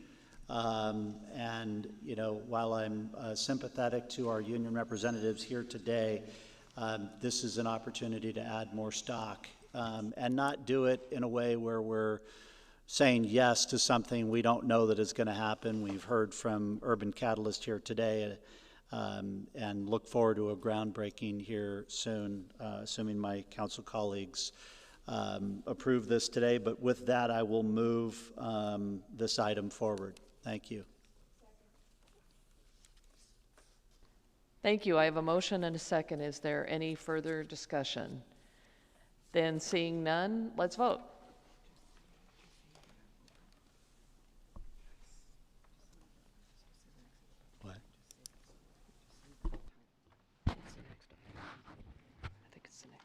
I hear doors, so I'm going to hold for a second.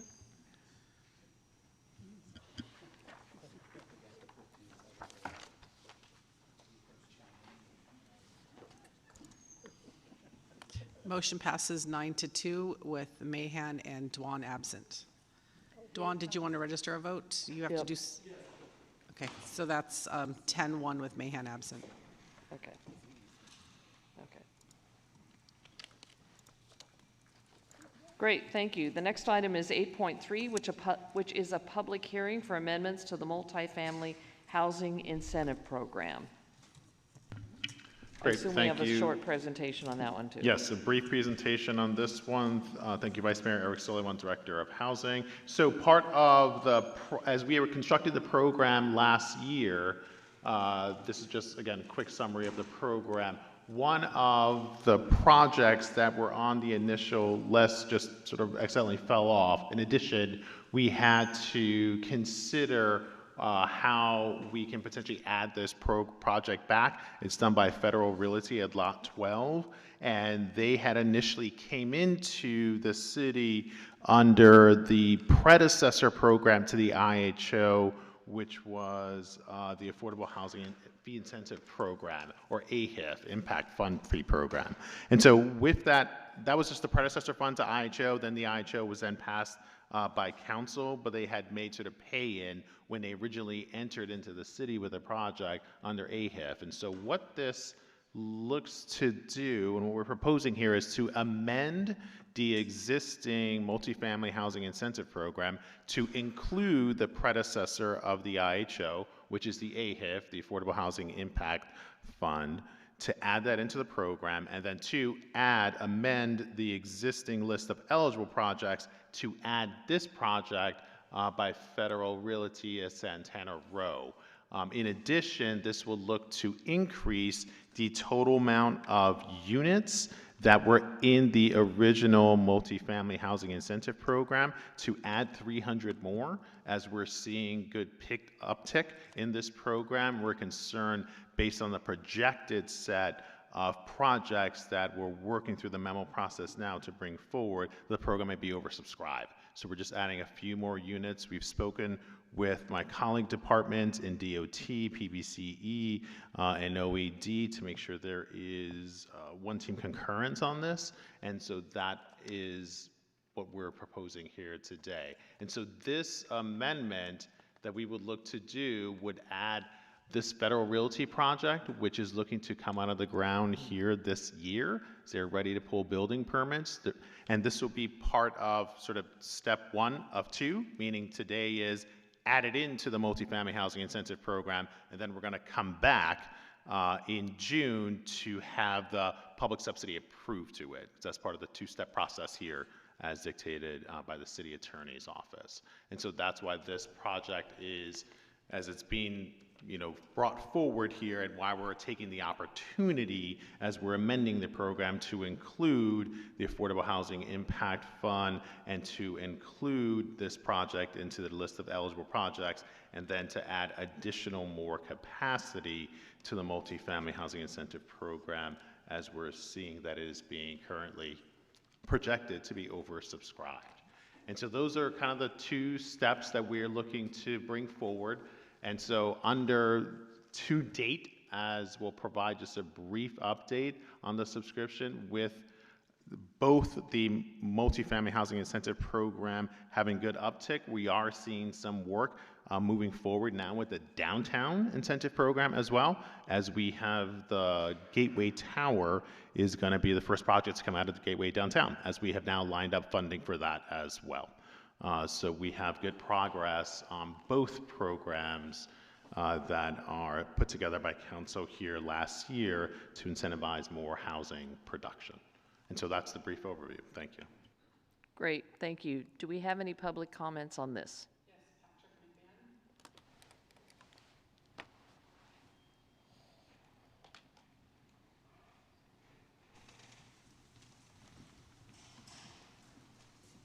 Hi, Patrick McMahon with Federal Realty, proponent of the proposed 258 unit project at 358 Hatton Street. I just wanted to say a quick word of thanks to the council members for considering this resolution today.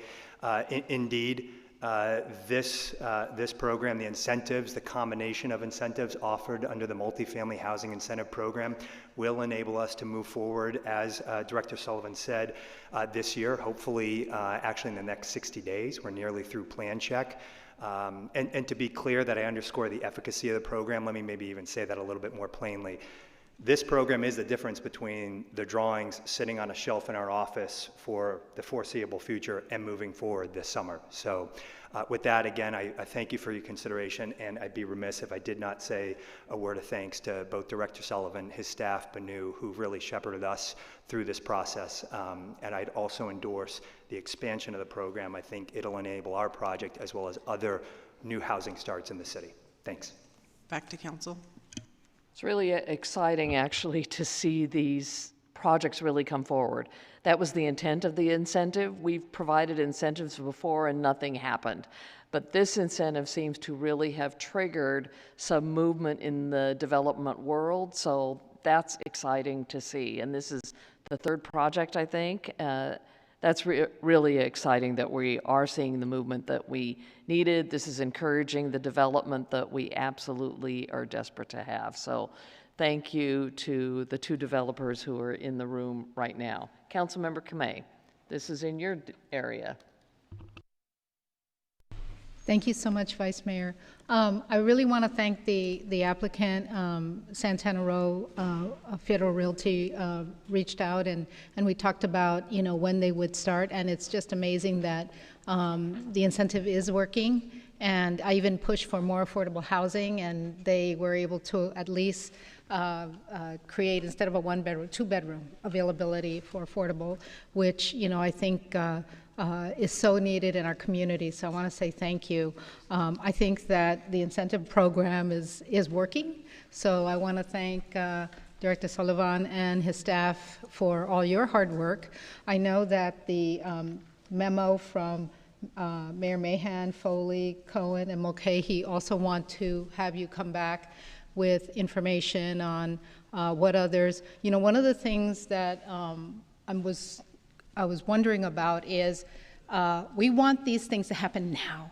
You know, exactly what is happening with some of the proponents, the developers, is what exactly we want. So I hesitate with giving another year availability where people will wait.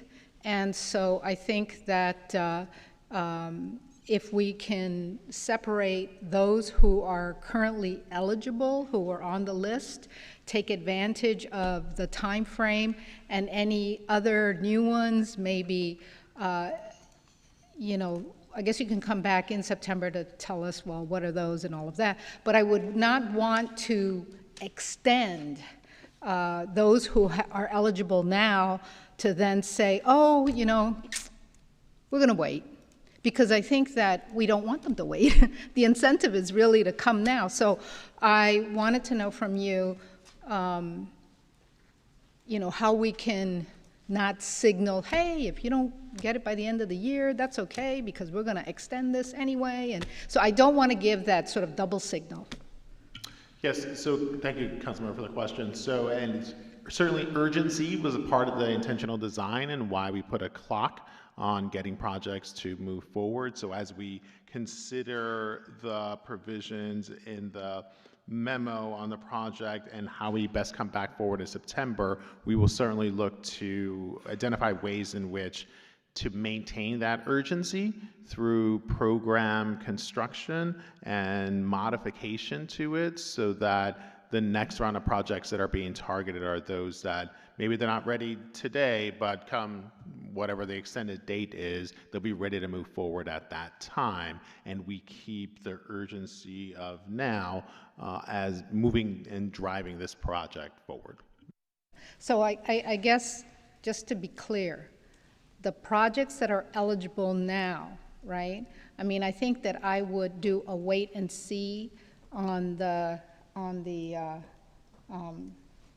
item 2D of their memo, because I don't want to give the signal that, hey, if you don't get this in by the end of this year, we're going to give you yet another year, right? Because I think that the urgency is now. And I think that this last one, we should consider when those projects come to us. And so those from the memo, I would ask you to not extend that cutoff, but allow us to see how many projects we're able to push to get in the door before the end of this year, as opposed to, you know, having those projects out there still and saying, oh, you know, we're not going to go now. Now we've got another year to do the same thing. Do you understand what I'm saying? Yes, I understand what you're saying, and as you know, as committed, we will, and as directed in the memo, come back in September with that design to see how do we maintain that sense of urgency to ensure there isn't delays, and there is instead continuing moving forward to ensure that the program remains catalytic for moving projects into construction. Because I would not mind moving their memo with the change of saying, explore extending the cutoff date, as opposed to saying that we're going to extend the cutoff date now. Do you know what I'm saying? Yes, I understand, and okay.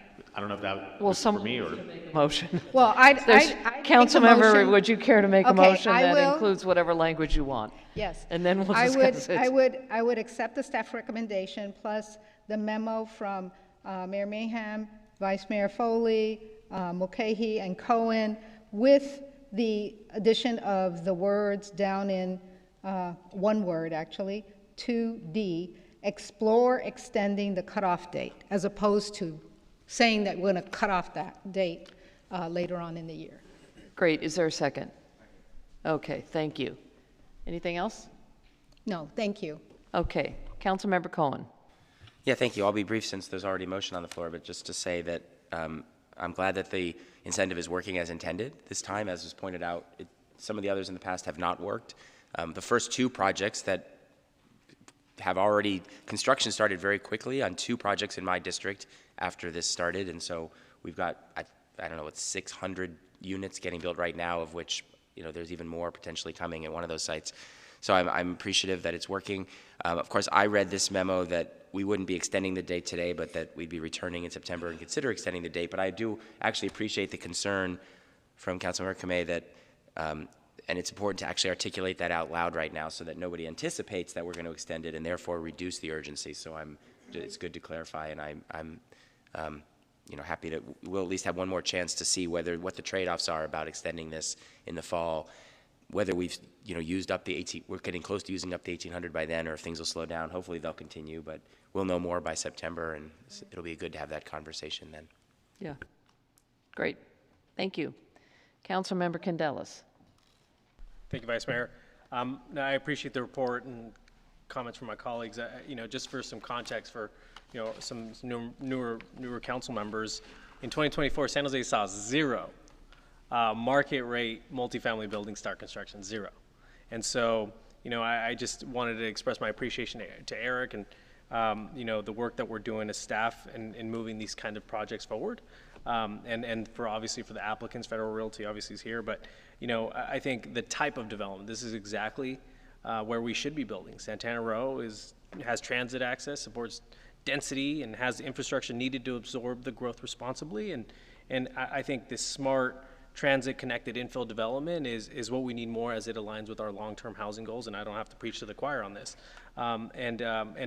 Eric, just to may have missed it, but for the downtown high-rise incentive progress report, is that coming back in September on the options? Or Yes, that'll come back in September. I was just providing a quick update as we've got a project to move forward now. Perfect. No, and I appreciate that. And again, when we plan for growth in the right areas, we protect neighborhoods and our environment, our city's future, and obviously is a way to chip away at our arena targets. So thank you. Great. Seeing no other hands, let's vote.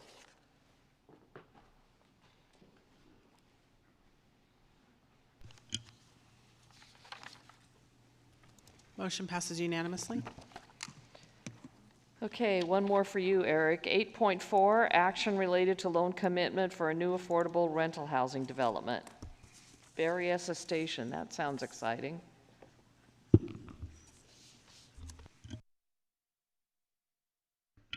Yes, thank you, Vice Mayor. So excited to bring this project forward, as this will be one of, I think, 4 projects of affordable housing that as we're continuing to make investments, as we've aligned a lot of our funding with the county, the housing authority, with the state, as we redid our underwriting regulations to just get these projects in the process side, as well as collaborating and leveraging our funds to move this one forward as well. So this will provide deeply affordable housing at this site. And so I'll ask Banu Sun just to walk us through the slides here.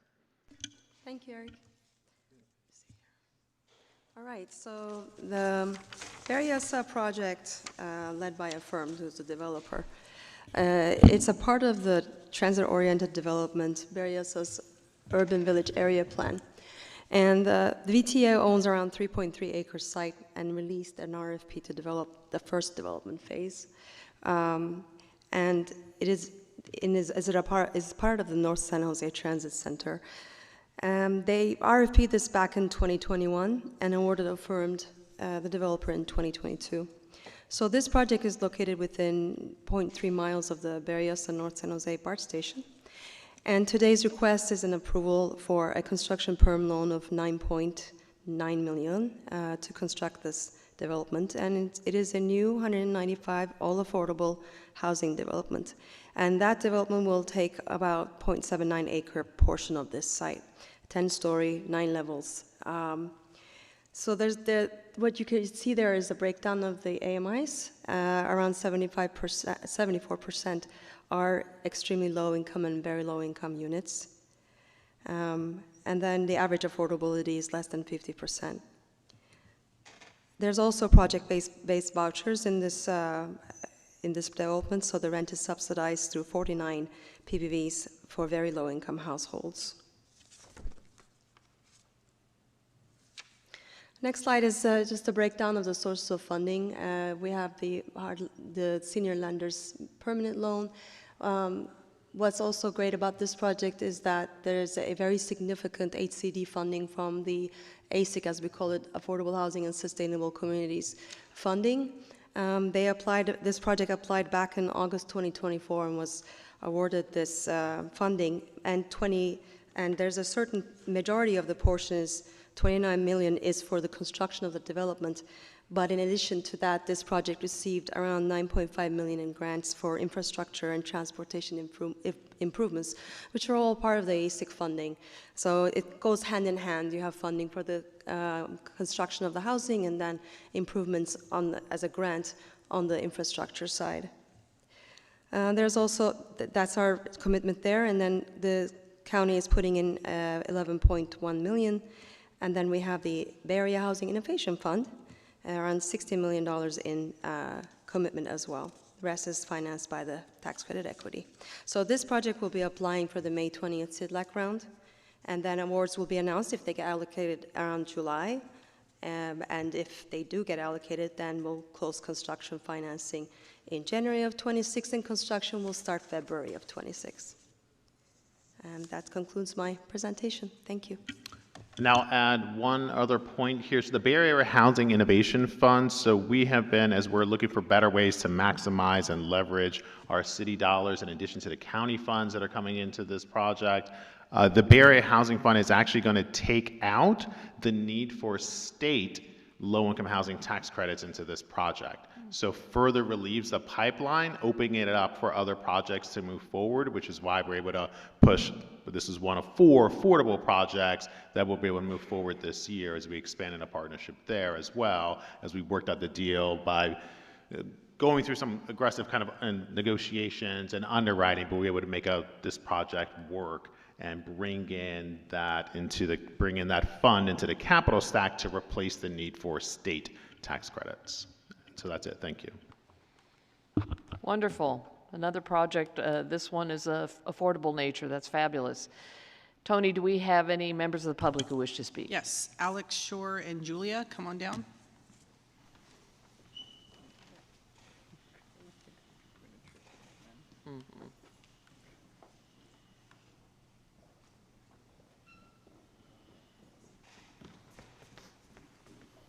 Let's get you all home to dinner.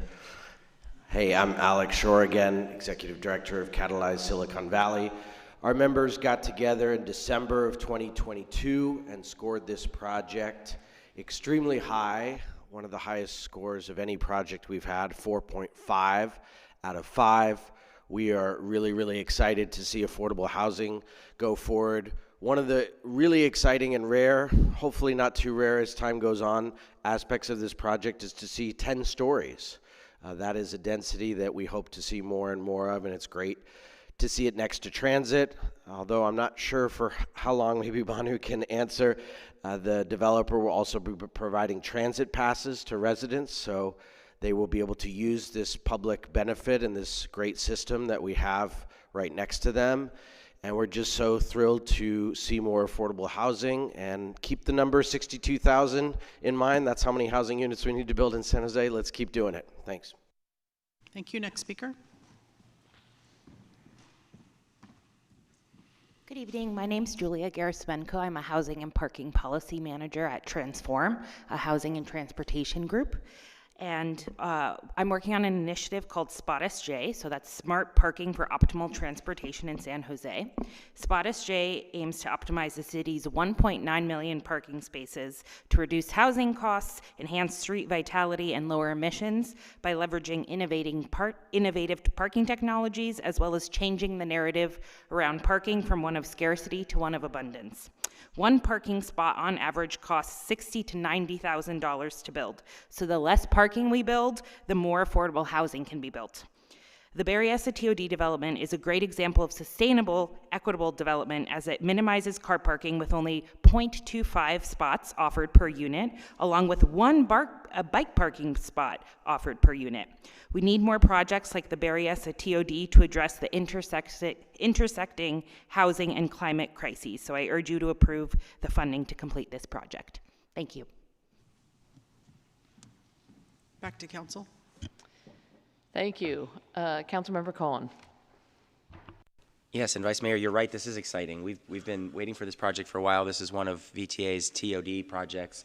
I think it was 2 years ago when I was at a press conference when we announced this, so it's amazing how long it takes to go from that point to this point, but hopefully we'll get that last round of funding and get the construction underway. This is as was mentioned by a public commenter before when we talked about the flea market, all the housing that was built north of the flea market in that old parking lot is market rate. So we're focused now on getting some more affordable housing projects, and there's a couple of proposals beyond this one, but this would be the first of hopefully many affordable housing projects at the BART station. We need density there, as we know, and I'm looking forward to this project, so I'll move approval. Seeing no other hands, let's vote.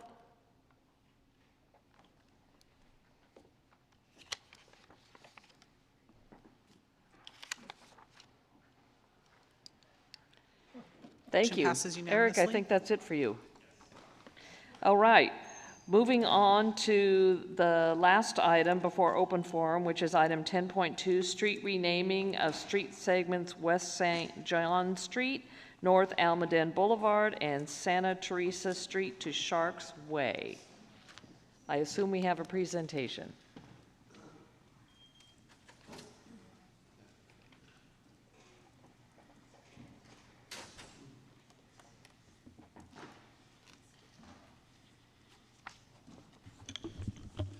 Good evening. Chris Burton, Director of Planning, Building, Code Enforcement. So yes, the project before us is one that we don't often see. It's a street renaming. And to sort of just start with which street we're talking about, staff's bringing forward a street renaming for an approximately 1,200-foot segment of West St. John, extending from North Montgomery to North Almaden, and then an approximately 800-foot segment of West St. John extending from Santa Teresa to San Pedro, and then also a 330-foot segment of North Almaden extending from West John to Santa Teresa. And what does that mean? So we brought a map to make this easier. So this is a proposal to rename this segment of the street that you'll see extending all the way from San Pedro to North Montgomery, so there's sort of a contiguous thoroughfare, and to rename that to Sharks Way, obviously leading from the downtown out towards the arena. So as I said, we don't do street renamings very often. We do have a city council policy that distinguishes between minor right-of-way renamings and major. This falls into the minor category because it goes through, or it abuts fewer than 20 occupied parcels affecting on that street. So in this instance, there are 19 affected parcels, 12 of which are occupied. And the policy lays out the process by which we do this through City Council, but also the outreach that we do as a part of that. So we notice all property owners and tenants within a 300-foot radius of the street, and in this instance, that involved more than 2,000 notices. As a part of this process, we do refer the street renaming out to a number of different agencies, including the Postal Service, our own building division, fire division, police department, obviously for dispatch reasons, as well as the county. So staff's recommending approval of the proposed project. I just want to let council know that we did actually receive 2 applications on this. There is a second application for a portion of the same street to be renamed Little Italy Way. And there was a memo, obviously, from a number of council members that acknowledged this. So I also just want to highlight a little bit of what the differences were. So what you'll see from this slide, and it's probably not as obvious as it should be, is it was the section ultimately from 87 extending to the arena that was proposed in the other application as Little Italy Way. And obviously the application that we've seen for Sharks Way is that continuous thoroughfare all the way through. And staff, rather than having multiple designations along a single thoroughfare, believe that this is the more appropriate one to just have that contiguous name. And so that's why we brought this application forward independent of the other one. Obviously, responding to the memo and the direction that's included in that memo, so should council approve it, was consideration of an alternative on the other section of North Almaden, which you'll just see, goes off perpendicular to what would be Shark's Way along that frontage in Little Italy. So that would be the direction that's included in the memo, so just so that you have that visual representation across all of these different proposals. So with that, staff's recommending approval, and we're available for questions. Thank you. I assume we have members of the public who wish to speak. Sorry, They've been Square, Little Italy, Guadalupe Park, SAP Center, and the entire Arena District. We've already seen success with stitching districts, showcasing the PBID, SJDA's PBID work on Santa Clara Street, connecting and reinvigorating Market Street to Miro and the City Hall. Now we have a chance to build on the momentum this year on Shark's Way. Future stitching district projects after Shark's Way could be the impressive Hillbrook School and historic St. James Park connecting to San Pedro Square, better connect Post Street to SOFA, and then return to the strong work already completed but likely in need of reinvestment on the Paseo to San Antonio, connecting San Jose State to everything in our downtown. While the concepts and physical improvements were brought to us through the workshops that with many stakeholders led by Gensler and the research led by David Pandori, the work has been carried forward by some of downtown's most passionate creators, placemakers, and fixers, including Josh Melander at Little Italy, Lou Jimenez at SJDA, John Burrows at San Pedro Square, Jim Salata of Garden City Construction, and Jason Sue from the Guadalupe Park Conservancy, to name just a few. Special thanks reserved for two of the passionate council members, Councilmember Michael Mulcahy and Councilmember Carl Salas, for working together to stitch District 3 and District 6 together to bring this to life. Thank you all for believing in the larger connectivity of downtown San Jose. If we collectively get this right, fans, visitors, park users, and residents will feel like they can walk through the downtown seamlessly from San Pedro to the Guadalupe River and onto the SAP Center. This will be one of the most important gateways to the great Guadalupe Park that San Jose so richly deserves. We are honored to have this connection bear the name of our collective and shared team, the San Jose Sharks. Thank you very much for your time and your support. Thanks, Chris. Rest of the public comments? Sherry Lewis and David Pandori, come on down. So, this isn't about absentee landowners who are you're going to have send code enforcement after, or a property owner who wants to dislocate lots of small businesses from a wonderful flea market. This is the good part of the agenda. This is why I waited all afternoon. I mean, here's an organization, the Sharks, donated over $21 million to the city, binds the city together, celebrates diversity through multiple events at the arena throughout the year. And this is a wonderful opportunity, not just to stitch places together, but to create places and bring people together. That's why I'm here. I'd like to thank Councilmember Mulcahy for leading this. I hope it's approved, and it's a wonderful day for the city if you can do this. Thank you. Thank you. Next speaker, also Jordan, come on down. Okay, Council, I'm Sherry Lewis, a D3 Access Condominium resident, which borders along D6. I want to express my support for the renaming of the streets from San Pedro Square through Little Italy up to SAP to Shark's Way. Additionally, I'm also supportive of renaming North Almaden Boulevard between Julian and the proposed Shark's Way to Little Italy. This action is fundamental to achieving a stitching districts in support of increased vibrancy in our downtown and specifically this corridor. I do underscore the need for robust coordination between city departments and services to minimize confusion for services such as fire, police, and transportation. Please support staff's recommendation to approve this application. Thank you. Next speaker. I'd like to express support for the group memorandum and in particular for the proposal to create Little Italy Way and for prioritizing that renaming to go first. Thank you. Back to council. Wonderful. How exciting, Shark's Way and Little Italy Way. I look forward to voting on whatever the motion is, but I suspect it will be one that I look forward to voting on, and dining and walking along. Councilmember Dwan. Thank you, Vice Mayor. Well, I'm excited to see our shark going to stay here for the next 25 years if we're going to rename the street. And, you know, they're not only been an economic driver, but they are not only that, they're very culturally sensitive to our multicultural right here in the city of San Jose, and I really appreciate it. And my in-laws are Italian, so I have no choice but to make sure that we support the Little Italy. And on that note, somewhere probably within the next fiscal year, I'm going to put out a memo requesting that we rename between Via Ferrari, which is right off of the 101 going west towards Keys, to rename that to Little Saigon. So I appreciate the shark being here, and I appreciate that we recognize Little Italy, and I'll yield my time to Councilmember Mulcahy, so that way he can move his memo.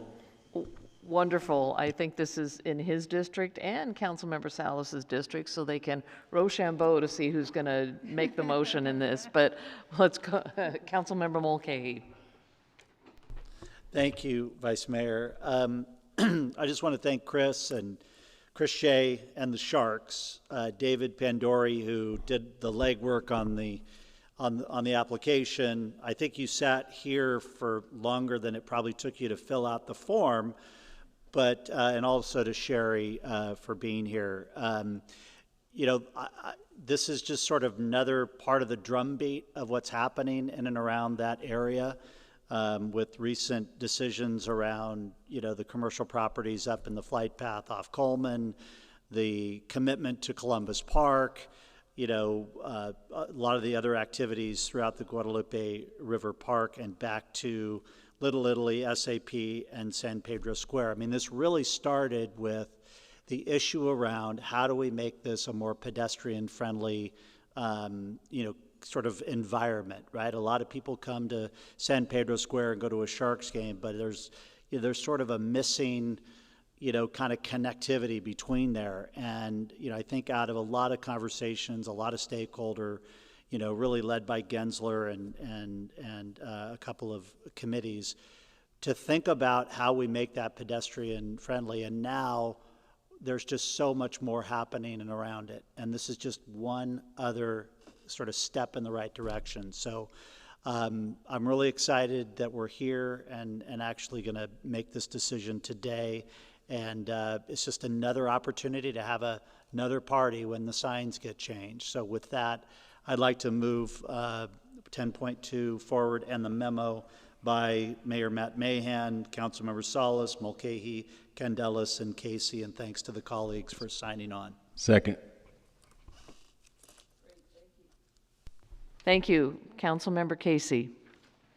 Or was that it? You just, okay. Seeing no hands, let's vote. Who was the second? Okay. Motion passes unanimously. That's exciting, and you're right. We ended on a really positive note. That's well, we built a lot of housing, or we're having a lot of housing built, and we just renamed St. John's the Sharks Way, and then Little Italy. That's awesome. Okay, that concludes our council meeting, except for open. Now's the time for open forum. Do we have any public comments? Yes. Jordan.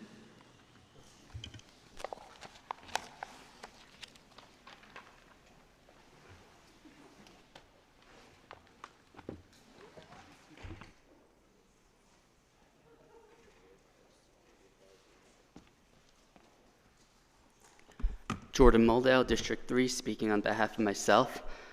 This weekend is Bike to Wherever Days, formerly known as Bike to Work Day.